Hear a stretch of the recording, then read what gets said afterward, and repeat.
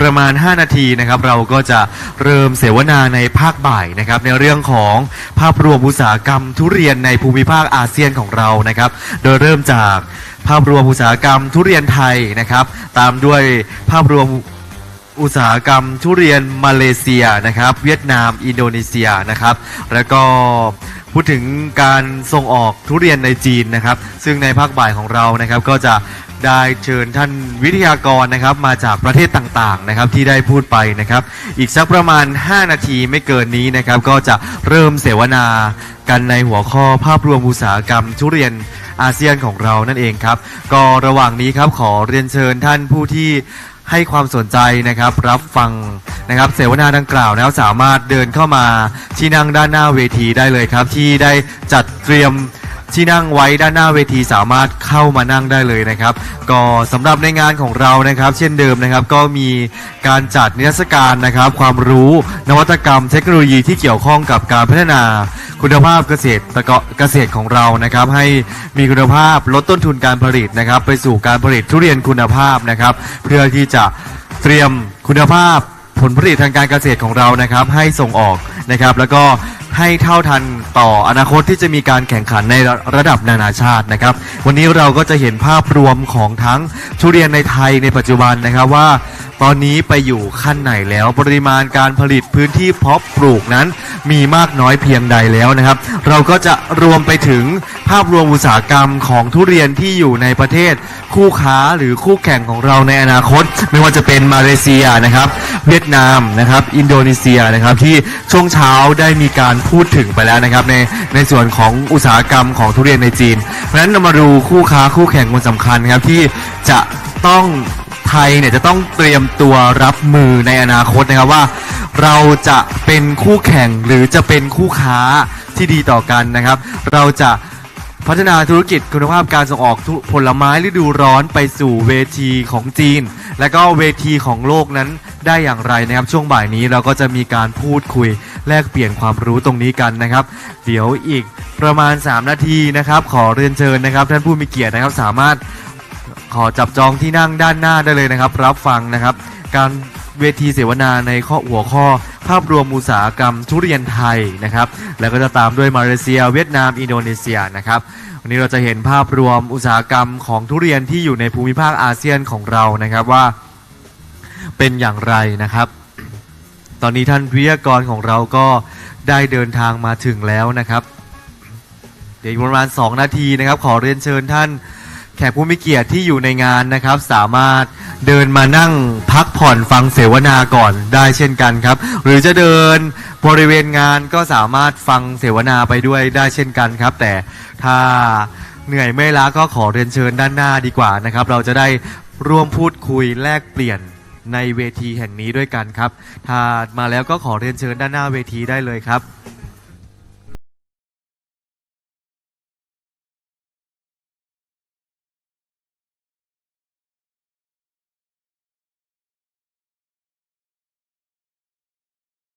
ผู้มีเกียรติทุกท่านนะครับที่ได้ให้ความสนใจ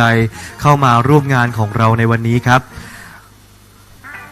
ครับในบูธต่างๆนะครับก็ยังมีการจัดนิทรรศการสามารถเดินเข้ามารับชมนะครับรับฟังเรียนรู้แลกเปลี่ยนนวัตกรรมนะครับเทคโนโลยีต่างๆที่หน่วยงานภาครัฐและเอกชนได้จัดนำเสนอภายในงานในวันนี้นะครับหรือในใครที่สนใจหนังสือที่เกี่ยวกับการสร้างสวนทุเรียนใหม่สู่มืออาชีพนะครับก็สามารถติดต่อได้ที่บูธของหอการค้าจังหวัดจันทบุรีได้เช่นกันครับในซุ้มต่างๆนะครับก็พร้อมด้วยความรู้วิชาการนะครับความรู้ทางด้านการพัฒนาคุณภาพผลผลิตทางการเกษตรนะครับท่านที่เข้ามาร่วมงานก็จะได้รับความรู้ได้รับประโยชน์นำกลับไปพัฒนาคุณภาพสวนทุเรียนของท่านได้นะครับก็ขอเรียนเชิญภายในงานนี้เช่นเดียวกันนะครับตอนนี้ท่านอาจารย์ของเราก็พร้อมแล้วนะครับเดี๋ยวขอเข้าสู่เวทีเสวนากันในช่วงบ่ายเลยนะครับหัวข้อต่อไปนะครับจะเป็นการพูดถึงภาพรวมอุตสาหกรรมทุเรียนไทยนะครับขอเรียนเชิญท่านศาสตราจารย์เกียรติคุณดร.จริงแท้สิริพานิชครับผู้ภาคีทุเรียนไทยครับไทยทุเรียนอาริยันส์นะครับขอเสียงปรบมือให้กับท่านศาสตราจารย์ด้วยครับขอเรียนเชิญท่านอาจารย์ครับ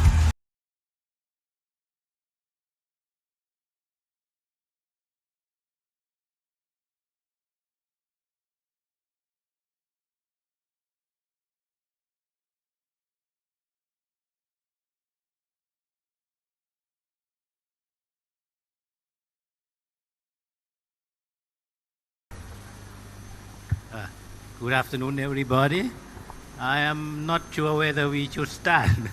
because last session was just 40 minutes ago, and we don't have much audience in place yet. Okay.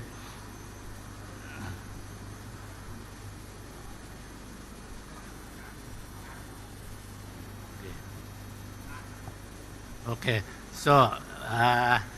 the organizer asked me to start right away to save the time. So I will start my presentation. I am the first one for this session, presentation about Thailand industry of durian, and then Malaysia and Vietnam, and then Indonesia will come for the last. Okay. In my presentation, I would like to start with this, that you all might already know that durian is originated from Kalimantan Island in Indonesia and then spread all over in the region. And in Thailand, probably hundreds of years ago that we got durian. Yeah. As evident with the photograph on the right, that is the oldest durian in Chanthaburi,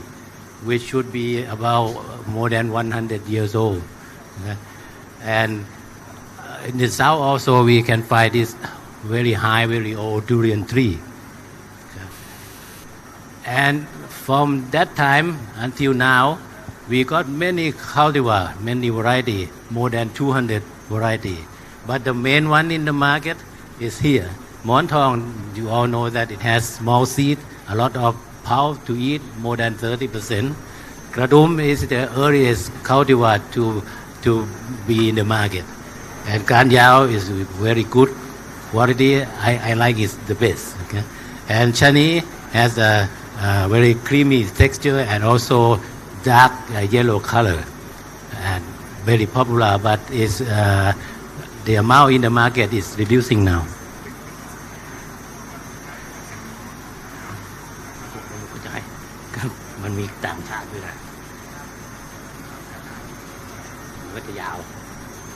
I was asked to talk in both Thai and English because the audience are also Thai and foreigner. ก็ตรงนี้ถ้าดูภาพรู้ผมก็จะไม่แปลนะตรงไหนที่มันอาจจะฟังภาษาอังกฤษไม่รู้เรื่องค่อยแปลกันแล้วกันเอาอย่างนั้นนะครับ Okay, this is the main cultivar พันธุ์สำคัญ in Thailand. And then the lesser known or lesser grown cultivar is Puangmani Long Lablé, which is smaller fruit, is suitable for nowadays market for the smaller family. And Nok Ip is the old cultivar what become more popular during this time. And with our college in the Department of Agriculture, we developed hybrid พันธุ์ผสมนะครับ Chanthaburi 1 to Chanthaburi 10 and more. And this is a sample of the popular one. Chanthaburi 1 is the one that had less smell, maybe suitable for people who don't like the sulfur compound. And Chanthaburi 3 has a high yield. Chanthaburi 10 also has high yield, and many people like it. But it depends on the preference of the consumer. Some like Chanthaburi 3, some like number 4, and some like number 9. Okay? So it depends on the market. Which one will stay? We will have to wait and see in the future. And now looking at the statistic, up to 2023 ตั้งแต่ปี 1993 จนถึงปีที่แล้วนะครับ The production area from 1993 to about 2000 is about stable and increased a little bit, both for the production area, the blue line, harvested area, green line, เส้นสีน้ำเงินกับเส้นสีเขียวนะครับผลผลิตก็เส้นสีแดงนะครับพื้นที่ปลูกก็เส้นสีน้ำเงินพื้นที่ให้ผลผลิตก็เส้นสีเขียวครับแต่ก่อนปี21นี่ก็เพิ่มขึ้นเล็กน้อยแต่พอราคาตกนะครับช่วง20ไปแล้วเนี่ยปริมาณการผลิตก็ลดลงราคาทุเรียนไม่ดีจนกระทั่งเปิดตลาดจีนได้นะสถิติก็จะเห็นชัดว่าพุ่งต่อนะครับ And then looking at the yield of durian in Thailand, in the old days, 1993, the yield is about 1,300-400 1,300-1,400กิโลต่อไร่นะก็ค่อนข้างสูงแต่พอราคาไม่ดีมันก็ต่ำลง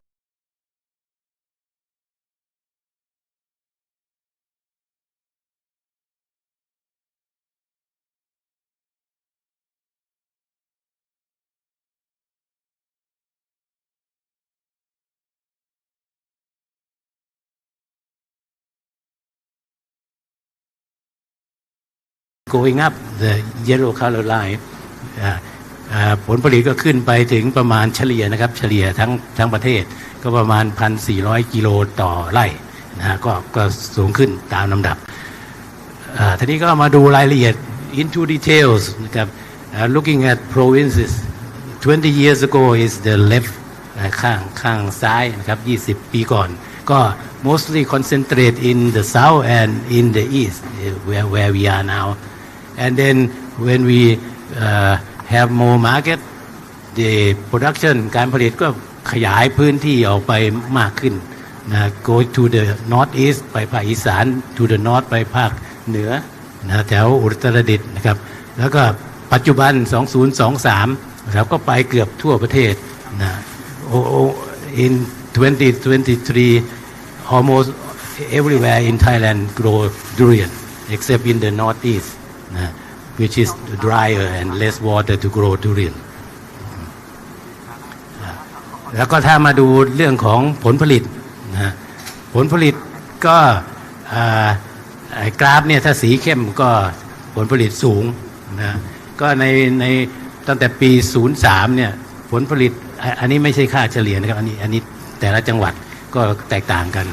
ในปี03ก็แถวจันทบุรีระยองก็ผลผลิตก็สูงสุดก็ประมาณ 1,400 ปี13ต่ำลงมาหน่อยเหลือ 1,300 นะครับก็เพราะว่าสภาพอากาศไม่ดีนะครับแต่พอมาปีที่แล้วนะก็กลับสูงขึ้นก็ไปสูงถึง 2,000 กิโลต่อไร่อันนี้ในปีที่แล้วเป็นค่าเฉลี่ยทั้งประเทศแต่ที่เราฟังเมื่อวานนะฮะก็จะพบว่ามีคนทำได้ถึง 5,000 กิโลต่อไร่yesterday we listened to the talk that some farmer can make it 5,000 kilo per ไร่ and they are aiming to get to average 4,000 กิโลต่อไร่นะก็เมื่อวานเขาพูดกันว่าจะทำให้ได้เฉลี่ยแล้ว 4,000 กิโลต่อไร่นะครับก็เป็นแผนในอนาคตที่เราจะเพิ่มผลผลิตขึ้นไปจากการปรับปรุงเทคโนโลยีการผลิตครับก็ then I will talk about the production process in Thailand in the past until now and then I will conclude at the end of the export นะครับก็ตอนนี้ผมก็จะพูดต่อเรื่องการผลิตซึ่งอันนี้เราคงจะรู้พอสมควรแล้วว่ามีอะไรเกิดขึ้นในประเทศไทยนะฮะ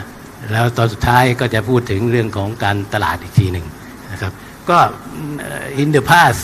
durian are grown with other fruit tree like this the atmosphere inside the orchard is very moist very shady and grow durian very well but this thing had changed to the higher land in the last slide is grown around Bangkok in Nonthaburi just like that but outside that area durian are grown in flat land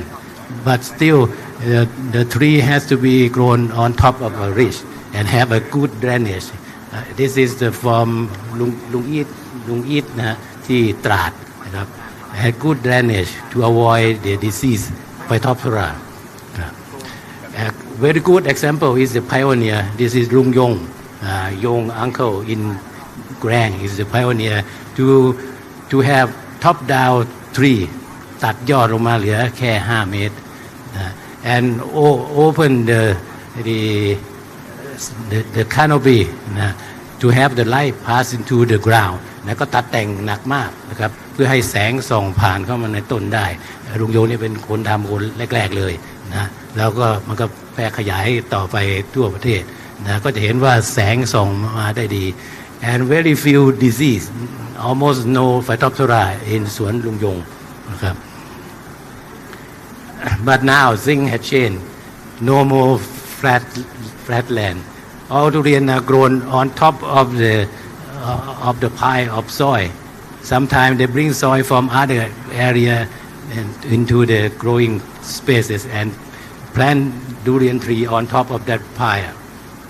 this is to prevent disease and it will be easy to induce flowering ก็ระบบเดี๋ยวนี้ก็เปลี่ยนเป็นแบบนี้หมดนายกโก้ขึ้นมาเพื่อหนีโรคแล้วก็ทำให้ง่ายต่อการกระตุ้นดอกนะครับ so that's about now and in the future the Department of Agriculture are trying other planting method or spacing to get more yield more convenient to handle or to take care of the durian ของสถาบันวิจัยพืชสวนก็กำลังพัฒนาหาแนวทางอื่นๆเช่นอันนี้ for example this one between row is 13 meter 13 เมตรระหว่างแถว and only 3 meter between tree แค่3 เมตรนะครับ you can see on the right side the tree only has the branch on two direction มีแขนกิ่งของทุเรียนกลางออกไปแค่2ข้างนะฮะ but it's proven that it's not work this stem not work so they are trying other method to better produce durian in the future ก็กำลังหาวิธีอื่นๆอันกี้ไม่เวิร์กนะครับ for irrigation system because in the south and in the east we have plenty of rain so farmer has plenty of water and they can apply water to the tree without limit in the past something like this they can apply 600 liter of water for one durian tree per day no problem at all but after the climate change more limit more plantation water is limit so it is now changing for regular sprinkler from in the right side to mini sprinkler in the left side and save water and using this mini sprinkler we can use only 150 liter per tree per day and farmers are now more advanced in producing durian they look at the soil moisture to apply water instead of using experience แทนที่จะใช้ประสบการณ์ก็ดูความชื้นในดินนะครับใช้ tensiometer นะดูว่าชื้นเท่าไหร่ควรจะให้น้ำหรือยัง but it's quite complicated to use this tool so now they are using electronic equipment to measure the moisture content นะหลายๆก็มาใช้ tensiometer แบบนี้นะครับแต่ว่ามันใช้ยากตอนนี้ก็เลยเปลี่ยนเป็นใช้เครื่องมืออิเล็กทรอนิกส์กันหลายสวนแล้วนะ and in the past few years because of the climate change farmer has to consider more efficient way to give water เกษตรกรเราก็หาทางที่จะเพิ่มประสิทธิภาพการให้น้ำสูงสุดก็ให้น้ำตามสภาพอากาศนะ looking for the weather condition they use the data from the weather station นะข้อมูลจากอุตุนะแล้วก็ get ค่า ETO data and calculate for the amount of water that durian need นะก็เอามาคำนวณหาว่าต้นทุเรียนต้องการน้ำเท่าไหร่นะ this is because different stage of durian development require different water they have a constant Kc of from 0.6 to 0.85 นะเพราะฉะนั้นเขาก็ดูค่าที่ทางสถาบันวิจัยพืชสวนศูนย์วิจัยพืชสวนพริ้วเนี่ยหาไว้ให้ว่าแต่ละระยะการเจริญเติบโตของทุเรียนต้องการน้ำมากน้อยแค่ไหนอันนี้ก็จะเห็นว่าช่วงพัฒนาผลก็ต้องการน้ำมากกว่าช่วงที่มีแต่ใบนะ so during the fruit development more water is used นะครับ and lately our researcher from King Mongkut Institute of Technology at Lad Krabang developed an application for the farmer to know how much water is required. This is its application in your you can download it into your mobile phone and can predict in advance how much water do you need นะครับ For example this one นี่ตัวอย่างแอปของลาดกระบังนะครับก็ we can put what province จังหวัดไหนใส่เข้าไปนะครับ what district what sub district put into the app and then how big is the tree นะต้นทุเรียนขนาดทรงพุ่มเท่าไหร่อันนี้ก็ใส่เข้าไป4 เมตรรัศมี4 เมตรนะครับไอแอปนี้ก็ไปคำนวณนะ this application download information from the Thai Meteorological Department นะกรมอุตุนะครับดาวน์โหลดข้อมูลล่วงหน้ามาว่าสภาพอากาศจะเป็นยังไงแล้วก็คำนวณออกมาให้เสร็จนะ and the application can calculate the amount of water that required for the tree you can look here last week at the early in the week ต้นอาทิตย์ที่แล้วนะครับ this application calculate that this tree that has a radius of 4 meter require 150 liter per plant per day นะครับ but later on in the week on the 26th of January the application calculate that it require 438 liter per tree นะแอปอันนี้ก็คำนวณมาให้เสร็จนะครับไอ้ต้นอาทิตย์ที่22ของมกราเนี่ยต้องการ150ลิตรต่อวันต่อต้นนะแล้วก็ตอนปลายอาทิตย์ซึ่งเขาพยากรณ์ว่ามันจะร้อนมากก็คำนวณมาได้ตั้ง400นะเพราะฉะนั้นเกษตรกรก็ต้องเตรียมหาน้ำครับก็ we hope that we can use this application for the farmer in the near future about fertilization to give fertilizer to the tree also the researcher from Lad Krabang have set up the standard for leaf nutrient of durian and they showed in the table there that durian require how much nitrogen and potassium and phosphorus นะลาดกระบังก็ทำมาตรฐานอันนี้ออกมาว่าในใบทุเรียนควรจะมีธาตุต่างๆเท่าไหร่นะก็ตัวอย่างก็อยู่ข้างๆว่า N ควรจะมีอยู่ 2% P 0.15 K 1.7 นะครับก็ farmer need to sample leaf from their orchard and send it for analysis to know how healthy is their tree and then they can calculate how much fertilizer should be applied to the tree นะเกษตรกรก็สามารถที่จะเก็บตัวอย่างใบแล้วก็ไปวิเคราะห์นะครับว่ามี NPK สารต่างๆเท่าไหร่แล้วก็สามารถคำนวณได้ว่าจะต้องใส่ปุ๋ยให้กับเข้าไปเท่าไหร่นะครับเพื่อที่จะให้มันเจริญเติบโตได้เต็มที่อันนี้ก็เป็นผลงานของลาดกระบังเหมือนกันนะครับส่วนการตรวจทั้งใบทั้งดินเนี่ยก็ค่อนข้างแพงนะอันนี้ก็เป็นผลงานของเกษตรศาสตร์นะครับ the analysis for nutrient concentration are quite expensive and this is a sample of เกษตรศาสตร์ University work to develop a test kit to check for nutrient in the soil it costs only 100 baht per sample and this one when you get the result they have a table for you for durian if you check with the test kit they recommend you how much urea and other fertilizer is required นะก็ทำ test kit อันนั้นวิเคราะห์ดินออกมาแล้วก็มีคำแนะนำให้เลยว่าควรจะใส่ปุ๋ยอะไรเท่าไหร่นะต่ออันนี้มันต่อต้นนะต่อปีนะครับ more advanced farmer they know all about this and apply the fertilizer with the irrigation system อันนี้ก็not many can do this นะครับบางเจ้าก็ใช้ระบบให้ปุ๋ยไปกับน้ำเลยนะในเรื่องของโรคนะ about disease we have the problem same as in Malaysia or Indonesia or the Philippines or Vietnam the Phytophthora is the big problem that we have but our farmer can stay with itนะwe know the way how to solve the problem when we got the symptom durian has to be the bark of the trunk or the root has to be removed and clean out the disease and apply fungicide นะอันนี้เราก็รู้กันหมดนะครับเจอโรคเมื่อไหร่ก็ขูดเปลือกออกเอายาใส่นะ the old method วิธีเก่าก็จิ้ม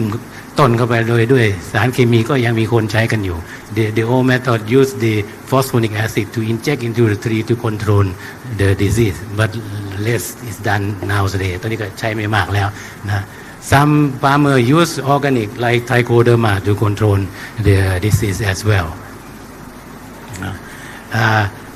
and now we have new disease into durian production นะครับ about 2-3 years ago durian tree start to die back ยอดแห้งลงมาจากต้นนะ and later on our researcher from เกษตรศาสตร์ University has identified that it is caused by fusarium fungus ครับก็มาจาก fusarium แล้วก็มีมอดพามานะมอดมันเลี้ยงมอดเนี่ยมันเลี้ยง fusarium อยู่ในต้นทุเรียนแล้วก็กินเป็นอาหารนะครับ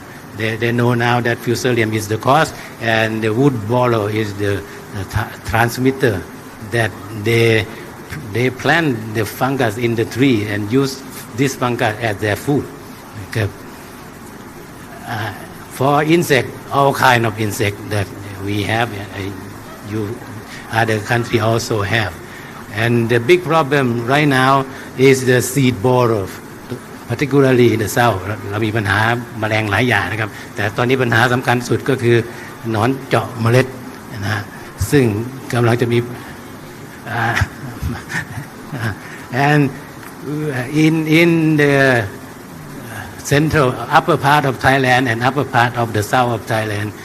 this insect can be controlled without problem we can use insecticide either using hand spray or using this airbrush system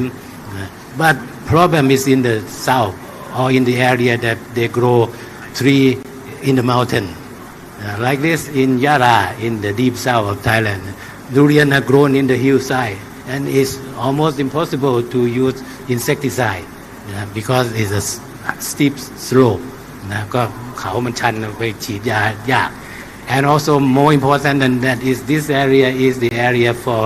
water resort for human consumption of water นะมันเป็นเขตต้นน้ำนะครับซึ่งเขาไม่อยากให้ฉีดยาแม้กระทั่งชาวบ้านเองก็ไม่อยากฉีดยาเพราะว่าน้ำเขาต้องใช้น้ำภูเขานะ so insecticide is less used the seed borer is a big problem นะ so they are using bagging but not much and using light trap in the mountain without electricity they use solar system to trap the insect like this ก็ใช้กับดักแสงอาทิตย์แบบนี้ล่อมาแต่ว่ามันล่อเอาตัวแมลงดีเข้ามาด้วย but this kind of trap attract the good insect into the trap also so in the future we would like to have pheromone นะก็ต้องการสารล่อแมลงที่สกัดมาจากตัวผีเสื้อกลางคืนที่เป็นต้นเหตุของหนอนเจาะเมล็ดเนี่ยแล้วก็เอามาใช้แทนแสงไฟนะ in the future we would like to use pheromone instead of light trap นะ to prevent the damage that causing the good insect to get into the trap นะ if we can control the durian production well we will have the fruit the flower naturally after the drought period and farmer can do that very well now and some people can use Placobudazole a plant growth regulator to induce flowering นะก็เราก็สามารถ induce กระตุ้นการออกดอกได้โดยใช้ภาวะแล้งแล้วก็บางทีก็ใช้ Placobudazole ช่วยได้นะ and then we can have flower and we will get another problem with fruit setting ก็จะมีปัญหาการติดผลอีกนะว่า durian has very low rate of fruit setting not more than 10% chani is the lowest only 2% นะก็ต้องthen we have to have hand pollination to help the pollination of fertilization of the tree this is now common use in Thailand then we will have the fruit to be harvested and in Thailand the season has two peaks first from the east ฤดูกาลเราก็มี2ช่วงแรกก็จากภาคตะวันออก starting in April May June and then drop down and then durian come from the south from July, August, September. So we have 2 peaks most of the year. But some year like 2014, 2015, the 2 peak merge into one. Then we have problem นะแล้วปีไหนไอ้พีค2พีคนี่มันมาเจอกันเหมือนปี14กับ15ก็มีปัญหา over production over supply ราคาก็ตกนะก็เราก็ไม่อยากได้อย่างนี้ so we have a window early in the year January February and March that less durian is available so a farmer who can induce early flowering will have the most benefit okay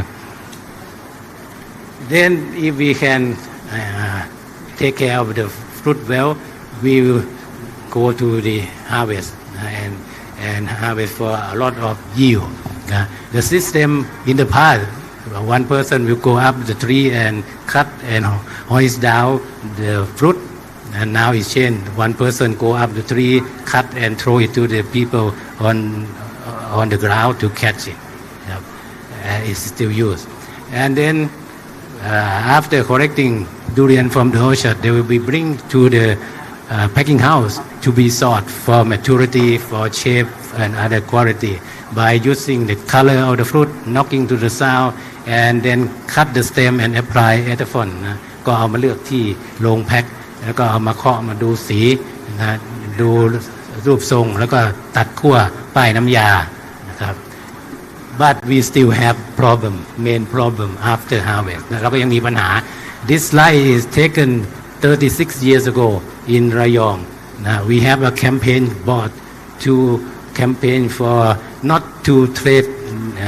immature durian นะ36 ปีมาแล้วเราก็มีปัญหาทุกวันนี้ก็ยังมีปัญหาอยู่เหมือนกันนะ so we have developed a standard for durian นะครับ try to prevent the harvest of immature or too young durian ก็มีมาตรฐานออกมาเป็นหมอนทอง should have dry matter of 32% ก้านยาว also 32% and ชะนี 30% กระดุม 20% พวงมณี 30% now it is a standard and the staff from the Department of Agriculture will go to check the dry matter of durian before they will sign the document to allow the fruit to be award to be export นะเจ้าหน้าที่กระทรวงเกษตรก็ต้องไปตรวจก่อนที่จะส่งออกได้นะต้องได้น้ำหนักแห้งเท่านี้ครับ and the way to determine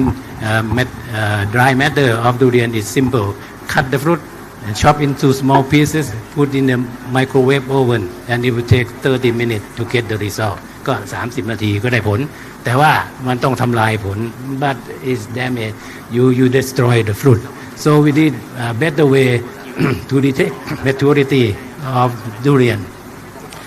many researchers from different institutes try many techniques acoustic technique physical technique electrical technique or even x-ray scanning to try to determine maturity of the fruit or using microwave technique NIR near infrared technique to detect maturity ก็นักวิทยาศาสตร์นักวิศวะเราก็ทดลองหลายเทคนิคนะครับ all method cannot be used commercially all method has good correlation between maturity and their signal นะได้สัญญาณดีสัมพันธ์กับความแก่ดีแต่ใช้ทางการค้าไม่ได้นะ this is because different orchard the durian are not the same as the other orchard นะทุเรียนต่างสวนไม่เหมือนกันถ้าทดลองอย่างนี้จากสวนเดียวกันนะบอกได้ว่าแก่ไม่แก่แต่ถ้าทุเรียนมาจากคนละสวนคนละปีบอกไม่ได้โดยสรุปก็คือยังไม่มีเครื่องมืออะไรบอกได้ที่นักวิจัยคุยว่าทำได้ถูกต้องสูงเนี่ยส่วนใหญ่มาจากสวนเดียวกันนะเพราะนั้นมันถึงได้ถ้าต่างสวนไม่ได้นะ so we can do that better so up to now to 2023 we have export almost 1 million ton of durian to mainly China and the value is go almost to $4,000 million starting from less than 50,000 ton and less than $10 million it is going up okay and surpassing Longan Longcan used to be number one, sometime Longcan, sometime durian, but now Longcan is dropping down. Why young coconut is bypassing, take over position number 2 now. Coconut is number 2. And mangosteen, we are not expecting to have more mangosteen export because farmers are cutting down mangosteen and grow durian instead. ก็ชาวสวนเราก็ตัดมังคุดไปเยอะก็เหลืออยู่ไม่เท่าไหร่นะเพราะฉะนั้นก็ทุเรียนก็คงจะนำหน้าต่อไปตามด้วยมะพร้าวนะครับ The government has predict a few years ago that our share in Chinese market will drop by the year 25-27 ปี 2527 2027 sorry 2027 we will have only 75% share in Chinese market. This is a prediction 3-4 years ago นะทำนายไว้ 3-4 ปีก่อนว่าเราจะเหลือแชร์แค่ 75% ในปี 27 แต่ว่า our report from the General Consulate in Shanghai last year 2023 only 10 months Vietnamese already take 30% share of the durian import into China. So we are quite in a big trouble now. We have to do something. And you can see here, Thai durian come first in April, May, June, and then durian from Vietnam will come from June, July, August. And at the end of the year, we all from Vietnam. Okay? So we have to adapt a lot to stay in the market. Okay? So with all those information, I would like to conclude that after talking to many people among the farmers, among the researchers, we have to improve our quality by using precision cultivating and handling technology in response to climate change and labor limitation. We have to improve our logistic efficient connecting mode of transportation and transaction. We need new market. Perhaps India will be one. นะครับเราต้องการตลาดใหม่นะโดย with innovative demand using new product new procedure and we need partner นะ partner mean all other country also should join together to collaborate together so I would like to end my talk with this proposal that 9 years ago we have first international durian conference in Chanthaburi. And then 3 years ago, we have the second one in Indonesia. So next year, which is 10 years after the first one, we should have another durian conference. But where? We have to decide together among our participants here. Thank you very much.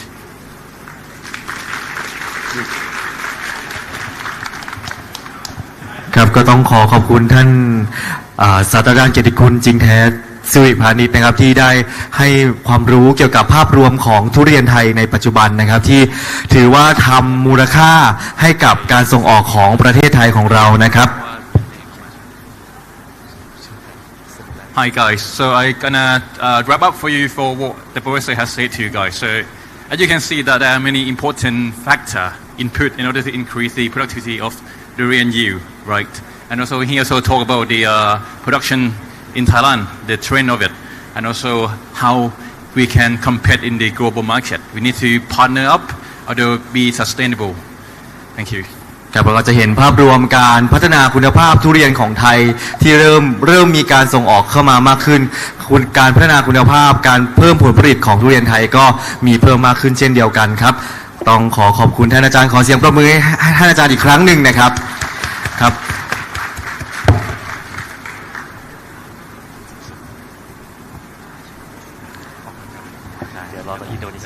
好，我们再一次的谢谢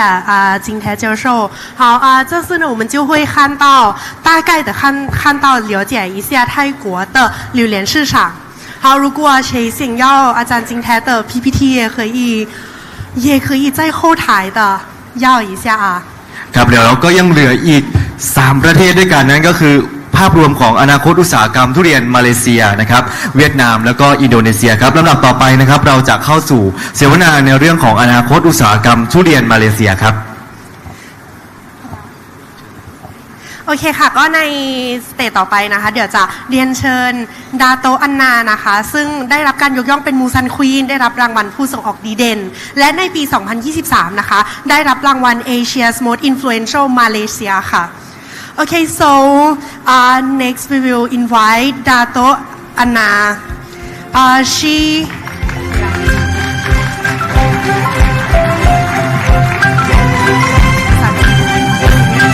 这位呢是马来西亚的猫山女王，于2023年她获得了亚洲杰出马来西亚奖。好，请。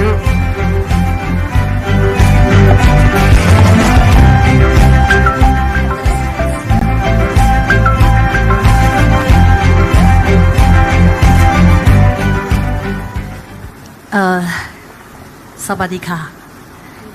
Good afternoon, ladies and gentlemen. 大家中午好。I'm Anna Teo, the Durian Queen from Malaysia. Thank you. I think let me start. Do you have a good lunch? I think most of you coming for this talk. I think mainly it's not for me. I'm actually here, invited by Professor Yonsapo to come. Actually, I'm coming here to learn how to plant durian. So before I start with the topic they gave it to me, which I find it very challenging, Professor. You are asking me the future of durian. I'm not a fortune teller, but I try. OK? 今天我被Professor 教授邀请过来，其实他给我一个很艰难的一个问题，就是榴莲市场的未来。我跟教授说，我不是算命师。但是我会尽量用我自己的估计来呈现我今天要说的东西。ก็กราบสวัสดีทุกท่านค่ะวันนี้นะคะดาโตแอนก็จะมาพูดคุยถึงเรื่องอนาคตของทุเรียนมาเลเซียซึ่งก่อนที่ดาโตแอนจะขึ้นเวทีนะคะก็คุณเอสนะคะได้ถามคำถามหนึ่งว่าอนาคตเนี่ยตลาดทุเรียนในมาเลเซียจะเป็นยังไงดาโตก็บอกว่าเขาไม่ใช่หมอดูนะคะแต่ว่าเขาจะใช้ประสบการณ์แล้วก็ประสบการณ์ความรู้ที่มีอยู่เนี่ยในการบอกเล่าข้อมูลต่างๆให้ทุกคนได้ทราบกันค่ะ Okay, before I start, you watch YouTube, right? Usually they have an advertisement. Please allow me to do some advertisement, okay? Okay, Hernan Corporation is the company that I'm the founder. I'm really in this industry for 26 years. ค่ะก็สำหรับบริษัทที่มิสดาโตทำอยู่ที่ดาโตทำอยู่นะคะเป็นบริษัทที่เขาทำมา26ปีแล้วนะคะเป็นบริษัทที่เขาก่อตั้งขึ้นมาเองค่ะ In marketing, we must have the differentiation between the Thai durian because Thai is very, very matured in the in the durian industry. For us, we are very young, but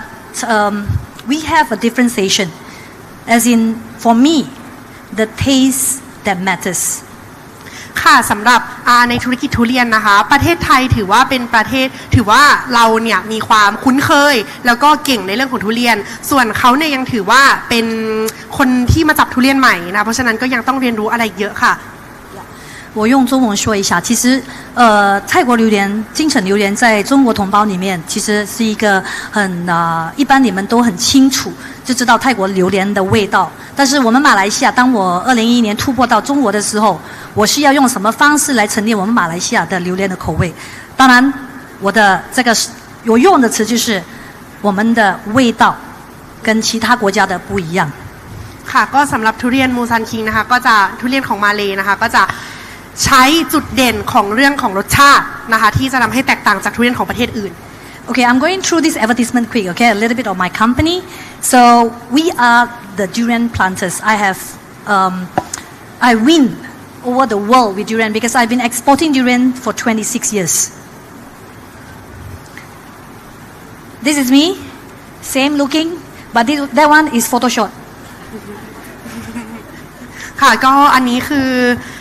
ดาโตะนะคะก็อย่างที่ทุกคนเห็นค่อนข้างสวยนะคะค่อนข้างสวยเลยไม่เรียกว่าค่อนข้างเรียกว่าสวยมากๆนะคะอันนี้ก็จะเป็นข้อมูลพื้นฐานของบริษัทเขาค่ะ I'm not young, but I'm not going to tell you my age, but my heart is young. ค่ะก็ถึงแม้ว่าหน้าตาจะไม่ได้เด็กนะคะแต่ว่าจิตใจยังเด็กและบริสุทธิ์ผ่องใสค่ะ As you can see, you know, I'm a Malaysian Musang Queen or the Durian Queen. I came with the title not from myself, it's from the Ministry of Trade from Malaysian government. because I've been promoting durian 26 years on myself. ค่ะในระยะเวลา 26 ปีนะคะที่เขาได้ทำการโปรโมททุเรียนของมาเลเซียนะคะทำให้เขาได้ชื่อมูซันควีนค่ะมูซันควีนนี้ไม่ได้ตั้งเองนะคะมาจากรัฐบาลที่ยกย่องเขาค่ะเพราะว่าเขาทำทุเรียนมา 26 ปีแล้วค่ะ If you can see, I don't look like a farmer, right? I'm a farmer, okay? But of course, I was an airline stewardess. So people who don't know me, I'm actually an airline stewardess and I work in the service industry. But I have a passion.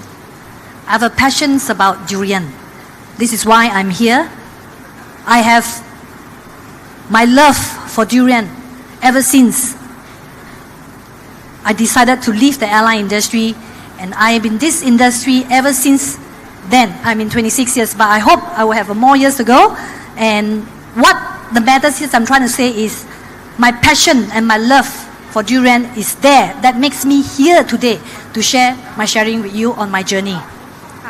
เหตุผลที่ดาโตมาอยู่ที่นี่ในวันนี้นะคะเป็นเพราะว่าแพชชั่นแล้วก็ความรักที่มีต่อทุเรียนค่ะใน 26 ปีที่อยู่ในวงการเขาหวังว่าเขาจะได้อยู่ในวงการต่อไปอีกยาวๆเลยค่ะ Okay, this is the event that I've gone through. I have won most the awards given by the Malaysian government, the association, and whatever awards over the years. I've been taking royal recognitions. It's because of my passions, of my love for durian. ในทุกๆรางวัลที่รัฐบาลได้ให้กับดาโตนะคะทุกรางวัลมาจากแพชชั่นแล้วก็ความรักที่เขามีให้ต่อทุเรียนค่ะ But today I think I got confirmation from Professor Yongsapo that he's going to give me a PhD for durian. Because I went to the farm, I can answer every single thing that he said, and I really call myself a durian queen because I feel myself at the farm. Because I learn every single details, despite the way how I dress. But my understanding of the product must be strong. My product knowledge must be strong in order to convince my buyer whatever I'm doing is what the product they want. And I have to challenge the Thai durian, and this is the hardest thing to do. So that is why I'm putting myself into the industry and soaking myself in the farm and with the farmer to learn every single details of the agriculture. ค่ะก็คือดาโตเนี่ยได้เอาตัวเข้าไปคลุกคลีกับชาวสวนนะคะได้เอาตัวไปคลุกคลีกับโปรดักต์ต่างๆเพื่อที่จะเรียนรู้ทุกรายละเอียดเพื่อที่จะนำรายละเอียดนำความรู้ทุกอย่างเนี่ยนะคะไปต่อยอดเอาไปขายของได้หรือว่าก็คือเอาไปต่อยอดใช้ในชีวิตในวงการทุเรียน26 ปีแล้วก็อีกต่อๆไปของเขาค่ะA little bit Chinese 刚才你看的那个就是我在马来西亚我在这么多年我累积的一个奖项，就是我对榴莲的热爱跟投入，我得到了很多国家跟很多企业的肯定，所以我还是会继续把我的这个热忱继续发展马来西亚的榴莲，希望中国的同胞跟在这里在座的每一位同事跟我一起打拼这个榴莲的这个榴莲的市场跟榴莲的这个境界，这其实是很难的，很难的，超级难的。But I will still try. Okay, this is what I have gone through on my milestone. Actually, I won quite a lot, not only on my personal achievement, but we have won the largest durian plantation in Malaysia, which in record. I know in Thailand, 1,000 lai, 5,000 lai is common,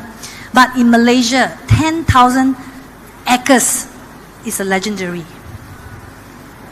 ค่ะก็สำหรับธุรกิจทุเรียนนะคะในประเทศไทยเนี่ยเวลาเราทำทุเรียนเยอะคนไทยเราว่าเยอะใช่ไหมคะถือว่าเป็นเรื่องปกติแต่ถ้าเกิดว่าเราทำถึง100 เอเคอร์ที่มาเลเซียเนี่ยถือว่าสุดยอดมากๆแล้วค่ะ But among all these awards, the one that I truly treasure is the award that I got it last year, no 2022, where I went to China. No, I came to Thailand and I got an award from Pagoda, and they award us as one of the recognized supplier award. And this is not something that I can purchase or I can prove, but it was in Chinese word 是一个肯定. To this Pagoda is a chain fruit store in China. If they can award us with the best supplier award, that tells us we really have to work harder. Because this is the starting and they are just coming in to give us the recognitions. Hence, we have To prove the quality, we have to prove the supply. To supply, there are 6,005 outlets and soon to be 10,000 outlets in China. Just imagine. ค่ะสำหรับในปี 2023 นะคะก็ได้รับรางวัลสวนที่ใหญ่ที่สุดในมาเลเซียนะคะแล้วก็ในปี 2022 นะคะได้รางวัลพาโกด้าซึ่งการที่ดาโตได้รับรางวัลนี้นะคะเป็นเครื่องการันตีว่าเนี่ยเพิ่งจะเป็นแค่จุดเริ่มต้นเราจะต้องลุยให้หนักกว่านี้เพื่อที่จะไปถึงเป้าหมายในเร็ววันค่ะ Okay, this is a real picture, but it wasn't done properly because we did it with a drone. As you can see, yes, we have 10,000 acres. It's been rewarded and we got accredited by the Malaysian Book of Records that we have Musang King and Blackthorn plantation with a total of 330,000 trees in this valley, whole valley. ค่ะก็อันนี้เป็นรูปจริงๆนะคะของฟาร์มทุเรียนนะซึ่งมีพื้นที่ทั้งหมด10,000 เอเคอร์แล้วก็รวมต้นทุเรียนทั้งหมด 33,000 ต้นค่ะ Yes, I'm not only selling durian, but I'm promoting durian. That's the channel that we have to go through to make people understand Musang King. I do not want to repeat what I have shared. Actually, the word Musang King was created by me many years ago when I wanted to export to Australia in year 2004. But unfortunately, I didn't patent it. So the journey will go on. Besides promoting Malaysian durian, the other job of my work is actually to promote women empowering. Like yesterday, I went in the farm and I saw the Thai ladies are superb. And she alone can manage 200 line of Musang King plantation. That amazed me that, we women can do better if we are given an opportunity. ค่ะก็หน้าที่ของเขานะคะไม่ได้มีแค่ขายทุเรียนค่ะแต่ว่าหน้าที่เนี่ยคือเอามาโปรโมททุเรียนและอีกหนึ่งเกร็ดความรู้นะคะก็คือคำว่ามูซันคิงเนี่ยดาโตเป็นคนคิดเมื่อหลายปีมาแล้วนะคะแล้วนอกจากที่จะทำเรื่องทุเรียนแล้วเนี่ยเขาต้องการที่จะทำให้ทุกคนได้เห็นว่าพลังผู้หญิงเนี่ยสามารถทำอะไรได้มากกว่าที่ทุกคนคิดค่ะ My job is going around to actually to give sharing, knowledge transfer, and of course technology sharing with every durian industry player. So be it, as you can see, I was last 3 months ago I was in Davao, and I was before I came here I was in Indonesia, because we need to know what are the trend of durian and what is the consumer behavior that in order for us to improve and to expand our business, and of course we want to be part of the and always want to improve our quality of our durian export. ค่ะก็นอกเหนือจากงานการโปรโมททุเรียนของมาเลเซียแล้วนะคะหน้าที่หลักๆเนี่ยก็ยังจะมีการแชร์แล้วก็มีการแลกเปลี่ยนความรู้กันนะคะซึ่งดาโตเนี่ยก็เพิ่งกลับจากมาเลเซียเหตุผลที่ต้องไปไม่ใช่มาเลเซียค่ะอินโดนีเซียนะคะเหตุผลที่ไปอินโดนีเซียเนี่ยเพราะว่าต้องการที่จะไปพบปะกับผู้บริโภคเพื่อที่จะเข้าใจพฤติกรรมของผู้บริโภคอย่างแท้จริงค่ะแล้วก็ต้องการที่จะเป็นส่วนหนึ่งของการทำธุรกิจทุเรียนจริงๆค่ะ Okay, this is a very interesting picture here. Yeah, as you can see, there's an English guy, right? He is my investors who actually invest in me for the 10,000 acres. So that's the story says that the non-Asians are looking in this industry, that he's willing to invest. He invested almost $100 million in me for expansions of my durian industry. ค่ะภาพเมื่อกี้นะคะก็จะเป็นภาพที่ค่อนข้างน่าสนใจเลยเพราะว่าจะเห็นมีฝรั่งอยู่1คนนะคะเป็นคนอังกฤษนะคะคนนี้คือผู้ลงทุนสวนทุเรียน 10,000 เอเคอร์ของดาโตนะคะซึ่งออกเงินมากกว่า$100 ล้านสหรัฐค่ะเพื่อที่จะมาลงทุนกับทุเรียนซึ่งเป็นเรื่องที่น่ายินดีอย่างยิ่งเพราะว่ามีชาวต่างชาติเนี่ยให้ความสนใจกับธุรกิจทุเรียนมาเลเซียค่ะToo many translation taking I only give 30 minutes so I skip all the advertisement. In it I think what I have to say is durian we are going in big into China. We are going through a lot of appearance and recognition. With all what you see is a proof of our success Malaysian Musang King into China and the international market. Be it we also use famous KOL to promote our Malaysian durian. So this is, I think, this part of the journey and the way how I promote my Malaysian durian. Okay, so Okay, this is the question. But I can only answer in a short time. That's why I do a lot of advertising. So please forgive me. Yeah, Professor, I think your question is just too tough. The future of the durian industry in Malaysia. I think Chinese love to go to the, the temple to ask, what is 2024 market? How can I do better in 2024? Or tell the fortune teller, can I marry a rich guy? I can't do this question. I really don't like this question. Every time when people ask me about industry future, if I know this, I'm a billionaire. I even better than Elon Musk. I come to Thailand, invest everything. So be it, I think, let's start, okay? Durian is one of the key agriculture commodity for Malaysia now. As we all know, Malaysia is not an agriculture country. We are actually focusing more on E&E. ค่ะก็ตอนนี้นะคะธุรกิจทุเรียนกลายมาเป็นธุรกิจต้นธุรกิจหลักของชาวมาเลเซียอยู่แล้วนะคะซึ่งในสมัยก่อนนะคะอย่างที่ทุกคนทราบกันดีธุรกิจเกษตรเนี่ยไม่ใช่ธุรกิจของไม่ใช่ธุรกิจหลักของประเทศมาเลเซียค่ะ When I started the durian in 2004 after stepping down from the airline, when I say I want to do durian, people say I'm crazy. ค่ะในปี 2004 นะคะหลังจากที่ดาโตะได้ออกจากวงการแอร์ไลน์นะคะวงการสายการบินนะคะเขาบอกว่าเขาอยากทำทุเรียนมีแต่คนบอกว่าเฮ้ยบ้าหรือเปล่า Look at the numbers now. I think they are crazy, not me.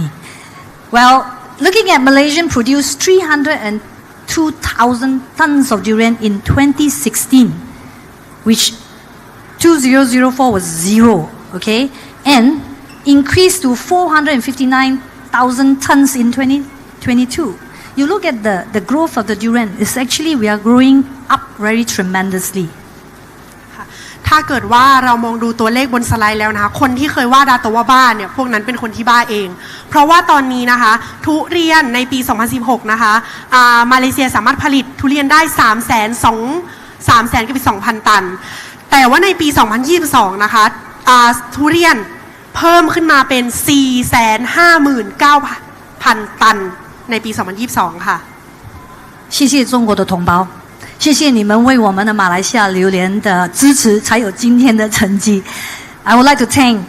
China for the demand, for the love of Malaysian durian that create another GDP for the country, and we have supersede soon to take over the palm oil industry. ก็อยากดาโตะนะคะอยากจะกล่าวขอบคุณประเทศจีนแล้วก็เพื่อนๆชาวจีนที่เป็นผู้บริโภครายใหญ่นะที่ทำให้เพิ่ม GDP ด้านทุเรียนให้กับประเทศมาเลเซียค่ะ Yeah. But this is a small number compared to Thai, okay? We are ni okay? But be it, we also hit in COVID. Yeah, we have a lot of uncertainty. We do not know how can we export with the growth of the COVID that we have limitations of movement. We are immobile. We can't go to work. Our plantation is abandoned. But be it, we still have demand coming from China. So, as you can see, 2021 to 22, we have a little bit drop. But when the door open, there goes again. We are in the mess of actually how do we actually meet the demand for China. ค่ะอย่างที่ทุกคนทราบกันเนาะในยุคโควิดนะคะก็เราทุกคนต้องปิดประเทศนะคะต้องงดการเดินทางเพราะฉะนั้นเนี่ยทางมาเลเซียก็ไม่รู้เหมือนกันว่าจะทำทุเรียนยังไงดีเพราะฉะนั้นในปีโควิดค่ะ2021-2022ปริมาณการส่งออกทุเรียนการผลิตทุเรียนก็เลยลดลงแต่ว่าพอประตูเปิดอีกเมื่อไหร่ดีมานด์จากประเทศจีนก็กลับมาเยอะเหมือนเดิมแล้วประเทศมาเลเซียก็พร้อมที่จะไปต่อค่ะ As you can see, 70%到75%的榴莲是去中国，所以我们真的整个市场都是为我们的中国同胞而去种植，包括泰国也一样。So as you can see, the export amount is actually more than 70% is into China. Be it a lot of people ask me, will you think the American will eat? Come on, when all our fellows colleague who showed just now 80,000 tons of durian going to China. There are 14 billion people. If you divide by the population, one people only 0.6 kilo. So we have so much potential. We don't need the American to eat. We don't need the UK to eat. Just focus on China. ค่ะก็สำหรับทุเรียนของมาเลเซียนะคะมากกว่า 70%เนี่ยส่งออกไปที่ประเทศจีนนะคะเขาถามว่าแล้วคนอเมริกาคนอังกฤษเนี่ยอยากจะโฟกัสที่ตลาดนั้นไหมเขากินทุเรียนกันหรือเปล่าดาโตะบอกว่าคนจีนมี 4,000 ล้านคนแค่คนจีนกินทุเรียนกันคนละหน่อยตลาดก็มากมายมหาศาลแล้วค่ะไม่ต้องโฟกัสประเทศอื่นจีนอย่างเดียวค่ะ Yeah, as you can see the graph, I think this is a very clear graph that you can see the demand of durian has gone from 2019 that we expect in 2027 we will increase our capacity in a very sharp graph. Be it, I think people who know me, I have 10,000 acres of durian plantation. I have my license to export into China. I have 4 factories in Malaysia that to capture different durian season to export to China.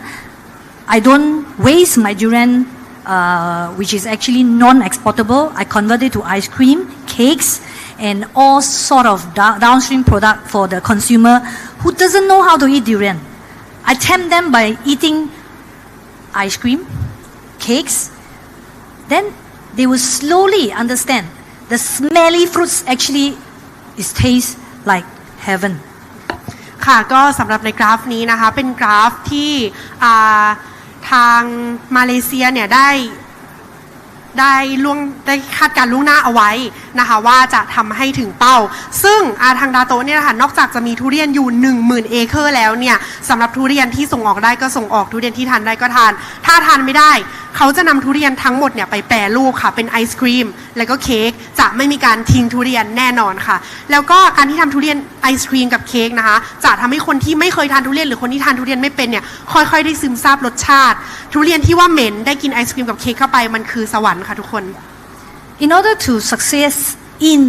industry, we must understand the ecosystem that we control the supply. We must have the traceability on our products so that we give our consumer a certainty and where is the durian from and the quality and how we cultivate. This is a very important segment that we are very focused in. Because what we produce and what we sell, we all know Malaysian Musang King is never cheap. Hence, I think we are putting a lot of effort to make Malaysian durian cultivation very different. ค่ะนอกจากจะมีตลาดข้างนอกประเทศที่แข็งแรงแล้วนะคะมาเลเซียยังมีตลาดในประเทศที่แข็งแรงมากๆเช่นเดียวกันค่ะ Be it, I think, besides export, we all know in the farm we have 30% of durian can be exported. The balance we are going out for domestic market, as we can see a lot of stores opening this for the local consumption. And here we have a lot of varieties. Okay, today I'm here. I brought in a friend who is here. If people who are interested, we Malaysia, we are not only have Musang King or Orchi or Blackthorn. We have varieties. I think we have more than 200 varieties of durian from Malaysia. Hence, if you are interested, you can actually get a grab of this book. We have compiled the books for you to understand Malaysia. We don't have only Montong Channi or Kanyao, but we have D1, D2, D3, D4, D5, until D1, 200. But I think D197 is actually well recognized for the Musang King.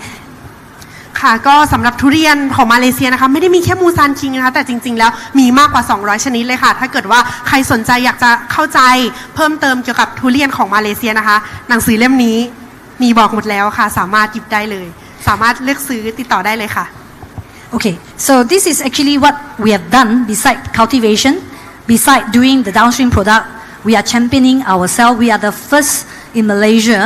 I'm not sure whether it's Thai. I already see someone is doing the AI. We have done and we have launched our AI traceability on durian sorting by grade. ค่ะก็สำหรับในเรื่องเทคโนโลยีนะคะก็ทางมาเลเซียก็มีการทำไว้เหมือนกันค่ะแล้วก็มีการโฆษณาออกไปอย่างกว้างขวางมากๆค่ะ So this will help us to export our durian. Besides our 18 countries, we will hope one day with this kind of technology will bring us to the next level with the immerse of the IoT and AI.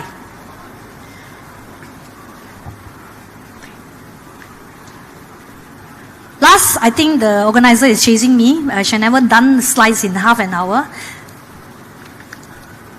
The Musang King has actually created another industry for Malaysia is the tourism, which we learn from Thai. Yeah, your tourism is so strong. Our Malaysian tourism board is looking. Musang King is the attractions to bring tourists from China and all part of the world to taste the durian under the tree. ค่ะนอกจากทุเรียนนะคะจะสร้างทุเรียนเนี่ยยังสามารถสร้างธุรกิจใหม่ๆให้กับประเทศมาเลเซียค่ะตัวอย่างก็คือการท่องเที่ยวนะซึ่งทางมาเลเซียเนี่ยได้เรียนรู้จากประเทศไทยไปนะคะนำทุเรียนมาเป็นจุดเด่นดึงดูดลูกค้าชาวจีนให้มาลองชิมทุเรียนมูซันคิงที่ประเทศมาเลเซียแล้วก็ไปเที่ยวด้วยค่ะ Thank you so much， 感谢大家给我的支持。希望我们再有机会，我们再来分享。Thank you so much and have a nice day. Thank ค you รับขอเสียงปรบมือให้กับด้านโต๊ะของเราหน่อยครับผู้หญิงเก่งแห่งมาเลเซียนะครับมูซันควีนของเรานั่นเองนะครับ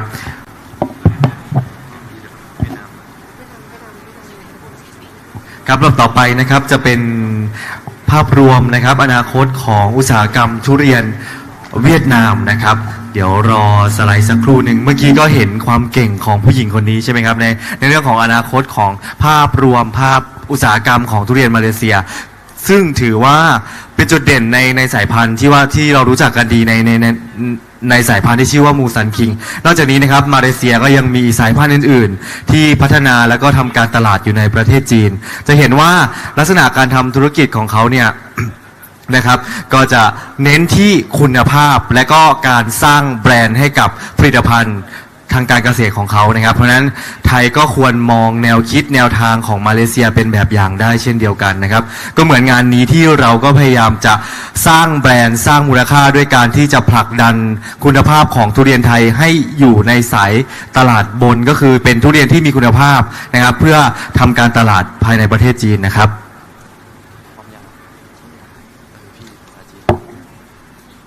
ถ้า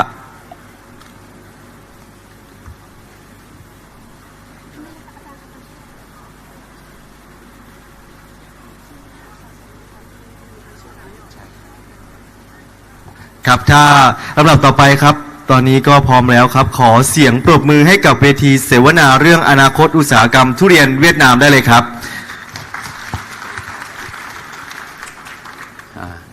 ครับสวัสดีครับ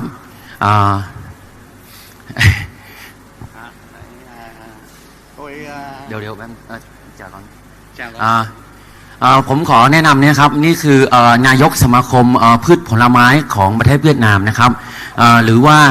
เรียกเป็นภาษาอังกฤษคือวีนาฟรุตครับผมนะฮะชื่อว่าเหวียนทันบินครับผมเดี๋ยวเขาต่อไปเนี่ยเขาจะให้พวกเราเนี่ยข้อมูลเกี่ยวกับเวียดนามนะครับcó gì anh cứ nói em giới thiệu từ từ anh có cái microต้องใช้มิกไหมฮะ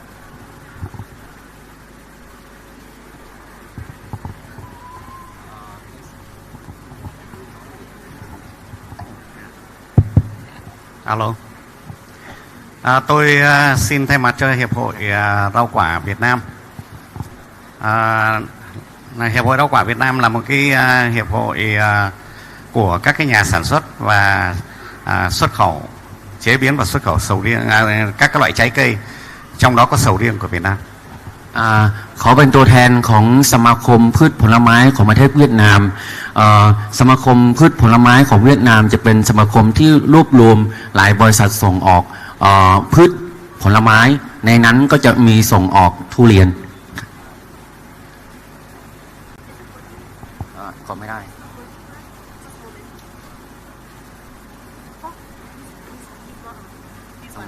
ขึ้นลง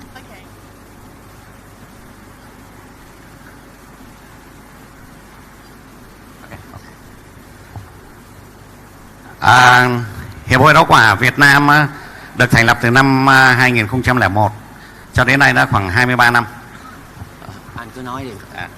Sao năm nay mới vậy? Hiệp hội của chúng tôi thì có 130 hội viên chính thức và các cái nhóm cộng tác viên cũng như là cá nhân là lên đến 260 thành viên. สมาคมพืชผลไม้ของเวียดนามเนี่ยฮะตอนนี้เนี่ยมีทั้งหมดประมาณ130สมาชิกนะครับ สมาคมนี้ก่อตั้งเนี่ยถึงตอนนี้ประมาณ 23 ปีครับ Hiệp hội rau quả của Việt Nam thì là cái nhiệm vụ của chúng tôi chính là cung cấp các cái thông tin chuyên ngành cho các cái hội viên làm sản xuất và xuất khẩu rau quả. หน้าที่หลักนะครับของสมาคมพืชผลไม้นะครับก็คือว่ามอบข้อมูลหรือว่า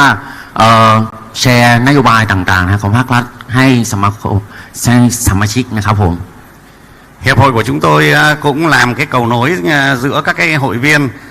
và nhà nước, phổ biến các cái chính sách của nhà nước và nêu những cái nguyện vọng của các cái hội viên của hiệp hội đối với nhà nước. นอกจากนั้นนะครับสมาคมพืชผลไม้นะครับหรือต่อจากนี้ผมจะใช้คำว่าวีนาฟู้ดแล้วกันนะฮะวีนาฟู้ดเนี่ยก็จะเป็นหน่วยงานที่เชื่อมโยงระหว่างนี้คือสมาชิกก็คือว่าเอกชนกับภาครัฐนะฮะนอกจากนั้นนี่คือว่าก็จะเสนอนะครับไอเดียของภาคเอกชนให้ภาครัฐครับ Hiệp hội của chúng tôi làm một cái nhiệm vụ nữa, đó là làm cái đầu mối để kết nối giữa các cái doanh nghiệp trong hiệp hội với nhau và kết nối với các khách hàng khách mua hàng ở nước ngoài. นอกจากนั้นวีนาฟู้ดเนี่ยครับเป็นตัวแทนที่เชื่อมโยงเจรจานะครับการค้ากับหลายบริษัทหรือว่าภาครัฐของต่างประเทศ Hiện tại thì hiệp hội chúng tôi không những là có những cái quan hệ ở trong nước mà chúng tôi cũng đã có những cái quan hệ với các cái hội rau quả của Trung Quốc như ở Quảng Tây và Vân Nam, hay là các cái hiệp hội ở Đức, vân vân. ตอนนี้สมาคมวีนาฟู้ดก็จะมีการที่เชื่อมโยงกับหลายสมาคมพืชผลไม้ของจีนบ้างของเยอรมันบ้างครับ Hiệp hội của chúng tôi từ khi thành lập đã có nhiều đóng góp cho cái ngành rau quả Việt Nam và cái ngành nông nghiệp Việt Nam phát triển. Đặc biệt là trong cái thời kỳ Covid thì hiệp hội đã góp phần vào cái việc duy trì cái sự tồn tại của các cái doanh nghiệp và cái chăm lo cái đời sống cho người lao động. สมาคมมีการช่วยเหลือเนี่ยคือสมาชิกเนี่ยครับหลายอย่างหลายด้าน แต่ในนั้นเนี่ยในช่วงโควิดเนี่ยครับก็ช่วยให้เนี่ยสมาชิกนะครับมีโอกาสที่อยู่รอดนะครับผ่านช่วงโควิด Và sau khi cái dịch Covid được đẩy lùi thì hiệp hội chúng tôi cũng đã thúc đẩy mạnh mẽ cái hoạt động của các cái doanh nghiệp, cho nên là chỉ trong một thời gian ngắn là trong 2 năm sau khi mà dịch Covid được đẩy lùi là từ năm 22 cho đến năm 23 thì cái ngành rau quả của Việt Nam đã tăng trưởng một cái tốc độ rất là nhanh chóng, tăng lên đến 66,7% so với năm 2022 หลังโควิดนะครับทางสมาคมพืชผลไม้นะฮะของเวียดนามก็มีการที่ผลักดันมีการซัพพอร์ตสมาชิกนะฮะอย่างเต็มที่ทำให้เนี่ยครับโดยเฉพาะแค่2ปีคือว่า 2022 2023 ก็มันพัฒนาประมาณ 66.7% ครับผม Nói về cái tương lai cái hoạt động sản xuất và xuất khẩu sầu riêng của Việt Nam thì chúng tôi là có nêu lên một số những cái hoạt động của ngành sầu riêng của Việt Nam như sau. ในหัวข้ออนาคตของอุตสาหกรรมทุเรียนของประเทศเวียดนามต่อไปนี้เดี๋ยวก็จะมีการที่นำเสนอนะครับข้อมูลต่างๆให้พวกเราทราบ Trước hết là nói về cái ngành sầu riêng của Việt Nam thì trước năm 2017 thì Việt Nam chưa có tên trong danh sách các cái nước sản xuất và xuất khẩu sầu riêng trên thế giới. ก่อนปี 2017 หมายถึงประมาณ7 ปีก่อนนะครับก็เวียดนามเนี่ยฮะไม่มีชื่ออยู่ในรายชื่อประเทศที่ส่งออกทุเรียนครับผม Nhưng từ năm 2018 cho đến nay, tức là năm 2023 thì sầu riêng của Việt Nam đã tăng cái lượng sản xuất lên rất là nhanh đứng bây giờ hiện nay là Việt Nam đứng thứ 3 trên thế giới về việc sản xuất sầu riêng, cái diện tích sản xuất sầu riêng, và đứng thứ 2 trên thế giới về việc cái sản lượng xuất khẩu sầu riêng cũng như kim ngạch xuất khẩu sầu riêng. แต่ถึงปี 2018 นะครับประเทศเวียดนามเนี่ยครับได้ขึ้นลำดับเป็นลำดับที่ 3 เกี่ยวกับนี่คือว่าจำนวนผลผลิตครับผมแล้วขึ้นมาเป็นอันดับ 3 เกี่ยวกับจำนวนผลผลิตที่ส่งออกครับผม Hiện tại thì ngành sầu riêng Việt Nam đã trở thành một cái thế lực trong cái ngành rau quả của Việt Nam. แล้วสำหรับเรื่องทุเรียนเนี่ยครับตอนนี้มันเป็นปัจจัยใหม่ปัจจัยแรงเกี่ยวกับเรื่องส่งออกของพืชผลไม้ของประเทศเวียดนามครับ Đây là cái số liệu về cái sự sản xuất cái sản xuất và cái tốc độ tăng của cái ngành sản xuất sầu riêng của Việt Nam. Năm 2010 thì Việt Nam mới có khoảng 17.600 hectare. Năm 2017 là có 37.000 hectare. Năm 2018 thì là 47.500 hectare. Năm 2019 diện tích tăng lên 59.900 hectare. Năm 2020 diện tích tăng lên 71.400 hectare. Năm 2021 là tăng lên 85.200 hectare. Năm 2022 sản lượng cái diện tích của trồng sầu riêng của Việt Nam tăng lên 110.200 hectare. Và năm 2023 vừa qua Việt Nam đã có cái diện tích trồng sầu riêng là 131.000 hectare. นี่คือข้อมูลเกี่ยวกับพื้นที่ผลิตแล้วก็ปริมาณผลผลิตนะฮะของประเทศเวียดนามตั้งแต่ปี 2010 ถึงปี 2023 อันนี้จะเป็นข้อมูลคือว่าเป็นพันเฮกตาร์นะครับอย่างเช่น 2010 ก็คือว่า 17,600 เฮกตาร์ครับประมาณนั้น Cái tốc độ tăng trưởng về mặt diện tích của sầu riêng ở Việt Nam bình quân là một năm khoảng 20%, tăng lên 20%. หรือพูดง่ายๆคือว่าแต่ละปีเนี่ยครับพื้นที่เนี่ยปลูกของเวียดนามมันเพิ่มขึ้น 20% ครับ Nói về sản lượng sầu riêng được sản xuất ra ở Việt Nam thì năm 2010 thì sản lượng sầu riêng của Việt Nam có khoảng 107.000 tấn, 107,5 ngàn tấn. Năm 2017 là có 403.000 tấn.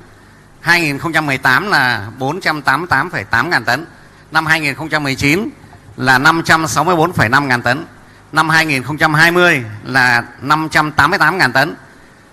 Năm 2021 thì được sản lượng là 674.400 tấn.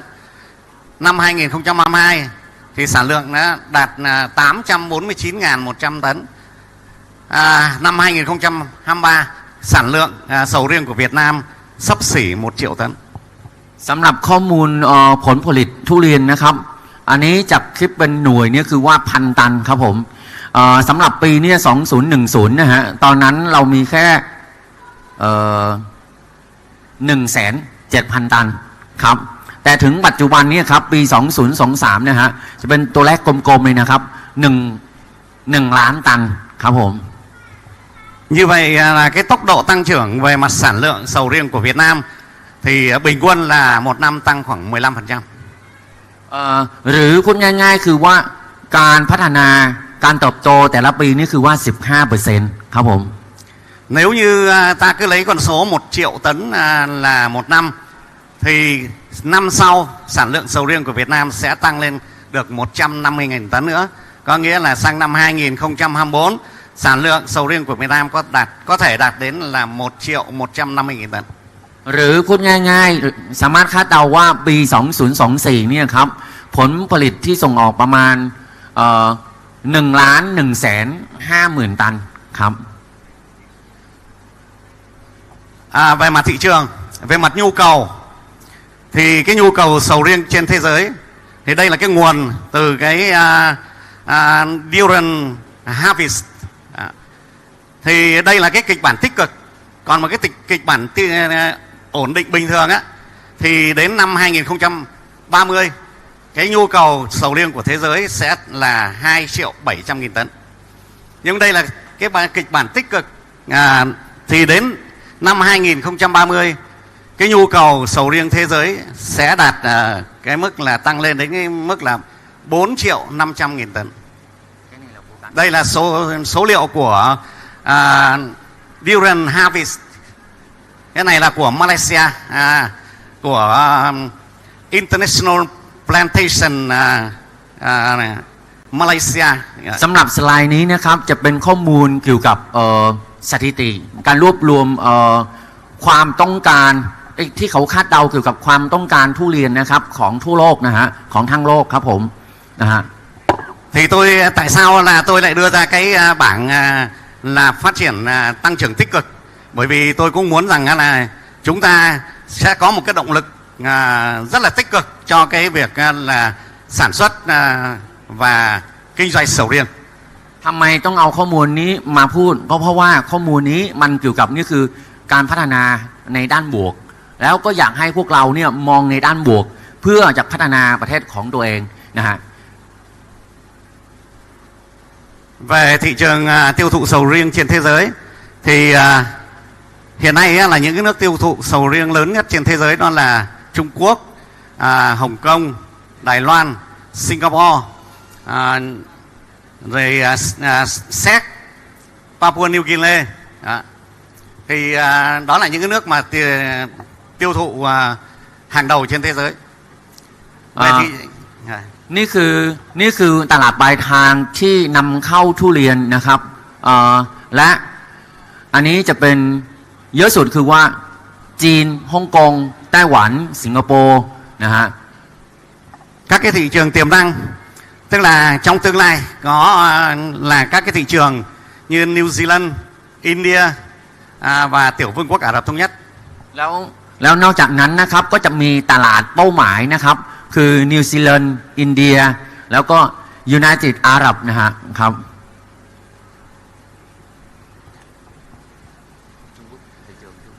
Thì Trung Quốc là cái thị trường tiêu thụ, trong đó Trung Quốc là cái thị trường tiêu thụ lớn nhất thế giới.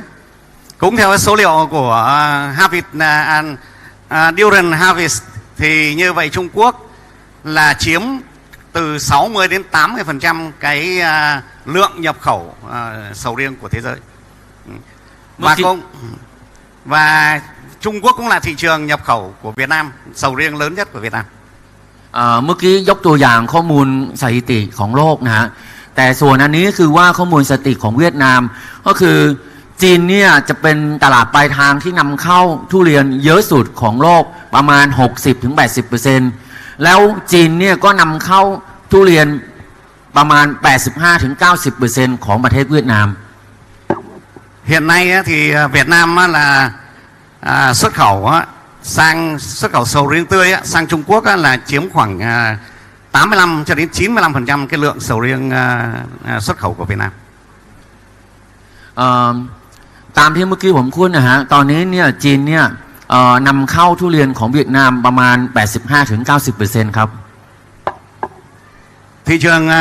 của Trung Quốc thì tăng trưởng là bình quân là 13,12% một năm. Thì đây số liệu cũng là số liệu của International Plantation Malaysia. ตอนนี้เนี่ยฮะแต่ละปีเนี่ยจีนเนี่ยจะเพิ่มความต้องการคือประมาณเพิ่มนำเข้านะฮะจากเวียดนาม 13.12% นะครับ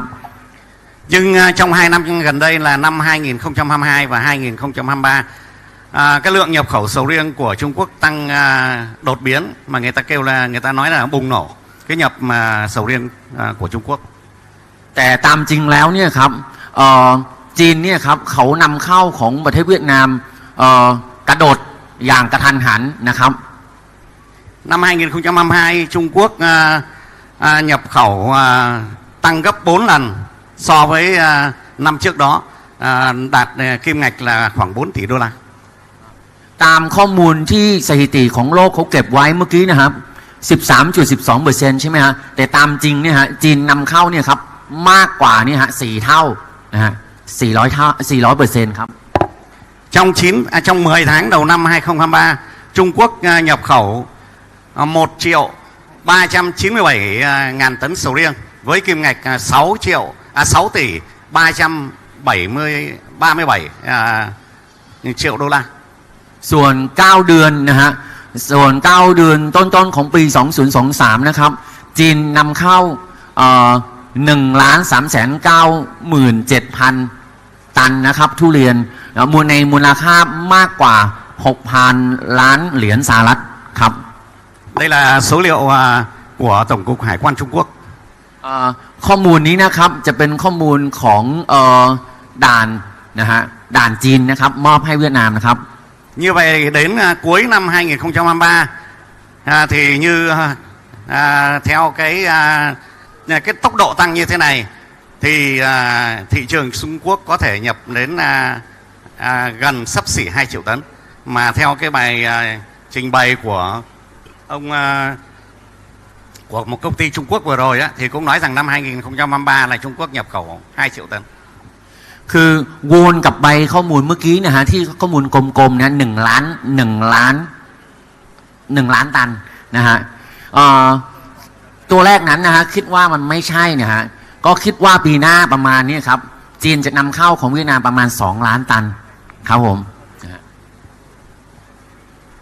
Năm 2023-22 thì Việt Nam xuất khẩu được 421.000 tấn sầu riêng. Năm 2022 là Việt Nam xuất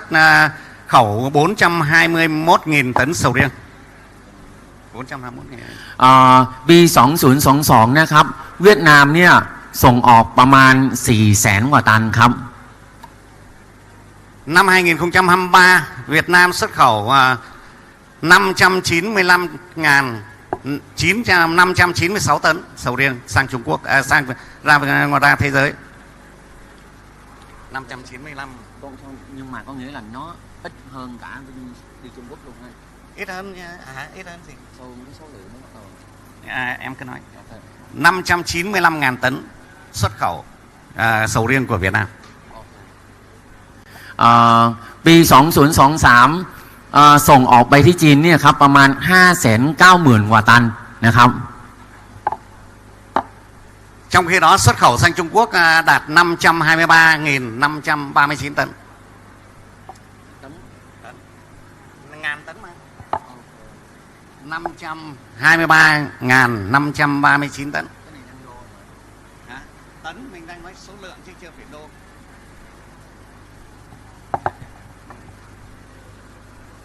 Như vậy là về lượng nó sẽ tăng là 96,37% xuất sang Trung Quốc. Và về kim ngạch là nó tăng lên 96,81%. สำหรับเรื่องตัวแรกนะครับเดี๋ยวผมก็จะนี่คืออัปเดตอีกครั้งให้พวกเราแต่ตามจริงแล้วเนี่ยครับสำหรับปีเนี่ย2024เนี่ยครับประมาณจีนเนี่ยจะนำเข้าเนี่ยครับประมาณ96เพิ่มขึ้นมากขึ้น 96.37% นะครับผม Năm 2023 thì Việt Nam cũng xuất khẩu sang các cái thị trường khác như Hồng Kông là 6.379 tấn. Kim ngạch đạt 9.768.000 đô. Sang Đài Loan là 6.502 tấn, đạt 16.213.000 đô la. Xuất sang Séc là 2.107 tấn, đạt 9.197.000 đô la. Xuất sang Papua New Guinea là 1.870 tấn, đạt 5.948.000 đô la. Sang Thái Lan là 1.019 tấn, đạt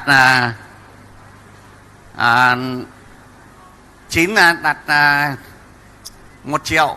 đạt khoảng 7.950.000 đô la.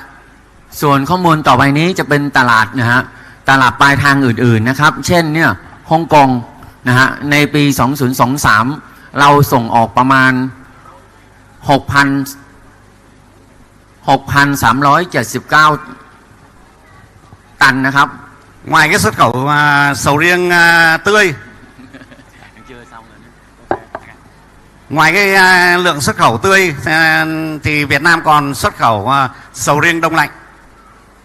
ก็นอกจากทุเรียนสดนะครับเวียดนามเนี่ยยังส่งออกทุเรียนแช่แข็งนะครับผม Năm 2023 Việt Nam xuất khẩu 52.174 tấn sầu riêng đông lạnh. ปี 2023 เนี่ยครับเวียดนามส่งออกทุเรียนแช่แข็งประมาณ52,174 ตันนะครับ Đạt cái 37.138.000 đô la. 137 triệu. Không, đó là tổng số xuất khẩu về sầu riêng đông lạnh của Việt Nam. Chưa nói đến Thái. Mình cứ nói đi. Từ từ mình mới nói đến Thái. มูลค่านี่คือว่าอยู่ที่1,370,000เหรียญสหรัฐครับ Trong đó xuất khẩu sầu riêng đông lạnh sang Thái Lan đạt 47.000 tấn, 47.158 tấn. ในนั้นนะครับทุเรียนแช่แข็งนะครับเราส่งเข้าไปในประเทศไทยเนี่ยอยู่ที่ 47,158 ตันนะครับ Đạt 101.169.000 đô la. มีมูลค่าอยู่ที่1 ล้าน1 หมื่นไม่ใช่ขอโทษ101 ล้านเหรียญสหรัฐครับ Cái số lượng này á, nó chiếm 90,39% và chiếm 74,25% về giá trị của cái kim ngạch sầu riêng đông lạnh xuất khẩu. แสดงว่าทุเรียนเนี่ยครับแช่แข็งที่ส่งของเวียดนามที่ส่งเข้าไทยเนี่ยมันอยู่ที่ 90.39% นะครับ Các vị có thể nhìn thấy là cái kim ngạch xuất khẩu của Việt Nam từ năm 2021 cho đến năm 2023 thì về mặt kim ngạch tức là về tiền đấy thì năm 2021 năm 2022 Việt Nam đạt cái kim ngạch là 516.200.000 đô la. Năm 2023 vừa rồi Việt Nam xuất khẩu 595.000 tấn sầu riêng đạt kim ngạch là 2,241 triệu đô la. สำหรับสไลด์นี้นะครับเกี่ยวกับข้อมูลคือมูลค่าการส่งออกนะฮะสำหรับปีนี้ 2022 ทางเวียดนามส่งออกประมาณ516 ล้านเหรียญสหรัฐแต่ปี 2023 เนี่ยครับทางเวียดนามนี่ส่งออกนี่ครับ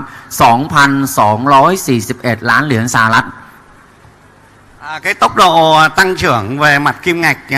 sầu riêng của Việt Nam năm 2023 so với năm 2022 đạt đến 430,5%.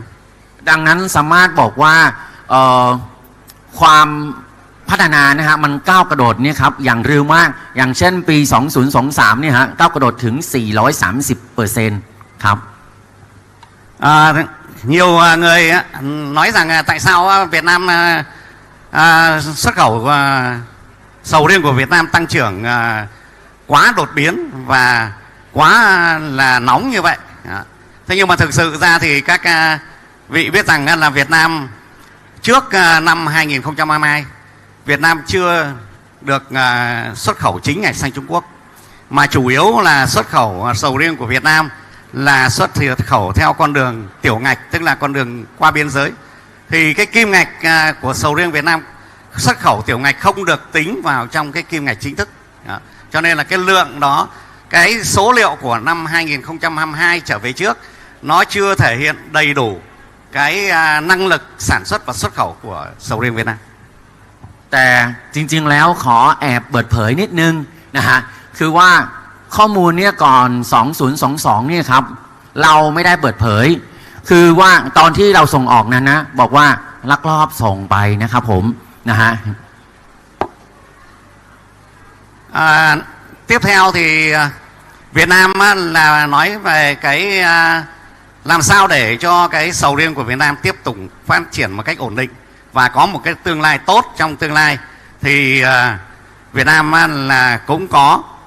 đủ những cái điều kiện để thực hiện được cái việc đó. Cái thứ nhất đó là cái điều kiện tự nhiên của Việt Nam và cái kỹ năng làm việc của người nông dân Việt Nam là cũng có rất là nhiều kinh nghiệm, cho nên là Việt Nam có khả năng cung cấp sầu riêng cho thế giới là suốt trong năm, không có một cái thời điểm nào là không có sầu riêng của Việt Nam cả. สำหรับเนี่ยการพัฒนานี่คือทุเรียนของเวียดนามเนี่ยต ตอนนี้เนี่ยครับเวียดนามมันจะมีหลายปัจจัยที่ดีนะฮะส่งเสริมให้ทุเรียนเวียดนามอย่างเช่นนี่คือสิ่งแวดล้อมที่ดีแรงงานเวียดนามเนี่ยก็เริ่มที่จะมีเทคนิคต่างๆประสบการณ์นะครับ Tôi lấy ví dụ là cái vụ tức là đầu tiên sầu riêng của Việt Nam là bắt đầu từ miền Tây Nam Bộ, là vào khoảng tháng 4. Rồi sau đó là đến cái sầu riêng là của miền Đông Nam Bộ, là của các cái tỉnh như Bình Phước, Tây Ninh, rồi Đồng Nai là vào khoảng tháng 7, tháng 7 đến tháng 9. Tháng 9 thì bắt đầu lại là vùng là đến cái thu hoạch của cái vùng Tây Nguyên, là Đắk Lắk, Gia Lai, Đắk Nông. Và tháng 11 là đến cái vụ thu hoạch sầu riêng ở tỉnh Khánh Hòa. Có nghĩa là sầu riêng của Việt Nam được trải dài suốt một cái chiều dài của đất nước, một nửa đất nước. Cho nên là sản lượng sầu riêng Việt Nam là được cung cấp ra liên tục, không có ngừng một tháng nào trong năm cả. แล้วทุเรียนเวียดนามเนี่ยครับสามารถที่จะมีเกือบตลอดทั้งปีนะครับหรือพูดง่ายๆนะครับสำหรับทางใต้เวียดนามก็จะมีภาคใต้ตอนล่างนะครับหรือหลายคนที่จะรู้ในชื่อว่าเตียนยางก็จะมีอยู่ที่เดือนประมาณเดือน4นะครับแล้วก็เวียดนามใต้ตอนบนก็จะมีทุเรียนประมาณเดือน7เดือน9นะฮะแล้วก็ทุเรียนภาคที่รับสูงก็ประมาณเดือน11อะไรประมาณนั้นแล้วตอนนี้ก็จะมีทุเรียนแถวมีใครรู้จักยาจางไหมฮะประเทศเวียดนามก็จะมีแถวนั้นด้วยนะครับ Cái thứ hai đó là sản xuất sầu riêng của Việt Nam hiện nay đang được thực hiện theo những cái quy trình quy phạm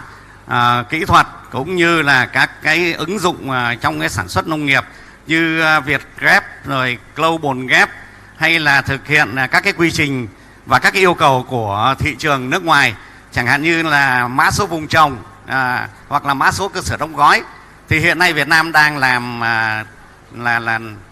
thực hiện rất là nghiêm chỉnh và đang thực hiện đầy đủ các cái quy định đó. Cho nên là cái chất lượng của sầu riêng Việt Nam hiện nay là đang được ổn định và được nâng cao.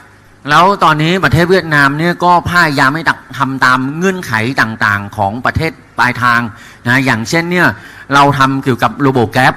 GAP นะฮะหรือว่าทำตามเนี่ยคือว่าเงื่อนไขพื้นที่เพาะปลูกนะฮะต่างๆที่ประเทศปลายทางที่ต้องการทำให้เนี่ยคุณภาพทุเรียนเนี่ยครับมันก็ดีขึ้น Cái thứ ba đó là cái thị trường tiêu thụ sầu riêng lớn nhất là Trung Quốc, thì sẽ tiếp tục mở cửa cho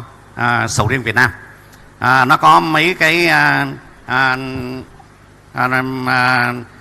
bằng chứng, đó là thứ nhất là vừa rồi là Chủ tịch Trung Quốc Tập Cận Bình đã sang thăm Việt Nam và đã có ký một cái tuyên bố chung với Việt Nam về cái việc mở rộng thị trường nông sản của Trung Quốc cho Việt Nam, trong đó là có cả cái sầu riêng, và tới đây là có thể là cả sầu riêng đông lạnh của Việt Nam cũng sẽ được xuất thẳng vào thị trường Trung Quốc. สำหรับตลาดปลายทางคืออย่างจีนนะครับตอนนี้เนี่ยก็มีหลายหลักฐานที่แสดงถึงความเนี่ยครับพัฒนาก้าวหน้านะครับในปี 2024 โดยที่ประธานาธิบดีของประเทศจีนสีจิ้นผิงในปีที่ผ่านมาปีที่ผ่านมาเขาได้มาเซ็นจดหมายเกี่ยวกับอนุญาตให้ทุเรียนสดของเวียดนามเนี่ยครับได้เข้าประเทศจีนอย่างเปิดเผยแล้วก็มากขึ้นกว่าเดิมและคิดว่าในอนาคตเร็วๆนี้ก็จะมีการให้ทุเรียนแช่แข็งของเวียดนามเข้าประเทศจีนนะฮะ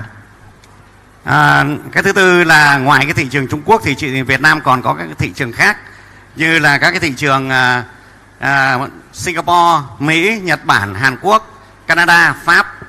và trong tương lai có thể là Ấn Độ và các cái nước ở vùng Trung Đông, tức là các nước Ả Rập. นอกจากตลาดจีนนะครับยังมีตลาดอื่นๆเช่นสิงคโปร์อเมริกาญี่ปุ่นเกาหลีแคนาดาแล้วก็ฝรั่งเศสนะครับแล้วอีกตลาดหนึ่งก็คือว่าอินเดียนะฮะ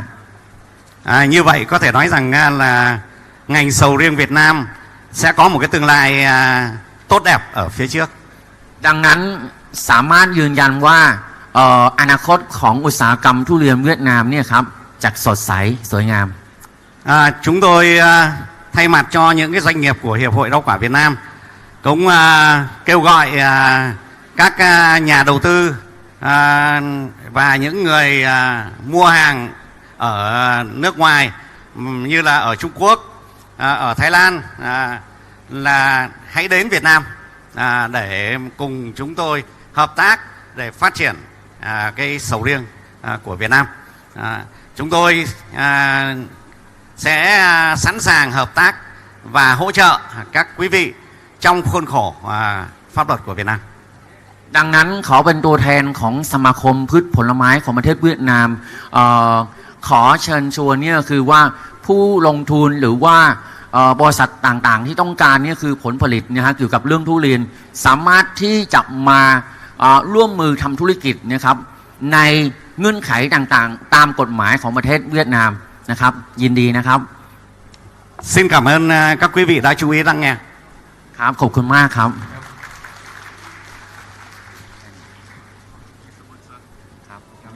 ขอบคุณท่านนายกนะครับสมาคมผลไม้ทุเรียนเวียดนามนะครับที่ได้ให้ข้อมูลขอเสียงปรบมือให้กับท่านอีกหนึ่งครั้งนะครับครับเราก็จะเห็นภาพรวมของการพัฒนาอุตสาหกรรมของทุเรียนเวียดนามในระดับของภาพรวมเราจะเห็นว่าเขาจะทำงานในนามของสมาคมนะครับที่ทำหน้าที่คอยเป็นภาคเอกชนที่คอยต่อรองนโยบายกับภาครัฐนะครับนอกจากนี้ก็ยังมีการต่อรองไปในต่างประเทศไม่ว่าจะเป็นประเทศเยอรมันและก็ประเทศจีนเองด้วยนะครับนอกจากนี้บทบาทของสมาคมของเขานะครับยังช่วยในการช่วยเหลือสมาชิกโดยเฉพาะสำคัญในช่วงโควิดที่ผ่านมานะครับก็ยังช่วยส่งเสริมผลักดันสมาชิกนะครับจนทำให้ผลผลิตของเวียดนามนั้นก้าวกระโดดนะครับเราจะเห็นได้ว่าผลผลิตของเวียดนามเนี่ยนะครับมีการนำเข้าเพิ่มขึ้นและก็มีผลผลิตที่เติบโตขึ้นปีละถึง 15% โดยเขาเนี่ยคาดการณ์ว่าอย่างในปี 2024 เนี่ยนะครับผลผลิตจะเพิ่มขึ้นถึง 1,150,000 ตันและอีกในปี 2330 จะเพิ่มขึ้นถึง 4 ล้านตันนะครับเขาประเมินไว้มากกว่าเราอีกด้วยซ้ำนะครับเพราะฉะนั้นนะครับนี่คือคู่แข่งคนสำคัญของไทยนะครับนั่นก็คือเวียดนามนะครับ Afternoon, ladies and gentlemen. I will try to wrap up in English for English-speaking guests. So I'm really impressed with the story from the Vietnamese Durian Association. Their survival from the COVID-19. As before 2017, they were not in one of the durian exported to China, but in 1 year, in 2018, they have become the third biggest exporter of durian in 1 year from the focus and support from the government. From 2010, their plantation, there are 17,000 hectares. This has been increased in 10 times to 131,000 hectares in 2023. This occurred in 13 years. That's an impressive number. The productivity has increased from 107,000 tons to 1 million tons per year in 13 years. And in 2014, they are expecting to have 1 million ton production. That's a really impressive story. And their ambition plan to expand into Middle East market for durian as well. Currently, 70% of the durian is exporting to China, and the demand is increasing 400% per year. The Chinese demand is growing robustly. Thank you, sir. ครับนั่นก็คือภาพรวมของทุเรียนเวียดนามของเราครับก่อนอื่นขออนุญาตแนะนำล่ามแปลภาษาอังกฤษนะครับโดยคือคุณเจตสินทุนนท์ครับกรรมการหอการค้าของจังหวัดจันทบุรีครับขอเสียงปรบมือให้กับล่ามแปลภาษาอีกหนึ่งท่านนะครับเดี๋ยวจะมาช่วยแปลในช่วงต่อไปนะครับนั่นก็คือภาพรวมของทุเรียนอินโดนีเซียครับเราผ่านมาแล้วไม่ว่าจะเป็นมาเลเซียเวียดนามครับเดี๋ยวเวทีต่อไปนะครับเราจะส่งต่อไปที่ภาพรวมของทุเรียนอินโดนีเซียครับ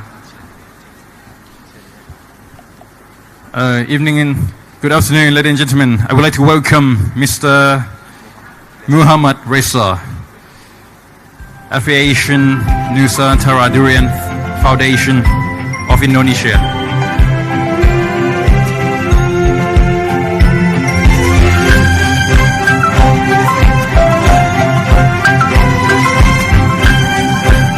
เชิญท่านแขกผู้มีเกียรติทุกท่านปรบมือต้อนรับอีกครั้งหนึ่งนะครับให้กับท่านมูฮัมหมัดเรซานะครับจากประเทศอินโดนีเซียครับ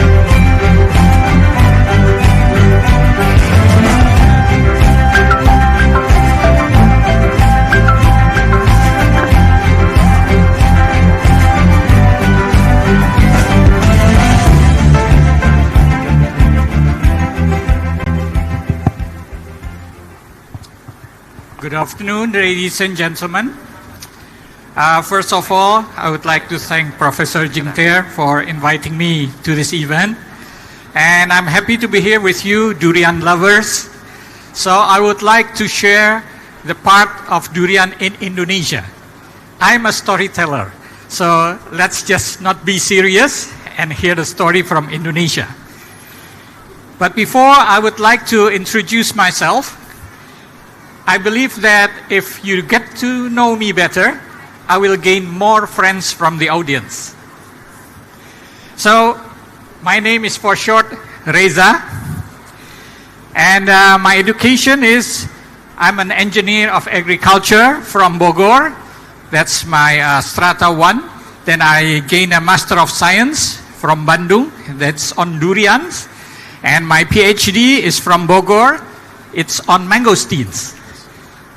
And then my working experience, I was formerly a fruit researcher at the Ministry of Agriculture, but only for 10 years, because after that I was offered a position in the garden of the former President Suharto of Indonesia. So I spent all my years there, 21 years, until I retired. And now I'm a consultant for tropical fruit orchard and plantation since 2014. Organizations, I joined the International Society for Horticultural Science, Indonesian Horticultural Society, and now I'm heading the Nusantara Durian Foundation from 2014, and also the Nusantara Avocado Foundation since 2017. Sorry, sir. Let me translate that for you. ครับเขาก็บอกว่าอยากให้พูดบรรยากาศแบบสบายๆนะครับก็เบื้องต้นเขาอยากให้ขอแนะนำตัวเองนิดนึงครับก็เขาชื่อดรเรซ่านะครับเรียนจบปริญญาตรีในสาขาวิศวกรรมแล้วก็เรียนปริญญาโทในสาขาทุเรียนเลยนะครับแล้วก็เป็นปริญญาเอกในสาขามังคุดนะครับผมส่วนก่อนประสบการณ์ทำงานนะครับก็เป็น researcher ด้านเป็นนักวิจัยด้านผลไม้นะครับมา10 ปีแล้วก็อย่างนั้นก็เป็น consultant ให้กับทางราชการของอินโดนะครับผมครับ Last but not least, my hobby. I read a lot of books and I do book writing also. This is one of my books on durian, but unfortunately it's in Indonesian, so I'll have to explain it later. And then I'm a classical guitar player, so I learned how to play fingerstyle. And I'm also a chess player, yeah, so a lot of hobbies. ก็ฮอบบี้ของเขาคือชอบเขียนหนังสือนะครับก็วันนี้เขาเอาหนังสือมาด้วยนะครับแต่ว่าเป็นภาษาอินโดนะครับผมแล้วก็ชอบเล่นกีตาร์แล้วก็เล่นหมากรุกครับผม Now let me start my storytelling. This is the picture of the temple of Borobudur in central Java.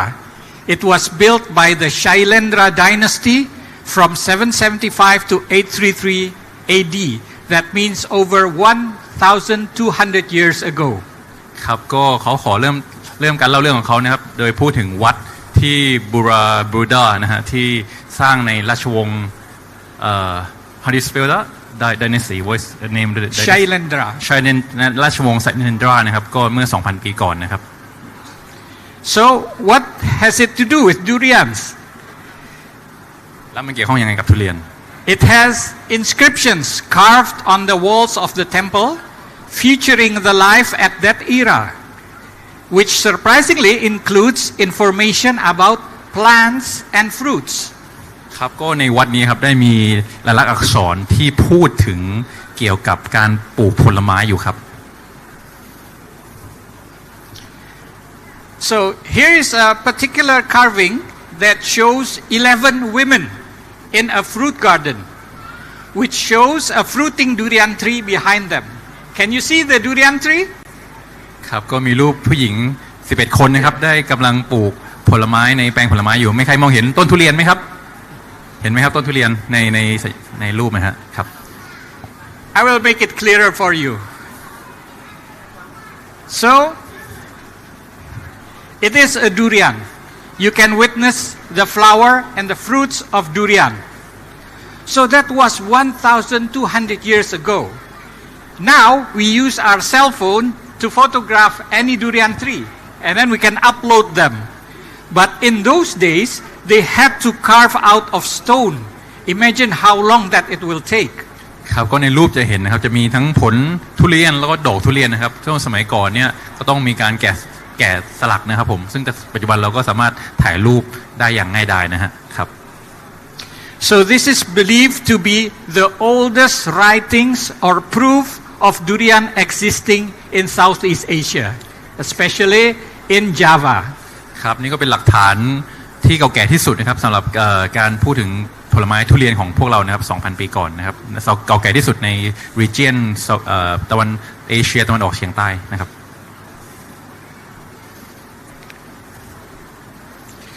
Now, approximately 85% of durian trees in Indonesia are grown from seedlings. So they are not cultivated yet. Semi-cultivated and modern orchards are only 15% up to now. ครับก็ต้นพันธุ์ของต้นทุเรียนในอินโดนีเซียนะครับก็ 85%เนี่ยมาจากต้นพันธุ์ธรรมชาตินะครับส่วน 15% เท่านั้นที่มาจากต้นพันธุ์ที่มีการผสมด้วยมนุษย์นะครับ Now the oldest living durian tree are estimated to be 200 to 3,000 years old, but mostly in the jungle and a few in historical places. ครับก็เขาเนี่ยมีต้นทุเรียนนะครับที่อายุเก่าแก่ถึง200ถึง300ปีเลยครับซึ่งส่วนมากจะอยู่ในป่านะครับหรือว่าในพื้นที่ทางโบราณศาสตร์นะครับ So you can see here, this is the oldest durian orchard. It was built in 1854. That means 170 years ago in the palace of Lombok Island. ครับก็นี่คือต้นของทุเรียนที่เก่าแก่ที่สุดนะครับมีอายุปลูกในคริสตศักราช1854นะครับมีอายุมากกว่า170ปีนะครับอยู่ในpalace ของเมืองแลมโบกครับ Yes, at that time the king of Bali was a durian lover. So he planted these trees which were selected. That means he ate the good durian varieties and planted the seeds. Maybe that time graftings were not yet available. So he planted the seeds. ครับก็คิงบาหลีตอนนั้นนะครับเป็นคนที่ชอบกินทานทุเรียนมากนะครับก็ได้เอาทุเรียนที่เขากินแล้วเขารู้สึกอร่อยเอาไปปลูกไว้ครับ Now today around 20 trees still survive. Some are producing 1,000 to 1,500 fruits per tree annually while striving with minimal cultivation. That means no fertilizing. ครับก็ในปัจจุบันนี้ครับต้นทุเรียนที่ท่านคือ King of กษัตริย์ของบาหลีที่ปลูกไว้นะครับตอนนี้มีต้นที่อยู่รอดเนี่ย20 ต้นนะครับซึ่งปัจจุบันเนี่ยผลิต 1,000 ถึง 1,500 ลูกต่อต้นเลยนะครับต่อปีครับซึ่งตรงนี้คือเป็นการดูแลโดยธรรมชาติไม่มีการใส่ปุ๋ยเลยนะครับ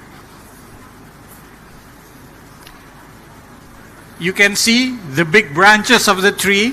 yeah, branching heavily all directions. So it bears 2 to 3 tons of fruits annually. This particular tree. You can see the size. I'm standing here beneath the tree. It's a huge tree, maybe over 200 years now. ครับก็ต้นนี้มีอายุกว่า200กว่าปีนะครับก็ปีนึงเนี่ยสามารถผลิตต่อต้นเลยนะครับได้ 2-3 ตันเลยนะครับผม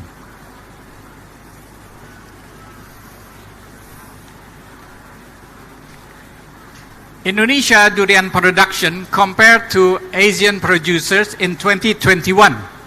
So this is the figures that I have, and now it has changed 2022. Let me change. Yes, and now is 1 1.7 million, an increase of almost 25% for Indonesia. ครับก็ปัจจุบันนะครับอัตราการผลิตของเขาเนี่ยสามารถผลิตได้จนถึง 1.7 ล้านตันนะครับต่อปีเพิ่มในปี 2022 นะครับเริ่มเพิ่มมาจากปี 2021 1.3 ล้านตันนะครับผม And this is the national durian production trend. You can see that by 5 years, the production increased 71% and harvested area increased by 231%. ครับก็อย่างที่ได้เห็นจากไดอะแกรมนะครับก็การผลิตของเขาเนี่ยเพิ่มขึ้นภายในเวลา 5 ปีเนี่ย 71%และพื้นที่ที่มีการผลิตเนี่ยเพิ่มขึ้นถึง 231%ครับ Now this is the 20 major centers of durian production in Indonesia. So it is spread all around from Sumatra, Java, Kalimantan, Sulawesi to Papua. ครับนี่ก็เป็นเมืองหลักๆของในประเทศอินโดนะครับที่มีการผลิตทุเรียนครับผม The spread of the area from Aceh to Papua is around 5,100 kilometers. 5,100. ครับก็พื้นที่เนี่ยมันควบคุมถึง 5,000 กิโลเมตรเลยตารางกิโลเมตรเลยนะครับผมพื้นที่ครอบคลุมนะฮะ That means that Indonesia can produce durian all year round, but from different places. ครับนี่ก็ได้โชว์ถึงว่าเพราะว่าเขามีการแตกต่างของพื้นที่เขาทำให้เขาเนี่ยสามารถผลิตทุเรียนได้ทั่วทั้งปีเลยนะครับ Now in Indonesia we have built villages, durian villages. There are up now 364 durian villages in 26 provinces. So as you can see, the years that we developed started from year 2020 to now 2023, and we have all kinds of durian in every place. So each village has different types of durian. ครับก็ทางประเทศอินโดครับก็มีการเขาเรียกว่าสร้างหมู่บ้านของทุเรียนในแต่ละอำเภอแต่ละมณฑลนะครับซึ่งปัจจุบันเนี่ยมีหมู่บ้านเหล่านี้กว่า364หมู่บ้านซึ่งแต่ละหมู่บ้านนี้ก็จะมีสายพันธุ์ของตัวเองครับ So I think in the future Indonesia would not be competing with Thailand or with Malaysia or with Vietnam in exporting durians to China because we Indonesian also need a lot of durians. We eat a lot of durians. So we plan to make this a tourist attraction. So people will come from China, from ASEAN to come to Indonesia and taste all the different varieties all over Indonesia. That will take you maybe 4 or 5 years to complete the whole area. ครับเขาก็บอกว่าทางอินโดเนี่ยไม่มีแผนที่จะมาแข่งขันในการส่งออกกับไทยกับมาเลกับเวียดนามนะครับแต่เขาเนี่ยมีการปลูกเพื่อจะให้ประเทศเขาได้เป็นพื้นที่การท่องเที่ยวให้แต่ละคนมาเยี่ยมประเทศเขาเพื่อมาได้ชิมรสชาติทุเรียนของเขาครับผม So as you can see here, the villages from 2020 to 2023 and the durian varieties which are planted here, we include Kani and Otong is actually from Thailand, Chani and Montong. And then we have here Musangking, MK, yeah. And the others are local superior varieties. So each village or each centers of production have different kind of durian. It is worth visiting. ครับนี่ก็โชว์ถึงไทม์ไลน์นะครับที่การหมู่บ้านทุเรียนของเขาในแต่ละปีนะครับที่มีการปลูกทุเรียนพันธุ์ต่างๆนะครับรวมถึงเขาได้ปลูกพันธุ์หมอนทองก้านยาวของพวกเราด้วยนะครับ Now these are the Indonesian superior varieties. You will not get this in the market because the production is not there. But then if you come to a certain place, the garden itself, then you can taste these varieties. Here you can see number 3 is Sibli, number 9 is Balkis, number 8 is Laimas, number 11 is Pelangi Atururi or rainbow durian, and this number 6 is Kromo Banyumas. So every village, every centers of production have different local varieties. ครับนี่ก็เป็นหนึ่งในตัวอย่างของพันธุ์ทุเรียนของเขานะครับนี่เป็นพันธุ์ที่เรียกว่าพันธุ์พรีเมียมของเขาครับ11 สายพันธุ์ซึ่งแต่ละพันธุ์ก็จะเห็นไหมครับจากเบอร์ 3 จนถึงเบอร์ 11 เบอร์ 11 จะมีชื่อพิเศษคือชื่อเรนโบว์นะครับชื่อสายลุงครับผมเบอร์ 11 ครับ Now, how do we find out these varieties? I usually go when there is big durian season in a certain region. Then we make a red durian contest. This is in East Java in Banyuwangi. Red durian contest. So only the red flesh durian can enter this contest. Here's what it looks like. See the jury, they taste the red flesh durians like that or like this. Yes. And red flesh durians are a natural hybrid between Durio zibetinus and Durio graveolens. So it's a mixture but not by breeding. It's natural pollination in the jungle. Yeah, a contest is conducted to select the best tasting and colorful durian flesh. ครับก็ทุกท่านสงสัยไหมครับว่าสายพันธุ์ของเขาเนี่ยมาจากไหนก็คือว่าวิธีของเขาเนี่ยก็คือเขาจะจัดคอนเทสต์นะครับการแข่งขันให้ชาวสวนแต่ละคนเนี่ยมาส่งอย่างเช่นตัวอย่างเนี่ยเป็นเรดดูเรียนคือทุเรียนสีแดงก็ชาวสวนคนไหนที่มีทุเรียนสีแดงก็มาแข่งขันกันได้แล้วก็มาดูว่าจะดู2อย่างคือดูสีแล้วก็ดูเทสรสชาตินะฮะซึ่งไอพันธุ์เรดเนี่ยมันเป็นพันธุ์ที่ผสมมาจากชื่อทางวิทยาศาสตร์ก็คือ Durio zibetinus แล้วก็ Durio graveolens ซึ่งมันเป็นการผสมเนี่ยทางธรรมชาติซึ่งเป็นการเกสรผสมของมันเองครับมนุษย์ไม่ได้ผสมครับ And we also found some unique durians. The jungle is just like a supermarket. You can find anything there, including this. This is a durian. Do you believe it? Well, there it is. It is a thornless durian. ครับก็อันนี้เป็นจากป่าทุเรียนของเขาที่เขามีมานะฮะก็คือเขาได้เจอยูนิคทุเรียนอันหนึ่งซึ่งดูจากภาพครับเป็นทุเรียนที่แปลกมากนะครับไม่มีหนามนะครับครับ And this one here, you can see once you open the skin, then it has no compartments. So all the flesh is just in the middle. ครับอันนี้ก็เป็นอีกพันธุ์หนึ่งนะครับที่แต่ละพันธุ์เนี่ยคือแต่ละภูเนี่ยจะไม่มีตัวก้านมากั้นกันนะครับทั้งลูกจะอยู่รวมกันหมดเลยตัวเนื้อครับ And this one, a special one, yeah, fleshless durian. So we don't eat that. ครับอันนี้ก็จะเป็นอีกพันธุ์หนึ่งที่แปลกมากนะครับเป็นพันธุ์ที่ไม่มีเนื้อนะครับมีเฉพาะเม็ดนะฮะซึ่งอันนี้เราก็ไม่ได้ไว้กินนะฮะผมไว้ทานนะฮะ I think it's good for rootstock. ครับอันนี้ก็สำหรับไว้เอาไปปลูกต่อนะครับ Now, what we do is we have a lot of unproductive trees, meaning that the quality of the fruit is not good because they grow from seedlings. They have thin flesh, white colored, big seeds, not so sweet. That is unproductive. But we have millions of trees in Indonesia, from Sumatra to Papua. So, what do we do? In order to plant new varieties, it will take 5 years from grafting to fruiting. So this is what we do. We do some top working.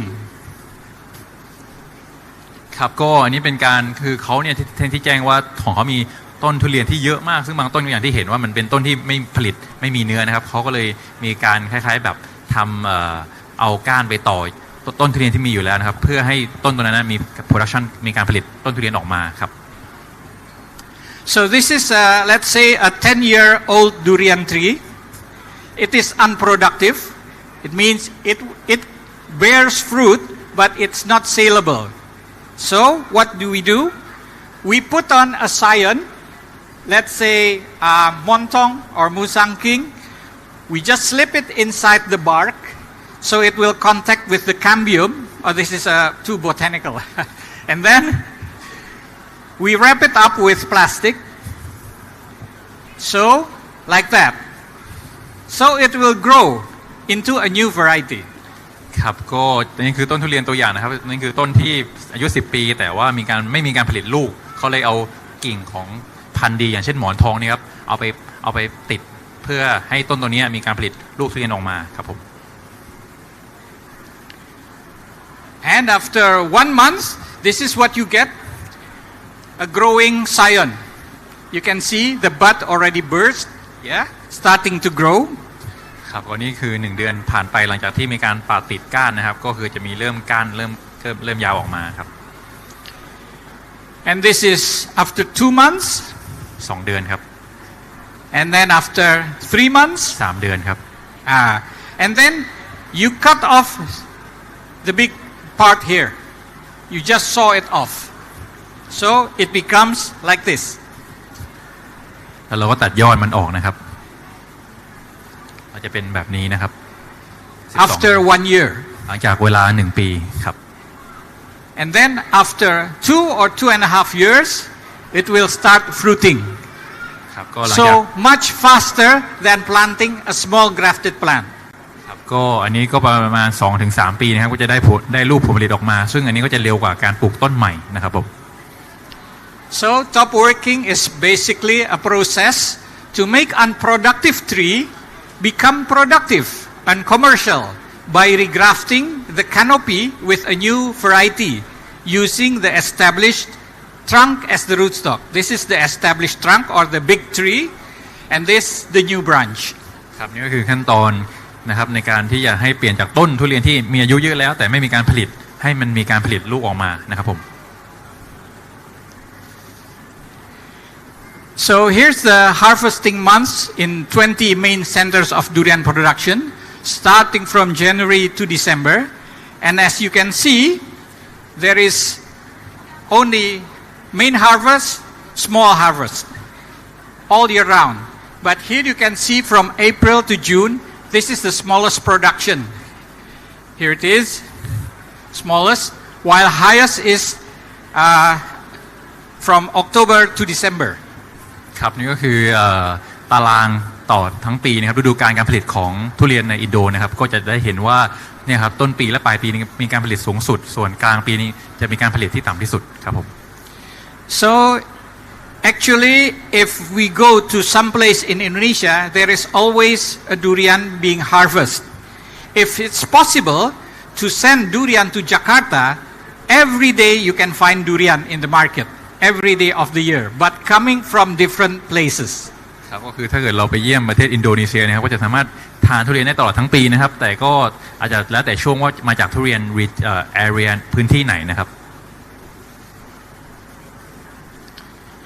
Now here's a simple survey conducted with 100 respondents. Let me show you. 12% of Indonesian hates durian. Why? Because of the offensive smell. I'm sure that everybody here loves durian. ครับก็นี่เป็นการเซอร์เวย์นะครับของ100 คนนะครับว่าในประเทศเขาเนี่ยมีคนชอบหรือไม่ชอบทุเรียนมากเท่าไหร่ก็มี 12% นะครับที่ไม่ชอบทุเรียนจากกลิ่นของเขาครับ Now 52% likes durian, but if they are given for free. If you have to buy them expensive, oh no. ครับก็ให้ 2% นะครับชอบทุเรียนนะครับแต่ว่าถ้าเกิดให้ฟรีเท่านั้นนะครับ And 28% loves durian. That means even when they are expensive, they are willing to buy and pay. ครับนี่ก็คือฐานลูกค้านะครับ28%นะครับที่ชอบทุเรียนถึงจะแพงเท่าไหร่เขาก็จะซื้อนะครับ So here you have addition up to 92%. What is the 8%? 8% are durian maniacs because they'll travel anywhere in the world. That's like me. I hear durian in Thailand, I come to Thailand. Durian where? I come to the forest just to taste the durian. That's durian maniac. ครับอันนี้ก็คือ 8% สุดท้ายนะครับเขาเรียกว่าคนบ้าทุเรียนนะครับก็คือเหมือนตัวเขานะครับก็คือเป็นคนที่จะเดินทางทั่วโลกเพื่อสรรหาทุเรียนที่ดีที่สุดมารับประทานนะครับผม And now there are over 60 active groups in the internet that covers the daily topics of durian in 28 provinces in Indonesia. Indonesia has 38 provinces, but some are too dry for durian, so only 28 provinces produces durian. and they give news every day. Hey, my place is starting to harvest, so why don't you come and visit us? So this is why I want Indonesia to be more on the agro-tourism side than exporting the durians. ครับก็ในประเทศอินโดนีเซียนะครับก็จะมีกลุ่มแอคทีฟเนี่ยอยู่กว่า60กลุ่มนะครับที่อยู่ในอินเทอร์เน็ตแล้วคอยเสนอข่าวมาข่าวทุเรียนในอินโดนะครับซึ่งพวกนี้ก็จะมีมาเยี่ยมชมจังหวัดต่างๆในอินโดมากกว่า28จังหวัดนะครับเหลืออีก10จังหวัดก็คือผลิตทุเรียนไม่ได้ครับ Now this is the durian selling price. So nothing special, but if you can see this here, number one, from the forest, that means in the forest there are a lot of durians. If you just wander into the forest, just walk there, and then you can get one for free. See? No price at all. But if it's carried out of the forest, you have to pay 3,000 rupiah per fruit. Fruit is around 2 kilograms, or merely $20. One durian. But the quality is poor. ครับนี่คือการแบ่งแหล่งการผลิตของทุเรียนในอินโดนะครับก็จะมีตั้งแต่ป่าแล้วก็หมู่บ้านนะครับซึ่งจะดูจากป่าเนี่ยคือราคาถูกมากหรือฟรีไปเลยนะครับแต่คุณภาพจะต่ำครับผม And then when the durian is brought to the village, the quality is mixed. Some are bad, some are good, some are so-so, and the price already 5,000 rupiah to 10,000, or equivalent to 32 cents or 65 cents US dollar. หรือว่าถ้าเกิดจากหมู่บ้านเนี่ยเขาจะแพงขึ้นมาหน่อยแต่คุณภาพเนี่ยก็จะมีการผสมผสานครับจากดีแล้วก็ไม่ดีนะครับแต่ราคาก็จะถูกนะครับประมาณแค่ 0.3 หรือ 0.6 US ดอลลาร์นะครับต่อ2กิโลครับ And then when the durian arrives in the small town, you can see it sold in the street, in the wet market, or in a stall or kiosk. The quality is still mixed,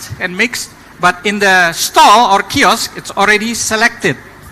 That means you have to pay a higher price for the durian, up to $3, $3 per kilogram, per fruit, sorry. ครับก็นี่ครับก็คือจากตัวเมืองเล็กๆนะครับราคาจะแพงขึ้นมาแต่ก็ยังมีคุณภาพที่ยังผสมผสานอยู่นะครับแต่ถ้าในสตอร์ในร้านเล็กๆหรือคีออสเล็กๆเนี่ยก็จะเริ่มแพงขึ้นมาแล้วมีการคัดสรรอย่างดีก็ราคาก็จะแพงขึ้นมา 2-3 US ดอลลาร์ต่อ1ผลนะครับ Now, some farmers already produce durian using good agricultural practices, and then they are sold in the big city. In the fruit stalls, the quality is fair, and in the fruit shop, the quality is good. And you can see it is sold by kilograms, not by the fruit, but by kilograms. ครับก็ในเมืองใหญ่นะครับก็จะเริ่มมีร้านค้าผลไม้หรือเป็นร้านผลไม้โดยตรงนะครับตอนนี้ก็ราคาจะแพงขึ้นประมาณ 5-10 US ดอลลาร์ต่อกิโลนะครับนี่จะไม่ขายเป็นลูกแล้วจะขายเป็นกิโลแล้วนะฮะ And last year, in the fruit garden, you come to a fruit garden where there is agro-tourism. Yeah, the quality is high, and the orchard is prime quality. And I just want to share with you, durian in Indonesia can reach up to 13 to 26 US dollar per kilogram. That's very, very expensive. ครับอันนี้ก็จะเป็นแหล่งพรีเมียมที่สุดนะครับก็คือเป็นแหล่งเขาเรียกว่าเป็นที่ท่องเที่ยวเชิงการเกษตรของอินโดนะครับจะเป็นแหล่งคล้ายๆสวนทุเรียนเพื่อการท่องเที่ยวนะครับตรงนี้ทุเรียนก็จะเป็นถือว่าพรีเมียมที่สุดราคาก็จะแพงนะครับต่อกิโลเนี่ยถึง13 USD หรือประมาณ100 กว่าบาทหรือถ้าเกิดเป็นแบบพรามสุดเนี่ย26 USD ก็เกือบประมาณ150 บาทนะฮะครับ How about transporting durians? So you see here, a young boy, maybe 8 years old, he can carry 10 durians, maybe 20 kilograms. ครับนี่ก็มีการส่งทุเรียนแบบเก่าๆนะครับก็คือเป็นเด็กเนี่ยเขาถือทุเรียนออกมานะครับมากประมาณเกือบ20 กิโลนะครับของทุเรียน And then here you see his strong mother. His strong mother can carry 30 kilograms on his head, on her head. ครับนี่ก็คุณแม่ Very strong woman. ครับนี่ก็คุณแม่ของเขานะครับถือทุเรียนมากกว่า30 กิโลครับบนหัวของคุณแม่ครับ And how about the father? Yeah, the father used a motorcycle. Where is he? He went to sleep. นี่ก็คุณพ่อนะครับคุณพ่อเขาก็ฉลาดหน่อยเขาใช้มอเตอร์ไซค์นะครับในการแบกทุเรียนนะฮะครับผมแต่เขาก็อันนี้ในรูปก็คือไปนอนอยู่นะไม่ได้โชว์ Okay, the durian market. So this is what we see on the street sidewalk. ครับนี่ก็คือรูปของตลาดทุเรียนในข้างถนนนะฮะ And the fruit stall. ครับก็ในร้านค้าทุเรียนในร้านค้าผลไม้ครับผม Agrotourism in the garden. ในแหล่งท่องเที่ยวเชิงการเกษตรนะครับนี่คือแบบแหล่งพรีเมียมนะฮะ And in the fruit shop. แล้วก็ในตลาดห้างผลไม้นะครับผม So there are durians for everybody, from the free durians to the most expensive durians. ครับก็มีราคาหลายมีทุเรียนหลายราคานะสำหรับแหล่งทุกชนชั้นนะครับผม Okay, speaking about trade now,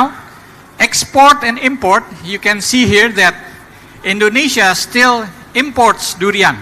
in 2017. But now it's already surplus. In 2022, we have a surplus, but still a small volume. Why?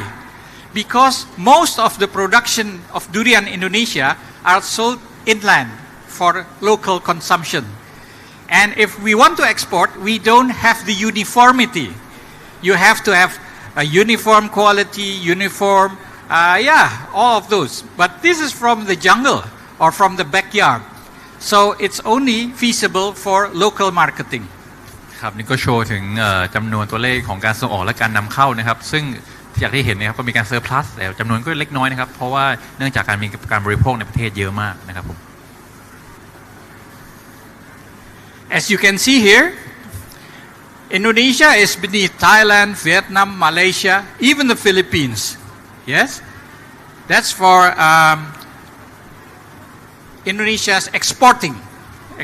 durians, and number 10 in the world. So we are well behind. ครับก็นี่คือการส่งออกของทุเรียนนะครับผมของอินโดนีเซียครับผม So this is our revenue. Up to 2022, we only earned 181,000 US dollar. Such a small volume, more value. So our most durians are exported to Malaysia, Singapore, and then Netherlands, Timor, and Arab Saudi. ครับนี่ก็เป็นมูลค่าการส่งออกของทุเรียนของประเทศอินโดนะครับซึ่งปัจจุบันปี 2022 เนี่ยก็อยู่ที่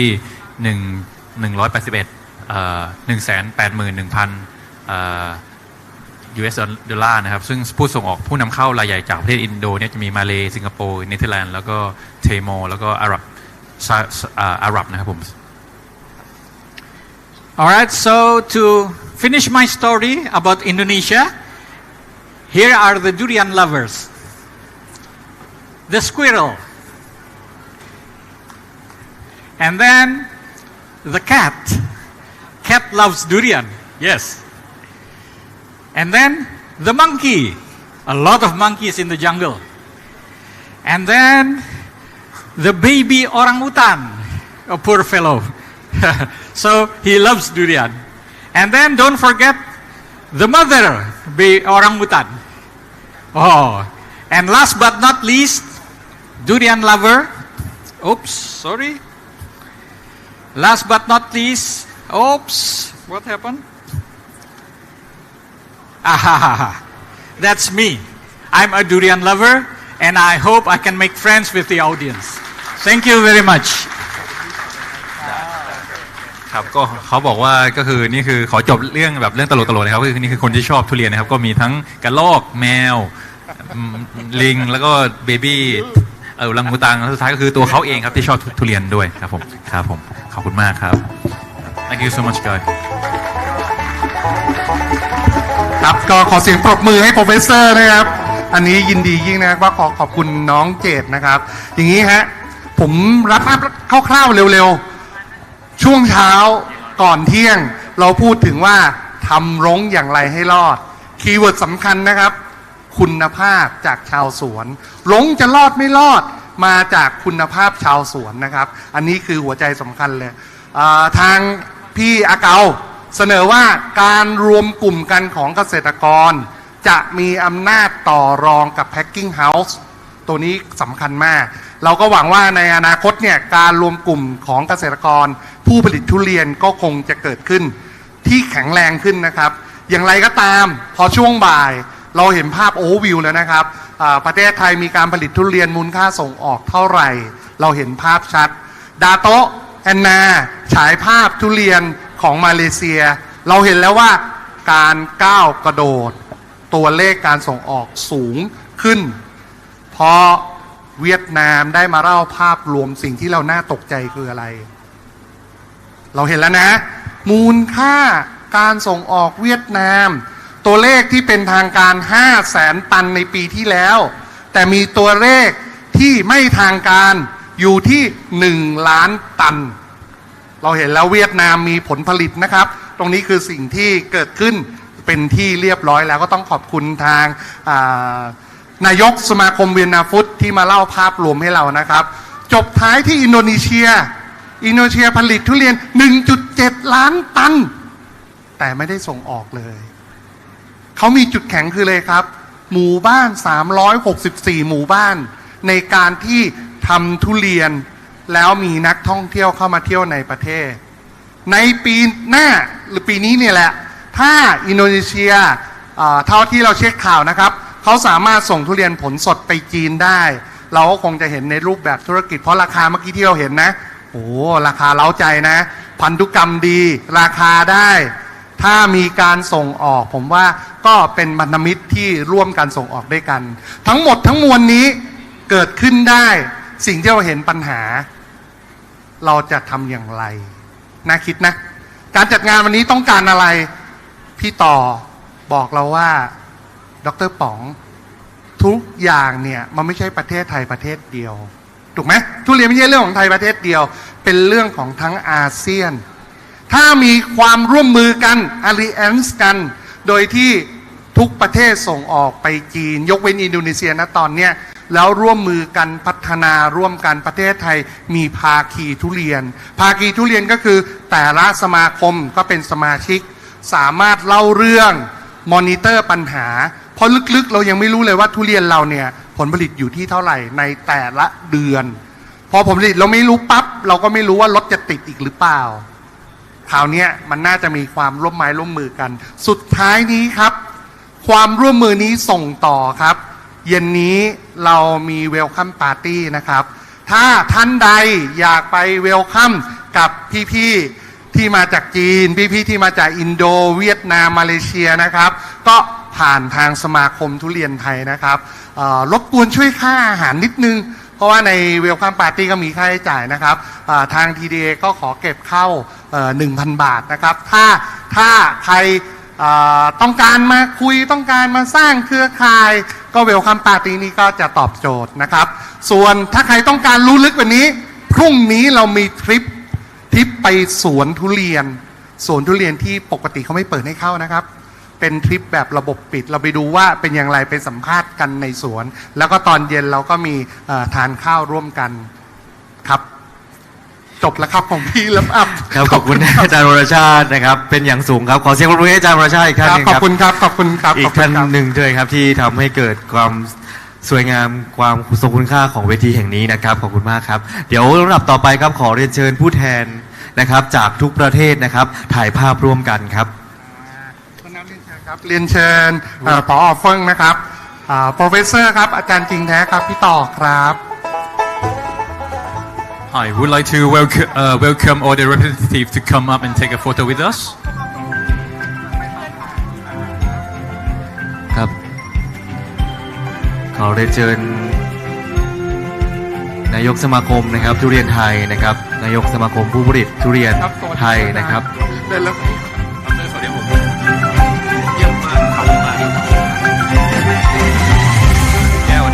ครับท่านประธานหอการค้าจังหวัดจันทบุรีครับ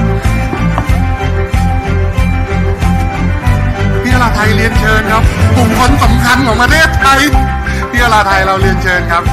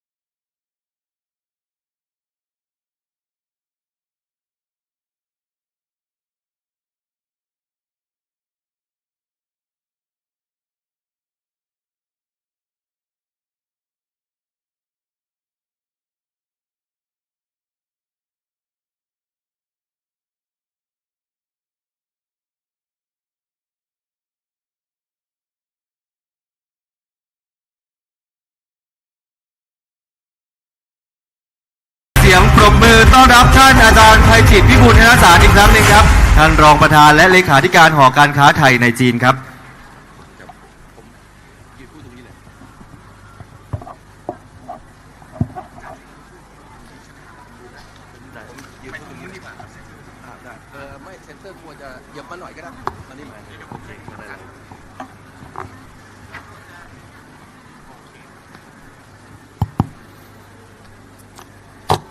ท่านประธาน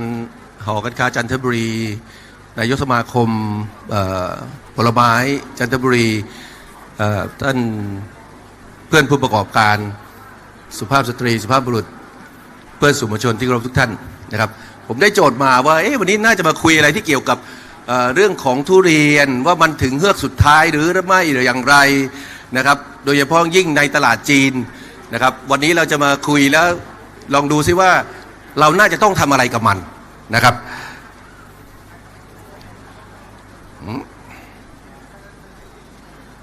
โอเคผมขอใช้ช่วงแรกสั้นๆนะปูพื้นเกี่ยวกับประเทศจีนเพื่อพวกเราจะได้รีแคปแล้วไปด้วยกันเร็วๆนะครับหน้าตาของประเทศจีนเป็นแบบนี้หน้าตาคล้ายๆไก่หันหน้าไปทางซีกตะวันออกคือด้านขวามือนะครับถ้าสังเกตดูดีๆนะครับจีนใหญ่กว่าเราในเชิงภูมิศาสตร์ประมาณ18เท่านะครับในเชิงประชากรศาสตร์ประมาณ20เท่าเขา1,400 ล้านคนเราประมาณ70ล้านคนนะครับมีความหลากหลายในมิติเรื่องของสภาพอากาศนะครับมีความหลากหลายในเรื่องของเชื้อชาติเผ่าพันธุ์รวมทั้งแน่นอนนำไปสู่ความหลากหลายในเรื่องของพฤติกรรมการบริโภคจีนมีมิติการเมืองนำเศรษฐกิจนะครับผมทดสิ่งต่างๆเหล่านี้ไว้ก่อนท่านทดเอาไว้ในใจแล้วเดี๋ยวเราจะมาร้อยเรียงสิ่งต่างๆเหล่านี้เข้าด้วยกันในสิ่งที่เราจะต้องเดินหน้าทำนะครับนี่ถ้าเรามองจีนในช่วงสัก40กว่าปีที่ผ่านมาจีนเปิดประเทศมา45ปีประสบความสำเร็จด้านเศรษฐกิจเป็นอย่างมากเราได้ยินเสมอผู้สื่อข่าวบอกจีนนะเติบโตอย่างก้าวกระโดดนะสมัยก่อนเราไม่ค่อยได้ยินหรอกคำว่าก้าวกระโดดมีความหมายว่ายังไงนะครับลองคิดดูแล้วกันเขาเติบโตนะเฉลี่ย 9% ต่อปีในช่วง40ปีที่ผ่านมานะครับเรามานั่งนึกหลายท่านในที่นี้ผมเชื่อว่าโทษนะทันรัฐบาลสมัยนชาติเป็นนายกรัฐมนตรียุคนั้นเราโต 9% 9.5% อยู่2ปีเราก็บอกเราร้อนจัดเกินไปแล้วแต่เขาโต 9% ต่อปีในช่วง4ทศวรรษทำให้คนมากกว่าต้องบอกว่า10เท่าของจำนวนประชากรบ้านเรานะครับหลุดพ้นจากความยากจนปีที่แล้วโต 5.2% นะครับบ้านเราโตโทษนะอยากให้เกิน 2% เราก็หืดขึ้นคอแล้วนะเขาโตมากกว่าเราหลายเท่าเขาโตสูงกว่าอัตราเฉลี่ยของประเทศของโลก2 เท่านะครับตรงนี้ก็สะท้อนภาพถึงศักยภาพหลายสิ่งที่จีนมีนะครับเขาทำให้โลกพลิกฟื้นทางด้านเศรษฐกิจนะเกิดขึ้นเกือบ 30% ในปีที่ผ่านมานะการเติบโตของเศรษฐกิจโลกเนี่ยพึ่งพาจีนขนาดนั้นนะครับเพราะฉะนั้นจีนก็ว่ายง่ายมีศักยภาพมีความสามารถด้านเศรษฐกิจอันนั้นก็เป็นอีกส่วนหนึ่งที่ผมรีแคปไว้จีนเติบโตเร็วมากก่อสร้างทุกอย่างใครไปจีนนะเราก็จะเห็นการเปลี่ยนแปลงใครไม่เคยไปจีนก็บางทีก็ตกใจนะว่าเฮ้ยนี่หรือคือประเทศจีนนะว่ายง่ายเขาลงทุนก่อสร้างโครงสร้างพื้นฐานสิ่งอำนวยความสะดวกเปลี่ยนแปลงสภาพบ้านเมืองของเขาอย่างต่อเนื่องนะครับส่งผลอะไรส่งผลทำให้หลายอย่างเปลี่ยนแปลงไปอย่างรวดเร็วนะครับนี่ภาพไหว้ทันถ้าท่านไปเซี่ยงไฮ้ท่านต้องเห็นภาพนี้บางทีคนไทยจะเรียกหาดเจ้าพ่อเซี่ยงไฮ้นะครับการเปลี่ยนแปลงเหล่านี้นะครับเกิดขึ้นอย่างต่อเนื่องพอมองข้ามฝั่งแม่น้ำไปเห็นอีกฝั่งหนึ่ง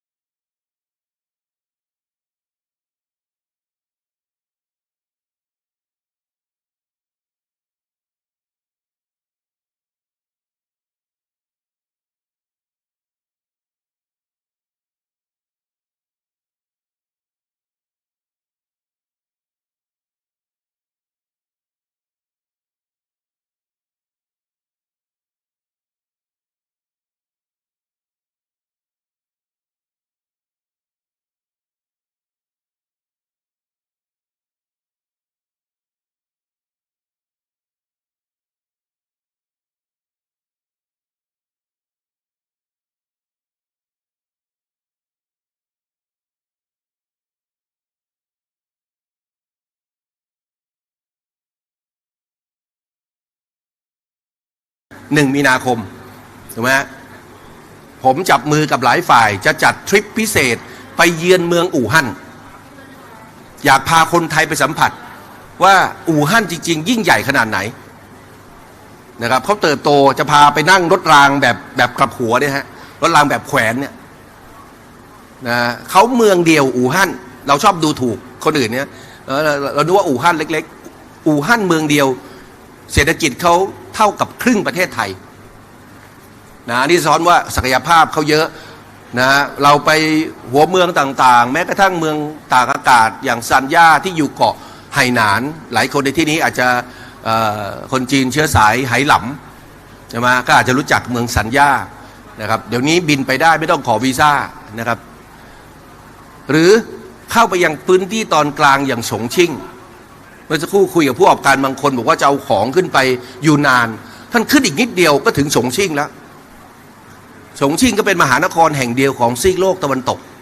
ตัวซีกตะวันตกของจีนบอกโลกตะวันตกเดี๋ยวจะหาว่าของทั้งโลกบอกของตะวันตกของจีนเมื่อ30 ปีที่แล้วตอนที่ผมไปบ้านเมืองก็อย่างนั้นนะทึมๆนะไม่มีอะไรแล้วเขาบอกเขาจะสร้างฝั่งตรงข้ามเป็นเหมือนปู่ตงเหมือนเซี่ยงไฮ้ไว้ง่ายนะผมว่านั่งนึกอยู่ในใจท่านเป็นฉงชิ่งนะท่านจะเป็นแบบเซี่ยงไฮ้เลยเหรอนะปรากฏว่าเผลอผับมาแป๊บเดียวเดี๋ยวนี้เขาเจริญแบบนี้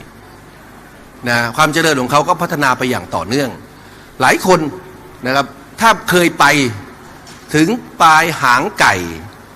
นะครับก็จะนึกถึงซินเจียงนะที่มีประเด็นเรื่องของสิทธิมนุษยชนที่มีการพูดกันแต่จริงๆแล้วซินเจียงเจริญมากไปอุรุมูฉีเนี่ยโอ้บ้านเมืองเขาเจริญแล้วสวยงามนะสวยงามมากนะครับอันนี้ก็สะท้อนภาพว่าโอ้จริงๆแล้วเขาพัฒนาในเรื่องของสภาพบ้านเมืองโครงสร้างพื้นฐานสิ่งอำนวยความสะดวกไปอย่างต่อเนื่องตลอดหลาย10 ปีที่ผ่านมาในมิติด้านดิจิทัลจีนเขาก็เดินหน้าพัฒนานะครับเราเห็นการเปลี่ยนแปลงที่เกิดขึ้นอยู่ตลอดเวลาการค้าออนไลน์อีคอมเมิร์ซที่เราชอบพูดจนติดปากเนี่ยเรากับไทยเริ่มใกล้ๆกันนะย้อนกลับไปทศวรรษ2000เนี่ยตอนปี 2008อาลีบาบาก็เพิ่งเริ่มต้นแต่เขาเริ่มต้นปุ๊บเขาเดินหน้าแล้วก็พัฒนาเติบโตอย่างรวดเร็วผลที่เกิดขึ้นตามมาคือ10 ปีต่อมามีการคลอดนะมิติใหม่ๆเกิดขึ้นแพลตฟอร์มใหม่ๆเกิดขึ้นมากมายหลายคนรู้จักอะไรรู้จัก TikTok TikTok ก็เป็นส่วนหนึ่งของบริษัท ByteDance นะครับซึ่งเป็นคู่กันกับโตอินคือในเมืองจีนไม่มี TikTok ในเมืองจีนมีโตอินนะก็เป็น Product นะคือว่าง่ายไปต่างประเทศตั้งชื่อว่าเป็น TikTok แต่แพลตฟอร์มมีหน้าที่คล้ายๆกันนะเราเห็นการเติบโตของ e-payment ที่แม้กระทั่งวันนี้พวกเราเดินทางเข้าไปเมืองจีนนะครับยื่นตังค์ให้แคชเชียร์มองหน้าเราแบบไอ้นี่เป็นมนุษย์ต่างดาวหรือไงนะมาจากโลกไหนเนี่ยยังใช้ธนบัตรอยู่เลยนะครับและในทุกปีหลังจากนั้นแม้กระทั่งในช่วงที่เกิดโควิดเราก็เห็นพัฒนาการในด้านดิจิทัลของจีนรุดหน้าไปเรารู้จักไลฟ์สตรีมมิ่งรู้จักคำว่า KOL รู้จักอะไรต่างๆก็เกิดขึ้นในช่วงเวลานี้หรือแม้กระทั่งในช่วงหลังนะในเมืองจีนเดี๋ยวนี้มี virtual showroom นะเข้าดูออนไลน์นะเป็นแอปนะครับเห็นทีมอจับมือกับอีเกียอย่างนี้เป็นต้นก็เหมือนเราเดินเข้าห้างอีเกียเนี่ยตัวนะเหมือนกับถ้าทำกันในห้างเซ็นทรัลนี่ก็เหมือนเดินเข้ามาห้างเซ็นทรัลเลยคลิกแตะสินค้าตัวไหนนะมันก็จะมีรายข้อมูลเกี่ยวกับสินค้าเหล่านั้นคลิกสั่งซื้อเดี๋ยวก็ขยับเข้าไปห้องนะจ่ายตังค์มีบริการโลจิสติกอะไรต่างๆเรียบร้อยไล่ไปจนถึงแม้กระทั่งในช่วงโควิดนะก็เริ่มมีโซเชียลอีคอมเมิร์ซมีการค้าแบบกลุ่มนะเป็นกรุ๊ปบายยิ่งเราก็นึกว่าจีนคงจะหยุดแล้วไม่ครับวันนี้คนจีนพูดคุยกันเรื่อง AI พูดคุยกันเรื่อง Machine Learning เราเห็นเด็กจีนเดี๋ยวนี้นะใช้ชีวิตควบคู่กับเรื่องของไอ้ ChatGPT ที่พวกเรารู้จักนี่กลายเป็นส่วนหนึ่งของวิถีชีวิตเขานะครับแล้วเดี๋ยวเราจะค่อยไปคุยว่าอนาคตจีนจะเป็นยังไงแต่สิ่งที่ผมจะสรุปตรงนี้ก็คือว่า เราจะเห็นได้ว่าจีนเปลี่ยนแปลงอย่างรวดเร็วเขามีคำกล่าวบอกเปลี่ยนเล็กทุกปีเปลี่ยนใหญ่ทุก3 ปีการเปลี่ยนแปลงที่รวดเร็วและต่อเนื่องดังกล่าวทำให้จีนนะเป็นเสมือนทุกวันใหม่ของผมตลอด20 ปีที่ผ่านมาคือทุกวันตื่นขึ้นมาเนี่ยมีอะไรให้เรียนรู้ใหม่ๆอยู่ตลอดเวลาไม่ซ้ำของเดิมนะครับนี่ก็เป็นอีกตัวอย่างหนึ่งนะสมัยก่อนเราจะรู้จักนะเรื่องของเศรษฐกิจแบ่งปันใช่ไหมทำจักรยานเดี๋ยวนี้ไปเมืองใหญ่ๆจักรยานลดความสำคัญแล้วยกระดับเป็นจักรยานไฟฟ้านะครับไปรถยนต์นะหรือแม้กระทั่งแทบทุกอย่างที่เกี่ยวข้องกับชีวิตกลายเป็นเรื่องของแชร์อีโคโนมีที่เกิดขึ้นนะครับท่านพยายามไล่เรียงติดตามผมไปเรื่อยๆนะเพราะเดี๋ยวตอนท้ายเราจะไปขมวดว่าแล้วทุเรียนและผลไม้ไทยเราจะไปกับกระแสพวกนี้ได้มากน้อยขนาดไหนอย่างไรนะครับทุกอย่างถูกนั่นแม้กระทั่งวัดนะด้านขวามือนะครับท่านไปสแกนซื้อธูปเพื่อจะไหว้พระที่วัดเนี่ยเดี๋ยวนี้มันจดจำท่านหายหน้าไปมันส่งเมสเซจหาท่านเตือนให้กลับอย่าลืมกลับมาทำบุญชักชวนให้กลับมาทำบุญนะเพราะนั้นรูปแบบการตลาดมันเปลี่ยนไปอย่างรวดเร็วเขารู้ว่าพวกเรากำลังคิดกำลังทำอะไรอยู่จากการทำ Data Analytics นะครับคนที่ห่วงใยสุขภาพเหล่านี้นะครับถ้าเราจับมือกับบริษัทที่เก็บข้อมูลพวกนี้นะบางทีเราอาจจะขายผลไม้ก็ได้ขายผลไม้สดให้เขาก็ได้เพราะว่ากลุ่มคนเหล่านี้คือกลุ่มคนที่ห่วงใยสุขภาพนะเราอาจจะ create we love durian we love fruit Thai fruit นะ community ขึ้นมานะโดยใช้ฐานข้อมูลของกลุ่มต่างๆเหล่านี้นะครับในอนาคตก็ได้นะครับเพราะเวลาผ่านไปจีนที่เมืองจีนก็เลยเปลี่ยนหน้ามือเป็นหลังมือกลายเป็นสังคมไร้เงินสดมากขึ้นทุกทีนะครับแม้กระทั่งล่าสุดปีที่ผ่านมาที่เซินเจิ้นก็เริ่มเปลี่ยนระบบการทดลองการจ่ายเงินรูปแบบใหม่นะครับคือยุคก่อนโควิดเนี่ยมันจะมีสัมผัสมือคือมือทาบเลยมันเป็นคล้ายๆบล็อกเราเอามือฝ่ามือไปทาบแต่มีการสัมผัสในบล็อกดังกล่าวเพื่ออ่านลายมือนะครับมีการสแกน QR code ที่พวกเรารู้จักในยุคสมัยใหม่ใช่ไหมฮะแต่จีนเขาใช้นานแล้วนะครับพอโควิดมาเขาบอกเฮ้ยมันสัมผัสเอาวินิหารออกไปก็เริ่มมีสแกนใบหน้ามาตอนนี้สแกนใบหน้าเวลาเราไปตามซุปเปอร์มาร์เก็ตไปตามรถไฟใต้ดินถ้าสแกนใบหน้ามันก็ต้องมีแขนขึ้นมาตั้งนะเพื่อสแกนใบหน้าไม่งั้นโทษนะคนต้องก้มหน้าลงไปสแกนไม่สะดวกก็เกิดคำถามใหม่ว่าไอ้แขนพวกนี้เป็นต้นทุนแค่จ่ายทั้งนั้นเกะกะแล้วถ้ามันมีเวลาเกิดขึ้นนะชุลมุนวุ่นวายไอ้พวกนี้ทำให้เกิดอุบัติเหตุได้ง่ายคนจีนก็ต่อยอดนะเอาไอ้ตรงส่วนเนี้ยพลิกกลับลงมาอยู่ที่ตัวเครื่องแต่สแกนฝ่ามือคือแทนที่สแกนใบหน้าแต่เปลี่ยนมาเป็นสแกนฝ่ามือแทนแต่สแกนในระดับมือนะอันนี้ก็เกิดขึ้นแล้วก็ปีนี้ก็จะเป็นปีที่จีนจะต่อยอดระบบเหล่านี้ไปใช้ในหัวเมืองต่างๆของประเทศจีนหลังจากประสบความสำเร็จที่เซินเจิ้นโลจิสติกเขาก็พัฒนาเขาเปลี่ยนแปลงไปเยอะเดี๋ยวนี้เราไปดีซีนะที่เมืองจีนโอ้โหพัฒนาไปมากนะเอาหุ่นยนต์เข้ามาใช้เอารถไฟฟ้าต่อยอดเข้ามาแต่จีนไม่ได้หยุดแค่รถไฟฟ้าทำทดสอบทดลองรถไร้คนขับพอเขาเริ่มทำรถไร้คนขับแรกๆเขาก็ยังไม่มั่นใจเขาบอกห้ามใช้กับมนุษย์นะครับพอเริ่มใช้กับมนุษย์คนจีนนี่เก่งมากมีความสามารถมีมุมมองในเชิงธุรกิจคุณไม่ให้ใช้ผมไม่ให้ผมใช้กับคนใช่ไหมช่วงแรกไม่เป็นไรดูดิครับเข้าไปทำอะไรเข้าไปทำความสะอาดถนนไปเก็บขยะนะไปคนไปลาดยางมะตอยยังทำนะครับไปพ่นบ้านเรายังทาสีไอ้ขาวดำนะริมถนนใช่ไหมฟุตบาทอะขาวแดงห้ามจอดหรืออะไรก็ตามนะที่นู่นเดี๋ยวนี้ใช้หุ่นยนต์ทำหมดนะแม้กระทั่งตามเหมืองยังใช้รถบรรทุกไร้คนขับสิ่งต่างๆเหล่านี้กำลังเกิดขึ้นนะครับอีคอมเมิร์ซนะเป็นที่นิยมใช่ไหมเมื่อกี้เราคุยกันเขาก็ใช้รถพวกนี้มาส่งตัวบ้านเรามีสิงห์มอเตอร์ไซค์ใช้ นะไปหมดเขาบอกไม่ได้ละนะจะเกิดอันตรายเขาก็จะใช้รถแบบเนี้ยนะมาลดปัญหาการจราจรนะครับหรือแม้กระทั่งตู้เวดดิ้งแมชชีนสำหรับพวกเราตู้เวดดิ้งแมชชีนเนี่ยหลายท่านไปญี่ปุ่นมาก็จะบอกเฮ้ยมีดีเยอะเลยญี่ปุ่นใช้เยอะแต่ญี่ปุ่นยังเป็นตู้เวดดิ้งแมชชีนรุ่นเก่านะเป็นเจนเก่าที่เมืองจีนคุณไปเนี่ยนะมันเปลี่ยนไปเป็นระบบดิจิตอลหมด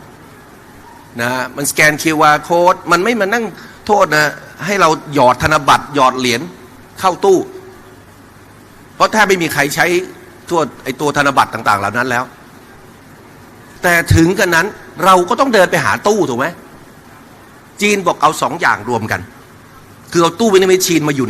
ในรถไร้คนขับแล้วก็วิ่งอย่างเงี้ยมีงานแฟร์ถ้างานใหญ่ๆนะตามนิคมอุตสาหกรรมเขาก็จะเอารถพวกนี้ผมวิ่งคิดตามผมนะไม่แน่อนาคตเราอาจจะขายทุเรียนกับรถไร้คนขับอย่างนี้ก็ได้ตู้เวดดิ้งแมชชีนไร้คนขับก็ได้นะถ้าเราเข้าไปอยู่ในตลาดจนกระทั่งเมื่อ2 ปีที่แล้วจีนก็เริ่มทดลองใช้แท็กซี่ไร้คนขับวันนี้ตามหัวเมืองต่างๆของจีนนะก็ผุดแท็กซี่ไร้คนขับขึ้นมาเต็มไปหมดเลยนะครับอันนี้เป็นสิ่งที่กำลังเกิดขึ้นในเมืองจีนทางด้านเกษตรนะพวกเราเอาใจชาวสวนนะครับจีนก็เอาหุ่นยนต์นะเข้ามาช่วยนะครับพวกโรงเรือนต่างๆเดี๋ยวนี้ใช้หุ่นยนต์วัดความร้อนวัดความชื้นวัดดูความสุขนะเก็บใบชาเดี๋ยวนี้ไม่มีแล้วประเภทแบบไกด์ที่มาหลอกเราบอกว่าโอ้นี่เป็นสาวพรหมจรรย์ตื่นเช้ามาเก็บใบชานะราคาเลยแพงเดี๋ยวนี้เอาหุ่นยนต์มาช่วยเก็บนะครับยางที่บ้านเราปลูกมาเป็น100 ปีนะตื่นมาตี 3 ตี 4ใครทำยางรู้บอกเบื่อมากนะครับใช่ไหมอันตรายด้วยนะบอกที่นู่นเหรอเริ่มใช้หุ่นยนต์ละนะมาช่วยกรีดอุปกรณ์ทางด้านการเกษตรเขาเชื่อมต่อกับระบบดาวเทียมนั่นหมายความว่ามันทุกอย่างมันกลายเป็นอัตโนมัติเช้าตื่นมาปล่อยโดรนไปบินสำรวจดูท้องไร่ท้องนาเป็นยังไงเมื่อคืนฝนตกแดดออกนะครับหรือเทือกสวนไร่นาสวนทุเรียนเราเมื่อคืนลมแรงนะผ่านเข้ามาโค่นล้มบ้างหรือเปล่านะไม่มีหรอกปั่นจักรยานปั่นอะไรต่างๆแบบสมัยก่อนนั้นเกษตรทันสมัยของจีนมันพัฒนาไปมากนะเปลี่ยนไปเป็นเกษตรแปลงใหญ่นะครับเอาโซลาร์เซลล์เอากังหันลมเอาอะไรสิ่งต่างๆเหล่านี้มาต่อยอดเพื่อเพิ่มรายได้ให้เกษตรกรนี่ก็เป็นสิ่งที่เราอาจจะต้องคิดและทดเอาไว้ในใจว่าไม่แน่นะต่อไปนะไร่ทุเรียนเราสวนทุเรียนเรานะก็อาจจะสร้างรายได้จากสิ่งต่างๆเหล่านี้เพื่อทำให้เกษตรกรมีรายได้เพิ่มสูงขึ้นนะครับเป็นอาชีพที่ทุกคนอยากเข้ามานะครับใครปลูกพืชผักนะครับบางทีวันนี้ก็ไปทานอาหารนะร้านจันทร์นะมันมีสมุนไพรมีอะไรต่างๆต่อไปเกษตรแนวดิ่งก็มาใช้ได้นะก็ต่อยอดทำหลายๆสิ่งที่ในเมืองจีนก็ทำกันตอนนี้ที่เมืองจีนเนี่ยก็ไม่ได้มีแต่มิติของการพัฒนาที่มันเจริญเพียงอย่างเดียวมันก็มีความท้าทายที่ซ่อนอยู่หลายด้านเช่นคนจีนนะจะขึ้นชื่อว่าโกงเก่งใช่ไหมพวกเรารู้ดีบางทีทำธุรกิจกับจีนแต่สำหรับคนจีนบางทีเขาไม่ได้คิดอย่างนั้นหรอกเขาคิดว่าอีกฝ่ายหนึ่งรู้ไม่เท่าทันเองเพราะฉะนั้นเราก็ต้องเป็นมืออาชีพต้องคิดให้ทันเขานะกับสิ่งต่างๆเหล่านั้นนะอย่าคิดว่าชนแก้วกันเป็นพี่น้องกันแล้วบอกว่าเอาละจากนี้ไปโทษนะจะไม่โกงกันนะครับ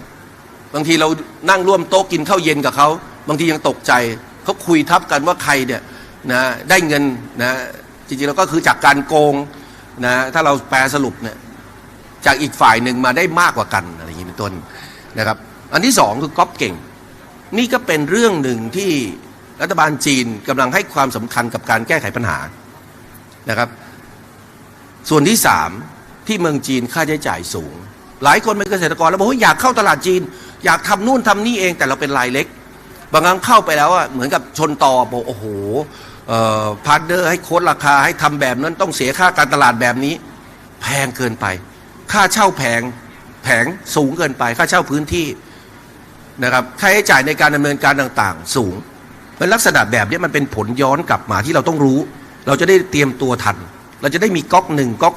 2นะของการเตรียมค่าใช้จ่ายหรือแม้กระทั่งก๊อก3เอาไว้วัฒนธรรมแตกต่างกันผมเรียนไปเบื้องต้นเมื่อสักครู่นี้เพราะฉะนั้นบางทีเราเข้าใจยากนะภาษาไม่เหมือนกันหลักคิดไม่เหมือนกัน วิธีการประกอบธุรกิจไม่เหมือนกัน อันนี้ก็เป็นสิ่งที่บางทีสำหรับคนไทยเราอาจจะไม่เข้าใจเขาแล้วก็กลายเป็นจุดอ่อนที่ทำให้เราเข้าใจนะคลาดเคลื่อนนะผิดพลาดกับคนจีนนะครับด้านนู้นก็คือในเมืองจีนตลาดการแข่งขันเข้มข้นนะครับนี่ก็เป็นตัวแปรสำคัญเพราะฉะนั้นเวลาพูดถึงจีนอาจจะเป็นตลาดใหญ่แต่มันไม่ได้หมูอย่างที่เราคิดคุยอะไรกับนักธุรกิจจีนทุกอย่างเป็นไปได้เคยหมดนะแต่ไม่ง่ายดังนั้นสิ่งต่างๆเหล่านี้ก็เป็นสิ่งที่พวกเราต้องเข้าใจด้วยความแตกต่างทางด้านวัฒนธรรมมุมมองความคิดนะครับเราจะดีลทำธุรกิจอะไรอยากจะเข้าตลาดจีนในวงกว้างมากขึ้นเราก็ต้องเตรียมตัวกับสิ่งต่างๆเหล่านี้ถามว่าทำอะไรบ้างที่ควรทำก่อนจะไปถึงเฮือกสุดท้ายของทุเรียนเรานะครับผมคิดว่าอันแรกเลยสำหรับคนที่ไม่เคยไปท่านต้องทำกันบ้านวันนี้โชคดีท่านไม่ต้องไปท่านก็มีโอกาสในการศึกษาเรียนรู้นะข้อมูลเกี่ยวกับตลาดจีนเกี่ยวกับตลาดทุเรียนต่างประเทศหรือแม้กระทั่งทุเรียนประเทศในกลุ่มอาเซียนได้มากจากงานแสดงสินค้าในครั้งนี้ท่านมีผู้ประกอบการจีนที่มาบุกท่านถึงที่จันทบุรีที่ทำให้ท่านได้สัมผัสวิธีคิดวิธีการประกอบธุรกิจคนจีนหรือง่ายไม่ต้องไปหาไม่ต้องเสียค่าใช้จ่ายไปเขายอมลงทุนมาถึงที่นี่แต่คำถามสำคัญก็คือว่าบางครั้งท่านรอแบบนั้นไม่ได้ถ้าท่านจะทำเชิงรุกท่านอาจจะต้องคิดและเข้าใจเกี่ยวกับประเทศจีนให้เพิ่มมากขึ้นนะท่านอยากจะไปที่ไหนไปอย่างไรนะครับใครคือคู่แข่งของเรานะครับโทษนะครับแล้วเราจะเริ่มต้นที่ไหนเมื่อกี้เราคุยกันแล้วบอกจีนใหญ่กว่าเราตั้ง18เท่านะหัวเมืองที่แบบ10 ล้านคนขึ้นไปขึ้นตั้งหลายร้อยเมืองจะไปที่ไหนก่อนหลังดีเราอาจจะต้องถามตัวเราเองว่าถ้าเราสนใจตลาดจีนเราอ่านบทความเกี่ยวกับจีนสักเมื่อไหร่ฟังสัมภาษณ์เกี่ยวกับจีนเมื่อไหร่ครั้งสุดท้ายหรือที่เราเคยไปครั้งสุดท้ายเมื่อไหร่เมื่อกี้ผมเรียนแล้วใช่ไหมจีนบอกเปลี่ยนเล็กทุกปีเปลี่ยนใหญ่ทุก3 ปีถ้าบอกโควิด3 ปีท่านไม่ไปเลยแสดงว่าท่านไปเมืองที่ท่านเคยไปครั้งสุดท้ายกลับไปอีกครั้งหนึ่งท่านอาจจะจำเมืองเหล่านั้นไม่ได้สภาพแวดล้อมเปลี่ยนแปลงคู่ค้าท่านที่ท่านเคยคุยไว้อาจจะหายไปแล้วเปลี่ยนไปทำธุรกิจอย่างอื่นในช่วงโควิดแต่สิ่งที่สำคัญมากกว่าคือคำถามที่เกิดขึ้นคือแล้วทริปหน้าเราจะไปเมื่อไหร่อันนี้เป็นสิ่งสำคัญมากจีนจากนี้ไปนะจะเติบโตแบบคุณภาพสูงจีนตั้งเป้าการเติบโตปีที่แล้ว 5% อย่างที่ผมเรียนนะโต 5.2% ปีนี้ก็ตั้งเป้านะคนเดียวเขาตั้งเป้ากว้างแต่ว่าสรุปแล้วน่าจะอยู่ประมาณ 5%ท่ามกลางความพยายามในการดำเนินนโยบายหลายส่วนด้วยกันแล้วเราต้องไม่ลืมย้อนกลับไปผมเกริ่นไปแล้วจีนการเมืองนำเศรษฐกิจเพราะฉะนั้นบทบาทท่าทีนโยบายที่ภาครัฐกำหนดมีนัยยะความสำคัญมากต่อการประกอบธุรกิจสำหรับพวกเรายิ่งเป็นชาวต่างชาติห้ามสวนกระแสเด็ดขาดห้ามไปวิเคราะห์วิจารณ์พรรคคอมมิวนิสต์เขาวิจารณ์รัฐบาลเขาไปถึงอยากทำธุรกิจคุยเฉพาะเรื่องธุรกิจอย่าไปถามหาว่าท่านรัฐมนตรีต่างประเทศจีนคนก่อนเนี่ยทำไมหลุดจากตำแหน่งทำไมรัฐมนตรีกลาโหมนะถึงถูกปลดอะไรอย่างนี้เป็นต้นอย่าไปยุ่งเรื่องการเมืองเขาไปถึงไปค้นหาข้อมูลในมิติเชิงเศรษฐกิจการค้าที่จะเป็นประโยชน์โดยตรงกับเรานะครับเพราะเราไม่รู้ว่าเรากำลังคุยกับใครนะครับถ้าผมไปพูดอย่างนี้ที่เมืองจีนนะหรือถ้าผมให้สัมภาษณ์ท่านอาจจะเห็นผมตามหน้าสื่อจะพิมพ์ผมไม่ค่อยกล้าพูดอะไรก้าวร้าวผมเป็นคนสุภาพนุ่มนวลมากเพราะผมกลัวว่าถ้าผมกลับเข้าจีนผมอาจจะถูกอุ้มไปอะไรนะไปว่าง่ายเหมือนดัดนิสัยไปจัดระเบียบนะครับเพราะในเมืองจีนเรื่องแบบนี้เป็นเรื่องสำคัญนะครับจีนกำหนดมาแล้วจะเดินหน้าเปิดกว้างทางด้านเศรษฐกิจจะเดินหน้าปฏิรูปด้านเศรษฐกิจในความหมายคืออะไรนะครับจะเปิดให้สินค้าต่างชาติเข้ามา เพิ่มมากขึ้นเราได้ยินข่าวใช่ไหมจีนสร้างงาน China International Import Expo ใครอยากดูงานการสินค้านำเข้าที่ใหญ่สุดในโลกท่านไปครับที่เซี่ยงไฮ้จัด 6-10 พฤศจิกายนของทุกปีนะแล้วปีที่ผ่านมานะครับก็เริ่มกลับมาคึกคักเพราะเป็นปีแรกในยุคหลังโควิดนะที่เริ่มใช้นะแล้วมันปีต่อๆไปเขาจะจัดให้มันใหญ่ขึ้นให้มันดีขึ้นอย่างแน่นอนนะครับแล้วผู้นำที่ผ่านมานะท่านสีจิ้นผิงเปิดมา5 ปีต่อเนื่องนะปีที่แล้วให้ท่านหลี่เฉียงนายกรัฐมนตรีมาเป็นประธานในการเปิดงานนะครับเพราะฉะนั้นเขาให้ความสำคัญกับเรื่องแบบนี้เขาจะผ่อนคลายกฎระเบียบต่างๆลงนะจะเดินหน้าปฏิรูปในแต่ละส่วนที่จะทำให้กลไกการแข่งขันภายในประเทศเขาดีขึ้นเพราะจริงๆแล้วทุกวันนี้เนี่ยบทบาทภาครัฐก็มีอยู่สูงแล้ววิสาหกิจเขาก็ประมาณสักครึ่งหนึ่งของเศรษฐกิจระบบเศรษฐกิจทั้งหมดเขาก็พยายามลดสิ่งต่างๆเหล่านั้นเพื่อที่ไม่ให้เป็นภาระกับภาครัฐลดการแทรกแซงตลาดเพื่อไม่ให้ต่างชาติมาชี้นิ้วนะต่อว่าในเรื่องต่างๆที่สำคัญคือจีนจะให้ความสำคัญกับการเติบโตจากภายในความหมายคือเขาจะให้ความสำคัญกับภาคการบริโภคภายในประเทศในระดับที่สูงขึ้นอย่างปีที่แล้วจริงๆแล้วตลอด30 ปีที่ผ่านมาเราเห็นสัดส่วนการเติบโตของภาคการบริโภคภายในประเทศในระดับที่สูงกว่าค่าเฉลี่ยของการเติบโตด้านเศรษฐกิจของจีนหมายความว่าอะไรหมายความว่าจีนเติบโตเท่าไหร่ก็ตามตลาดการบริโภคการค้าปลีกภายในประเทศเติบโตในอัตราที่สูงกว่ายุคสมัยก่อนนี่พูดกันเรื่อง20 กว่าเปอร์เซ็นต์นะก็ลงมาเรื่อยๆนะทิศทางก็ค่อยคลอยเพราะฐานมันใหญ่ขึ้นเรื่อยๆนะครับปีที่แล้วเศรษฐกิจจีนโต 5.2 นะตัวภาคการบริโภคภาคการค้าปลีกเขาก็ยังโตเกือบ 8% นั่นหมายความว่าถ้าเราอยู่ข้างนอกเรามองเข้าไปจีนเราจะเห็นภาพลวงตาว่าโอ้ยจีนโตน้อยจีนโตในอัตราที่ลดลงแต่จริงๆแล้วจีนเขาเติบโตมากกว่าในระดับที่สูงกว่าจากภายในประเทศนะครับอันนี้ก็เป็นสิ่งที่เราควรเข้าใจปีที่แล้วผมไปแอบถ่ายภาพดูนี่มานะเราก็เห็น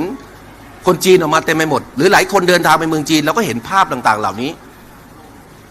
ผมพาคณะผู้ใหญ่ท่านหนึ่งนะคณะหนึ่งแล้วก็ไม่รู้นะด้วยความพอไปถึงได้รู้ว่าเป็นคณะไทยคณะแรกที่ไปเยือนอู่ฮั่นเมื่อปีที่แล้วในยุคหลังโควิดนะครับชื่อได้ท่านบุญชัยนะฮะประธานสหพัฒน์ประธานกรรมการสหพัฒน์ท่านบอกว่าก่อนมานะภรรยาผมเตรียมให้นะหน้ากากอนามัยที่พ่นจมูกนู่นนี่แอลกอฮอล์เต็มไปหมดเลยผมลงเครื่องลงสนามบินผมก็ใส่หน้ากากลงมาแต่คนจีนมองผมเหมือนมนุษย์ต่างดาวไอ้นี่มันมาจากไหนนี่มันใส่หน้ากากกันคือคนจีนไม่ใส่หน้ากากกันแล้วนะครับท่านก็เลยบอกว่าผมก็เลยไม่กล้าใส่นะไม่รู้กลับไปภรรยาจะให้นอนร่วมห้องหรือเปล่าท่านก็ยังพูดแซวเล่นนะครับแต่ก็สะท้อนว่าเฮ้ยสิ่งต่างๆเหล่านี้เวลาจีนเขานั่นนี่เขาเปลี่ยนเร็วมากเพราะเขาเดินหน้าตามทิศทางที่รัฐบาลส่งสัญญาณย้อนกลับมาการเมืองนำเศรษฐกิจเมื่อไหร่ก็ตามที่คือว่าง่ายเอกชนและประชาชนของเขาเชื่อมั่นในรัฐบาลบอกยังไงมันคล้ายๆเป็นคำสั่งให้ทุกคนเดินตามเพราะฉะนั้นองค์คาพยพของจีนมันจึงเคลื่อนตัวอย่างรวดเร็วนะครับ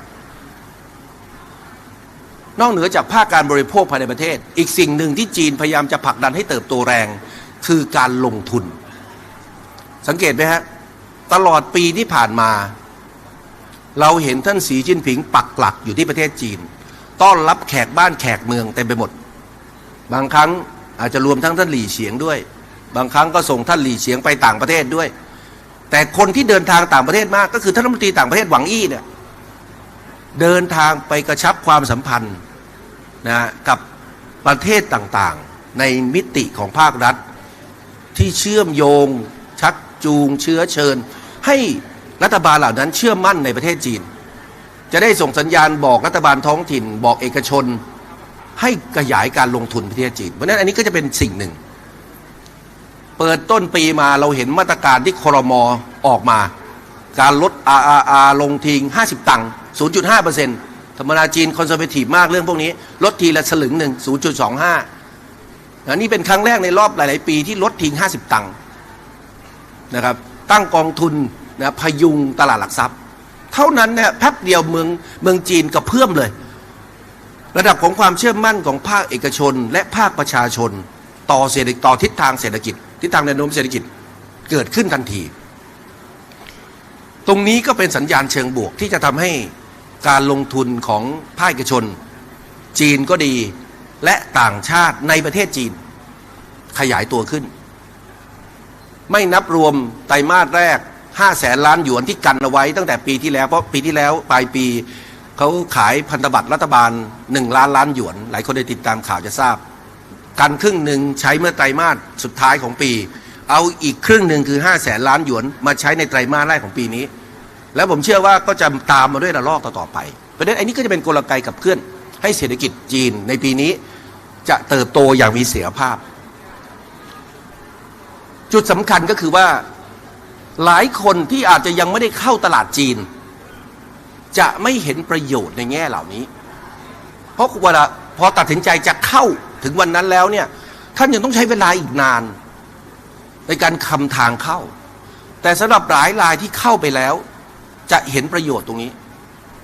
ธุรกิจบ้านเราจำนวนมากที่เข้าไปสู่ตลาดจีนแล้วจะเห็นจังหวะโอกาสก่อนคู่แข่งขันรายอื่นทั้งในประเทศไทยด้วยกันเองและของต่างประเทศที่ยังไม่เข้ามายกตัวอย่างเช่นอย่างในเซี่ยงไฮ้อย่างเซี่ยงไฮ้เนี่ยเขาตั้งเป้าเลยบอกว่าทุกปีจะต้องมีโนดหรือคอมเพล็กซ์ใหญ่เกิดขึ้น10 จุดต่อปีนั่นหมายความว่าอาจจะมีรถไฟใต้ดินโผล่ขึ้นในจุดต่างๆอย่างน้อยปีละ10 จุดเกิดอะไรเกิดเนี่ยห้างสินค้าเปิดชุมชนเกิดอะไรต่างๆขึ้นก็เกิดโอกาสสมมุติเราทำแฟรนไชส์น้ำผลไม้ไทยขายผมเห็นแล้วเฮ้ยเดี๋ยวเรารู้แล้วเนี่ยมันจะขึ้นปีนี้จะขึ้นที่ไหนบ้างก็เตรียมไปเปิดร้านในจุดต่างๆเหล่านั้นอย่างเงี้ยเรารู้แต่ถ้าเราอยู่ต่างประเทศเราจะไม่รับรู้ข้อมูลต่างๆเหล่านั้นอันนี้เป็นตัวอย่างหรือบางคนบอกทำธุรกิจร้านอาหารทำธุรกิจสปาลักษณะคล้ายคลึงกันเราสามารถเกาะเกี่ยวนะเอาประโยชน์จากข้อมูลของการเติบโตแบบนี้ได้อย่างรวดเร็วเราเห็นถนนหนทางไปตัดที่ไหนนะไปลงที่ไหนเราก็พอรู้ถูกไหมฮะว่าชุมชนที่อยู่ใกล้เคียงอาจจะเจริญขึ้นหรือเราได้ยินข่าวบอกว่าในยุคหลังโควิดเนี่ยนะร้านสะดวกซื้อนะซึ่งอยู่ในเมืองขายความสะดวกเดิมขายดีแต่เพราะเศรษฐกิจมันไม่ค่อยดีคนก็ระมัดระวังการจับจ่ายใช้สอยไอ้ครั้นจะไปซื้อของโมเดิร์นเทรดที่อยู่นอกเมืองนะดิสคาวน์สโตร์ต่างๆก็อยู่ไกลเสียเวลาที่เมืองจีนเขาก็คิดโมเดลใหม่เฮ้ยทำไมผมไม่เอานะร้านสะดวกซื้อโมเดลร้านสะดวกซื้อมาผสมนะกับดิสคาวน์สโตร์แล้วตั้งอยู่ในเมืองพอตั้งปุ๊บฮอตแม็กซ์ขายดีคนเข้าคิวยาวเหยียดบางสาขานะครับมันเลื้อยออกไปนอกห้างเลยเขาใช้วิธีไงเขาเอาสินค้าตัวชูโรงมาไม่แน่นะทุเรียนเราโทษนะหน้าทุเรียนที่ทุเรียนออกก็เยอะเราเอาไปทำเป็นแคมเปญกับร้านเหล่านี้ก็ได้ขายเป็นของโปรโมชั่นเพราะวันนี้ทุเรียนบ้านเราดังในประเทศจีนนะครับหรือคอสโก้พวกแบรนด์ใหม่ๆเข้าไปนะเขาเอาใจคนจีนด้วยการบอกเอาเหมาไถมาเหมาไถแท้คือที่เมืองจีนจะมีเหมาไถบางคนหัวเราะมีทั้งเหมาไถแท้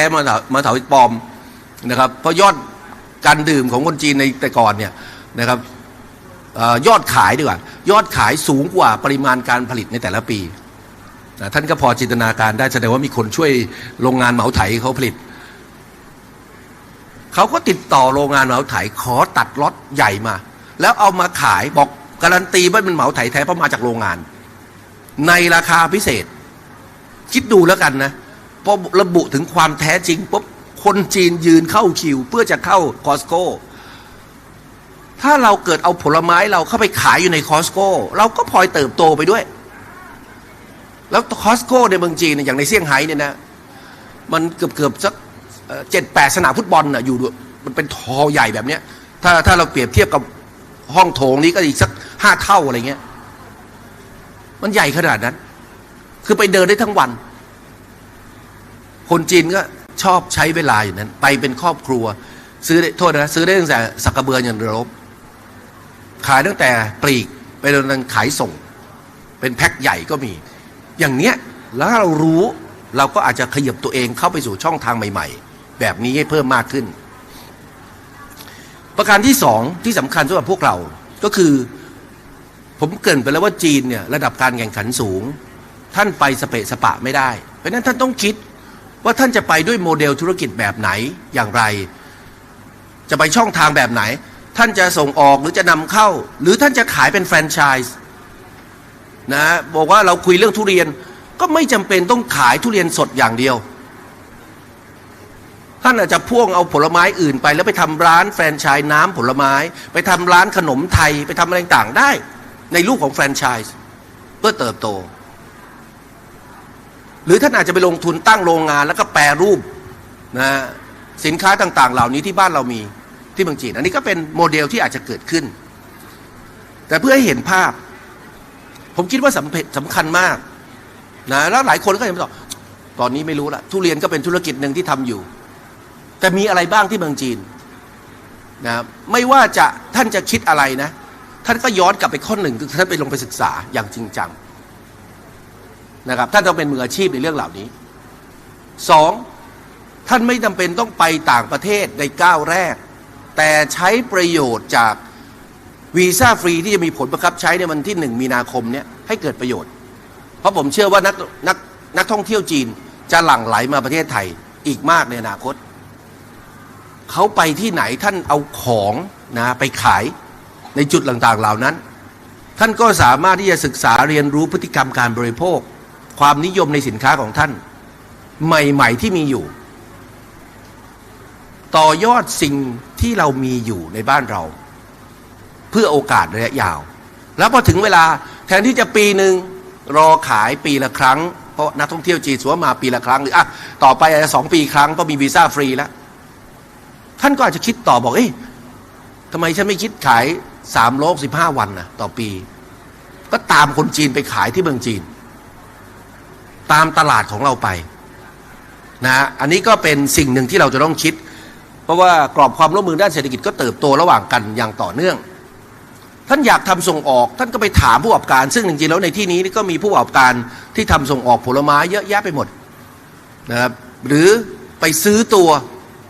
นะครับคนที่ทำตลาดมีความรู้เกี่ยวกับตลาดจีนมาอยู่บริษัทเราบ้างขอแบ่งเขาบ้างเอามาอยู่บริษัทเรานะเราก็จะได้ก้าวกระโดดในธุรกิจต่างๆเหล่านั้นได้เร็วขึ้นความเข้าใจของเราเกี่ยวกับตลาดจีนก็ก้าวกระโดดเลยนะครับบริษัทต่างๆเหล่านี้ก็จริงแล้วทำตลาดอยู่ในเมืองจีนนะอยู่แล้วกรณีของแฟรนไชส์ก็เหมือนกันนะคือจีนเนี่ยผมจะบอกว่าเป็นประเทศที่ทำตามที่สั่งบอกเก่งมากนะครับเพราะฉะนั้นระบบแฟรนไชส์ถ้าเรามีคู่มือดีๆมีระบบการจัดการที่ชัดเจนมีแบรนดิ้งที่แข็งแกร่งเราสามารถที่จะไปตั้งร้านต้นแบบแล้วก็ขยายธุรกิจของเราลองนึกดูแล้วกันไม่ต้องอะไรมากวันนี้สมมติว่าร้านเฮทีนะครับจากดังชาใส่ชีสมาชาใส่พีชชาใส่ผลไม้เยอะทำไมไม่มีชาใส่ทุเรียนหรือผลไม้ไทยบ้างหรือให้เขาแตกลายขาย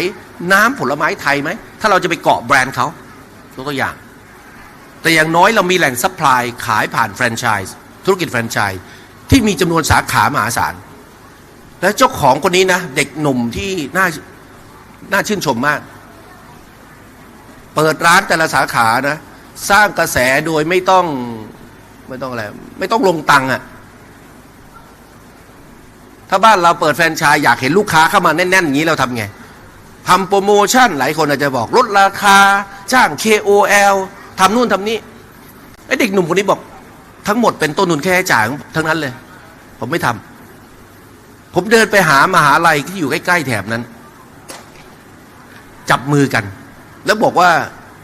หาเด็กนักเรียนนักศึกษาหน่อยที่อยากหารายได้พิเศษเสาร์อาทิตย์ก็ได้นะฮะเตรียมตังค์มา200หยวน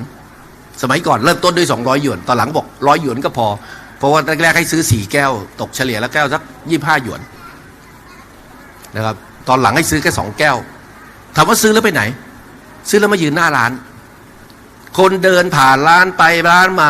เห็นคนเข้าคิวคนเยอะเลยซึ่งก็ส่วนใหญ่เป็นเด็กนักเรียนน่ะที่มารอเข้าคิวซื้อของนะมาขายหน้าร้าน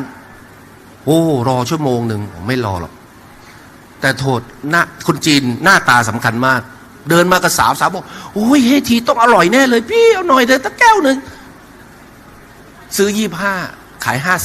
50ขายหมดปุ๊บเข้าไปคิวกลับไปเข้าคิวต่อแล้วก็วนเวียนอย่างนี้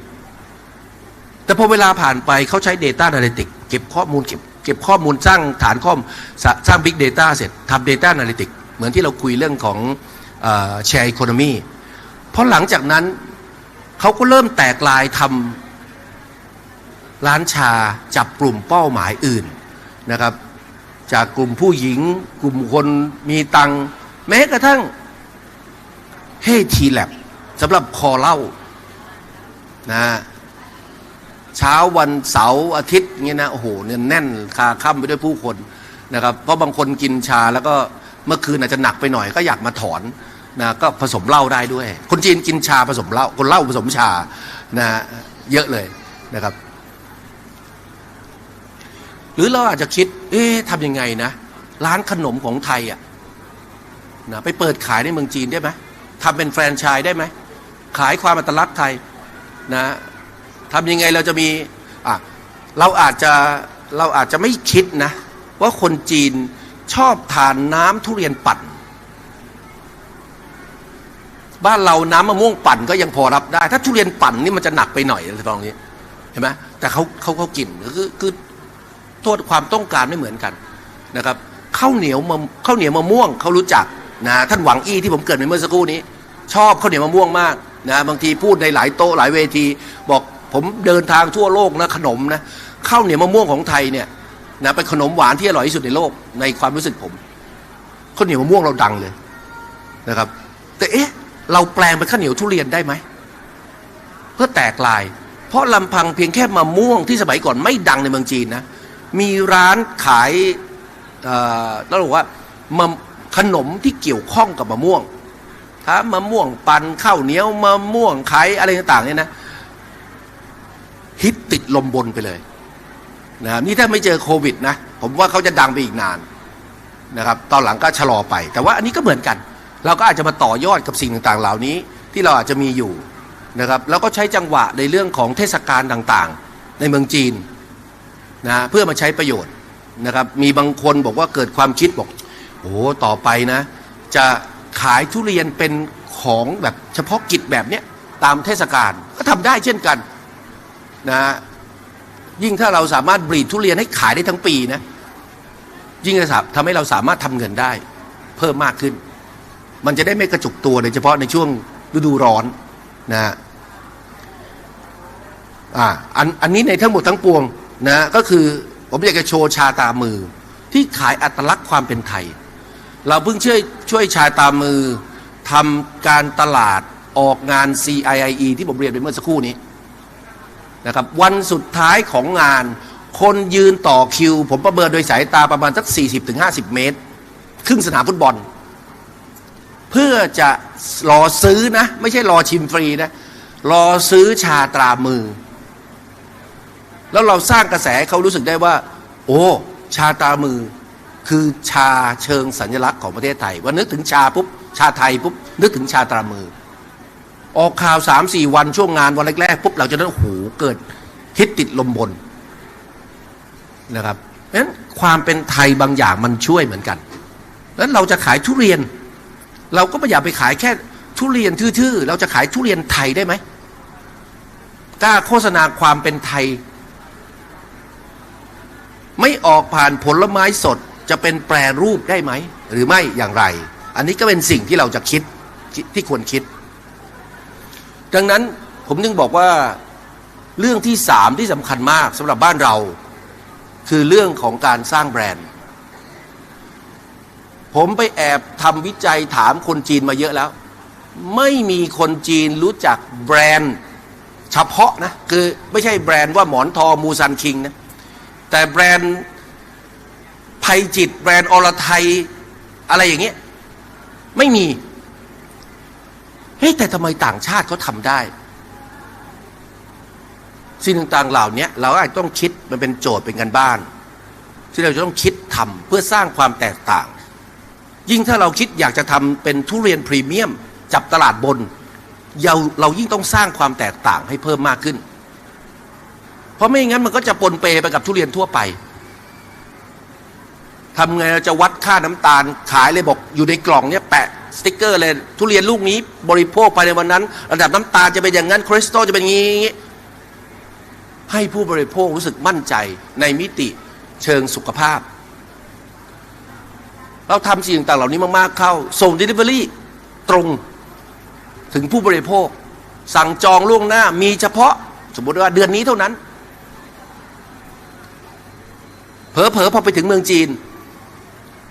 ถ้าเป็นวาระพิเศษคุณติ๊กเลือกบริการจัดส่งพิเศษได้จ้างดาราดังๆมาขับรถเท่ๆนะไปส่งทุเรียนกล่องนั้นนะครับให้กับลูกค้าก็ได้เพราะคนจีนโทษนะต้องใช้ว่าเขากล้าเขามีตังค์และเขากล้าที่จะใช้เงินเพื่อซื้อความโดนใจที่สำคัญก็คือว่าพอเราสามารถแปรรูปสิ่งต่างๆเหล่านั้นไปอีกระดับหนึ่งเราจะสามารถลดแรงกดดันจากสินค้าของเราที่ออกมากระจุกตัวในช่วงฤดูกาลนะซึ่งอาจจะเน่าเสียง่ายหรือแม้กระทั่งพอเราสร้างแบรนด์เราก็สร้างความแตกต่างจากคู่แข่งขันได้ด้วยเช่นเดียวกันนะครับ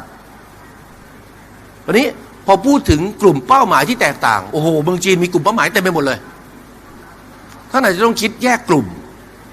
ท่านขายสเปซสปะหวัง1,400 ล้านเป็นลูกค้าของเราอาจจะไม่ได้ลูกค้าตัวจริงทำยังไงคนเหล่านี้นะเลือกสัก2-3 กลุ่มเป็นกลุ่มเป้าหมายของเราแล้วเราก็จับตลาดเหล่านั้นแต่ละกลุ่มบางทีพูดกันเป็น100 ล้านคนใหญ่มากกว่า1ประเทศไทยเพราะฉะนั้นสามารถทำให้ท่านรวยเป็นมหาเศรษฐีได้ในช่วงพริบตาถ้าท่านทำการตลาดกับกลุ่มเหล่านี้แล้วประสบความสำเร็จ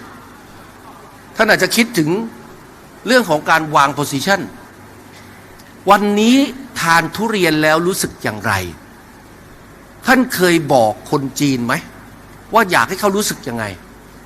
เราไม่เคยทำการตลาดเชิงรุกแบบนั้นยิ่งในช่วงยุคหลังโควิดที่ผ่านมานะเราเริ่มเห็นคนจีนมีอารมณ์ความรู้สึกมีการวางโพสิชันเราที่หอการค้าไทยในจีนเนี่ยเราจะทำวิจัยเราจะเก็บข้อมูลเป็นระยะช่วงปีแรกๆที่มีโควิดเขาเริ่มใส่ใจเรื่องความเป็นธรรมชาติเรื่องสิ่งแวดล้อมแน่นอนเรื่องสุขอนามัยเรื่องสุขภาพพอตอนหลังเริ่มออกจากบ้านเริ่มใส่ใจเรื่องความงามเพราะแต่ก่อนอยู่บ้านไม่ต้องไปสนใจนะหรือว่าเผลอออกมาก็ยังใส่หน้ากากนะไม่ต้องแต่งหน้าทาปากก็ออกมาได้เพราะตอนหลังที่ต้องออกมาแล้วหน้ากากก็ไม่ได้ใส่นะก็ใส่ใจเรื่องความงามมากขึ้นคนจีนใส่ใจเรื่องความสะดวกเพราะการขยายตัวของชุมชนเมืองเขาเยอะที่เราคุยไปเมื่อสักครู่นี้ดังนั้นเขาไม่อยากเสียเวลาจากสมัยก่อนที่ตอนนั้นเขายังไม่ค่อยมีตังค์นะตั้งโมเดิร์นเทรดนอกเมืองเขายอมนั่งรถไฟใต้ดินไปซื้อของหิ้วกลับบ้านแต่ยุคใหม่บอกไม่เอาแล้วนะมีช่องทางใหม่ๆผุดขึ้นทำไงจะซื้อของใกล้บ้านซื้อแล้วมีบริการจัดส่งไหมมีแอปสั่งของได้ไหมมี e-payment ไหมมีอะไรต่างๆเหล่านี้เรื่องแบบนี้ก็เป็นเรื่องที่เราจะต้องคิดว่าทุเรียนเรานะเมื่อกี้เราเห็นอินโดนีเซียใช่ไหมเด็กเดินถือทุเรียนเรายังไม่อยากเห็นภาพแบบนั้นเกิดขึ้นในตลาดจีนสำหรับทุเรียนไทยเราก็ต้องฉีกแนวทำในรูปแบบใหม่เราจะเลือกช่องทางจากไหนเราก็ต้องเลือกช่องทางที่เหมาะสมกับเราที่มีบริการแล้วมันตอบโจทย์สิ่งต่างๆเหล่านี้เรื่องของเหตุผลความคุ้มค่านี่ก็มาจากเรื่องของมิติเชิงเศรษฐกิจที่มันไม่ได้เติบโตแรงเหมือนในอดีตก็ทำให้เขาระมัดระวังเกี่ยวกับการจับจ่ายใช้สอย แต่ไม่แน่ปีนี้อาจจะเปลี่ยนแปลงไปเพราะเศรษฐกิจมีแนวโน้มจะกลับมาขยายตัวแรงแต่ที่น่าสนใจมากกว่าคือวันนี้ที่เมืองจีนเมื่อปีที่แล้วเราเก็บข้อมูลเนี่ยปรากฏว่าเราเริ่มเห็นพฤติกรรมการค้าที่แปลกออกไปเริ่มเห็นความโปร่งใสด้านราคาด้านข้อมูลที่สูงมากสินค้าอาหารแปรรูปถ้าสมมติบอกว่าเราทำต่อไปเราทำผลไม้แล้วเราแปรรูปนะเขาระบุหมดเลยว่าของเขาเนี่ยมีสัดส่วนนะอะไรบ้างองค์ประกอบ1 2 3 4 5มีระดับน้ำตาลนู่นนี่อะไรต่างถ้านั้นเราก็เข้าใจได้ถูกไหมวันนี้จีนไปหนักกว่านั้นของเหล่านี้ต้นทุนในการประกอบการต้นทุนของวัตถุดิบเท่าไหร่หรือถ้ามีองค์ประกอบอะไรเด่นๆเขาก็ทำดอกจันไว้แล้วเขาก็มาหมายเหตุบอกว่าไอ้เนี่ยนะดีกับคุณยังไงอะไรต่างๆเพิ่มโฆษณาในเชิงบวกแต่หนักกว่านั้นเขาบอกว่าพอรวมต้นทุนค่าใช้จ่าย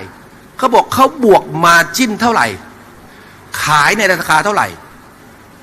และถ้าคู่แข่งขันจะขายแข่งกับเขาจะขายในราคาเท่าไหร่วันนี้มันเริ่มเกิดกระแสลักษณะแบบนี้ส่วนหนึ่งมันอาจจะมาจากเรื่องของโลกการค้าออนไลน์ที่เราคุยไปก่อนหน้านี้อีกส่วนหนึ่งก็คือความอำนาจในการต่อรองของผู้บริโภคมันเริ่มสูงขึ้นเขาเริ่มมีความรู้มากขึ้นเริ่มเสาะแสวงหาสิ่งต่างเหล่านี้มากขึ้นก็เลยทำให้ผู้ผลิตบางรายผู้ค้าบางรายพลิกเกมพยายามจะพลิกเกมกับทำในเชิงรุกทำโปร่งใสซะก่อนเลยคุณไม่ต้องถามนี่ก็เป็นสิ่งที่กำลังเกิดขึ้นในเมืองจีนอันนี้นะก็เป็นความพยายามที่แบรนด์อย่างเลอยากจะจับกลุ่มเป้าหมายที่หลากหลายด้วยรสชาติที่แตกต่างด้วย product portfolio ที่หลากหลายแต่ที่ผมหยิบภาพนี้เพราะว่าอะไรรู้ป่ะ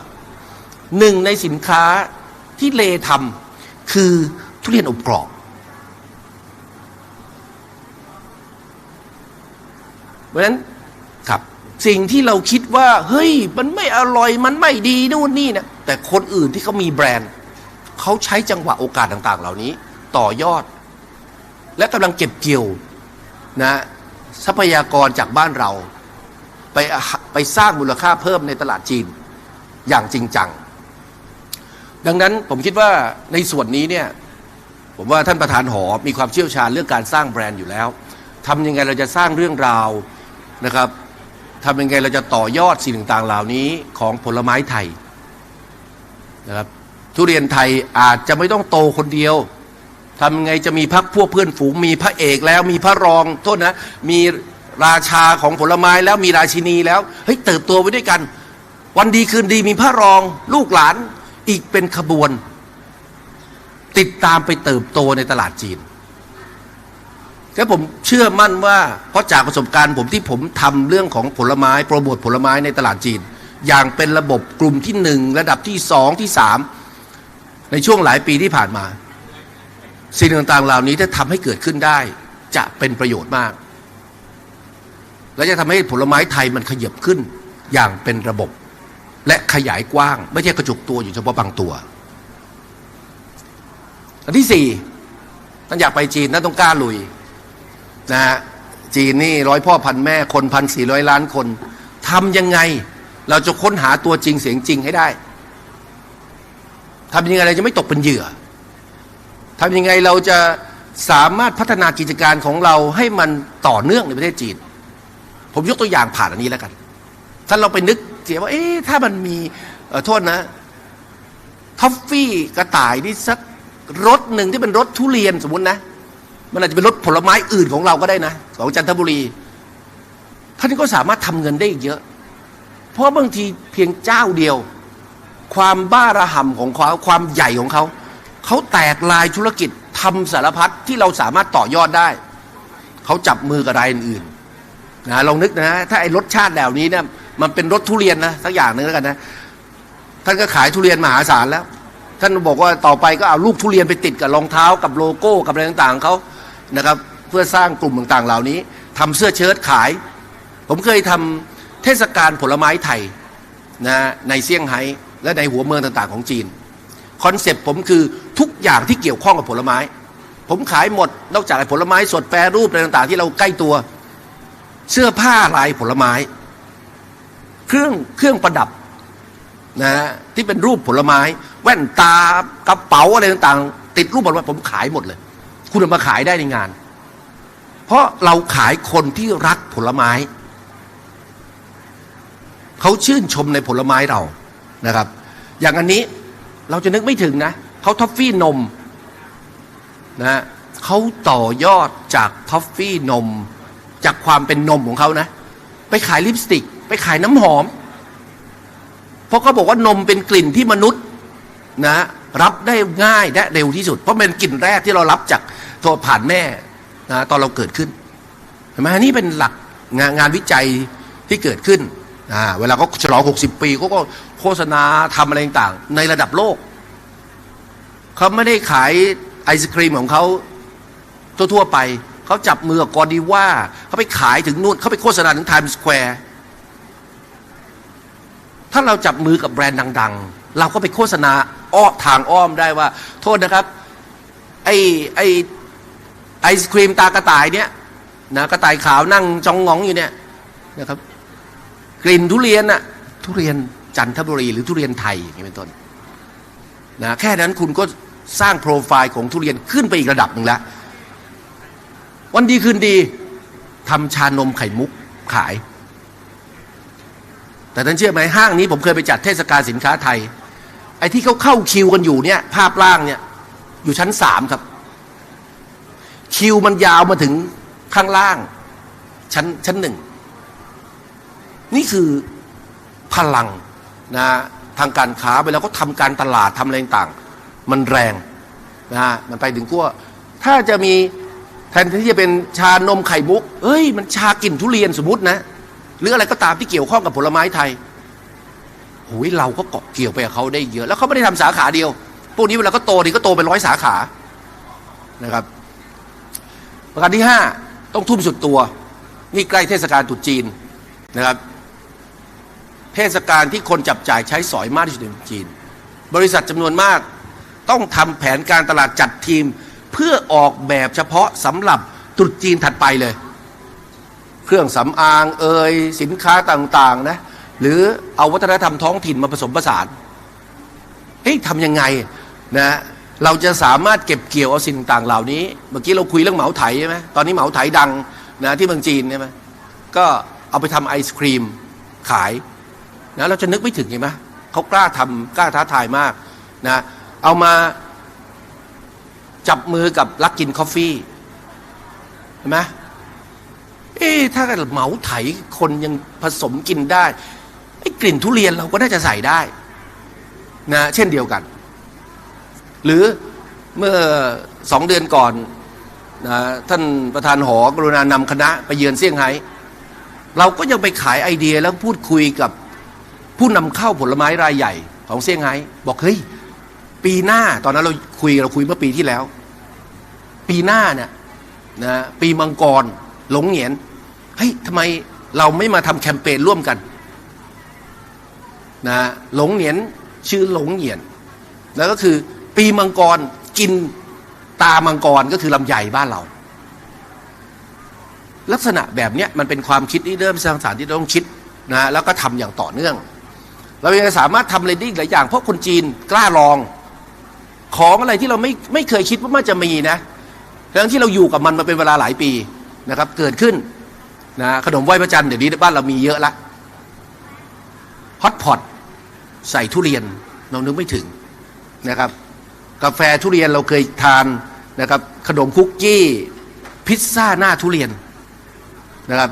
หรือแม้กระทั่งขนมอื่นๆนะก็สามารถทำได้เยอะแยะไปหมด1 นาทีโอเคนาทีสุดท้ายผมไล่เร็วๆคือเรื่องของทรัพย์สินปัญญาผมพยายามผลักดันให้พวกเราสร้างแบรนด์แต่สิ่งที่ต้องเกิดควบคู่กันก็คือเราควรที่จะต้องสร้างแล้วก็จดเครื่องหมายการค้าไว้ก่อนเพราะอะไรเมืองจีนจอมก๊อปเราย้อนกลับไปเมื่อสักครู่ใช่ไหมผมไปเร็วๆให้ท่านดูว่ามันก๊อปไม่รู้ว่าอันไหนจริงอันไหนปลอมนะ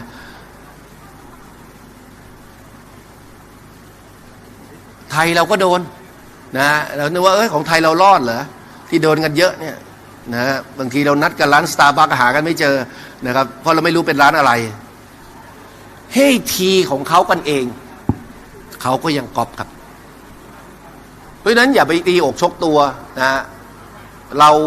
สามารถปกป้องสิ่งต่างๆเหล่านี้ของเราไว้ได้ และอย่าไปเชื่อที่ปรึกษาทางด้านการตลาดที่บอกเฮ้ยอย่าทำชื่อจีนมันดูโลไอ้แบรนด์ทางซ้ายเนี่ยนะครับล้วนแล้วแต่เป็นแบรนด์ระดับโลกทั้งนั้นต้องมีชื่อจีนครับเราไปเดินถามคนจีนไม่แมคโดนัลล์อยู่แถวไหนเขาฮะอะไรบอกไม่ตังเหลาว่าอ๋อไม่ตังเหลาอยู่ตรงนู้นไปถามสตาร์บัคอยู่แถวไหนเขาไม่รู้บอกซินพาร์เคอร์โอเคงั้นคุณไม่มีชื่อจีนคุณไม่สามารถจะสื่อสารกับเขาได้งั้นทำยังไงเราจะสร้างชื่อจีนนะในแบรนด์สินค้าของเรานะให้เปิดกว้างมากขึ้นแล้วยิ่งพ้องเสียงและมีความหมายเชิงบวกด้วยยิ่งเจ๋งนะครับอันนี้ต้องใช้ความพยายามความสามารถ7เข้าสู่ช่องทางนะครับเราคุยเรื่องช่องทางออนไลน์ไปเยอะแล้วนะก็ไม่ควรมองข้ามนะครับร้านซุปเปอร์ต่างๆเดี๋ยวนี้ในเมืองจีนนะขยับเข้าสู่ออนไลน์กันเต็มไปหมดคือเป็นไฮบริดนะมีสั่งผ่านแอปสั่ง e-payment บริการจัดส่งนะครับตู้เวดดิ้งแมชชีนนี่เมื่อกี้เราคุยกันนะฮะเต็มไปหมดแม้กระทั่งออฟไลน์เขาก็กระจายตัวไปสู่เมืองรองเพราะเขาก็สู้เมืองหลักไม่ไหวจีนจะเป็นคืออย่างนี้ย้อนกลับไปช่วง6 ปีที่ผ่านมาเนี่ยอัตราการเติบโตของการค้าออนไลน์ในเมืองจีนเติบโตปีนึงเฉลี่ยประมาณ 11.2% ตอนนี้อยู่ประมาณสัก 2.2 ล้านถ้าเทียบกับเศรษฐกิจไทยประมาณสักมากกว่า4 เท่าของเศรษฐกิจบ้านเราเฉพาะค้าออนไลน์ของจีนนะแต่ละปีแล้วมันยังคงเติบโตอยู่จีนในอนาคตเนี่ยออฟไลน์ออนไลน์เนี่ยจะเพิ่มวันนี้ออฟไลน์เขาอาจจะอยู่ประมาณสัก60 กว่าเปอร์เซ็นต์แต่ผมมองว่าออกไปอีกไม่กี่ปีข้างหน้ามันจะอยู่ 50-50 นะครับเหตุผลเพราะอะไรเดี๋ยวผมจะเฉลยตอนท้ายนะครับ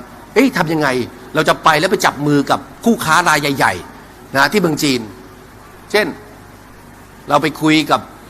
ผู้นำเข้าจีนแล้วบอกเฮ้ยเราจับมือขายผลไม้กับดิสนีย์แลนด์ไหมกับยูนิเวอร์แซลไหมกับอะไรต่างๆเพื่อขยับเข้าสู่นะกลุ่มลูกค้าเป้าหมายใหม่เพื่อเสริมสร้างภาพลักษณ์ของเราที่สำคัญคือมันทำให้เรามีตลาดทุเรียนพรีเมียมหรือผลไม้พรีเมียมที่มีตลาดรองรับอย่างแท้จริงงั้นมันต้องเดินคู่กันไปในทิศทางที่เหมาะสมนะครับเรื่องของนวัตกรรมนะเนื่องจากงานแฟร์เนี่ยก็เป็นงานแฟร์ทางด้านผลไม้นะนวัตกรรมผลไม้เพราะนั้นผมคิดว่าการนำเอานวัตกรรมเข้ามามีส่วนร่วมในการพัฒนาตั้งแต่ภาคการผลิตของเรานะครับภาคโลจิสติกหรือแม้กระทั่งการทำการตลาดเป็นสิ่งสำคัญที่เราควรคิดนะตลอด value chain ให้เกิดประโยชน์ทั้งระบบเราอาจจะสามารถเอาโดรนมาใช้ประโยชน์นะในการดูแลผลผลิตนะครับมาส่งผลิตภัณฑ์เดี๋ยวนี้เซินเจิ้นเริ่มทดลองนะท่านไม่ต้องอยู่ในออฟฟิศในบ้านในอะไรต่างๆนะท่านอยู่สวนสาธารณะนะเขาสร้างจุดรับส่งสินค้าผ่านโดรนไม่แน่ท่านอาจจะโทษนะกำลังจีบสาวอยู่ในสวนสาธารณะอยากกินทุเรียนขึ้นมาท่านอาจจะเอาทุเรียนเอาโดรนเหล่านี้มาส่งทุเรียนนะส่งอาหารเหล่านี้ขายก็ได้นะครับหรือแม้กระทั่งต่อไปขายอยู่ในดิสนีย์แลนด์นะก็รถไร้คนขับอย่างที่เราคุยกันนะอาจจะเอาทุเรียนแพ็คมาขายนะครับตามสวนสาธารณะตัวต่างๆแล้วก็ท่านต้องเตรียมคนอันนี้ก็เป็นเรื่องหนึ่งนะครับสำคัญมากท่านอย่ามองข้ามที่เมืองจีนก็มีคนที่เข้าใจภาษาไทยเยอะไทยก็มี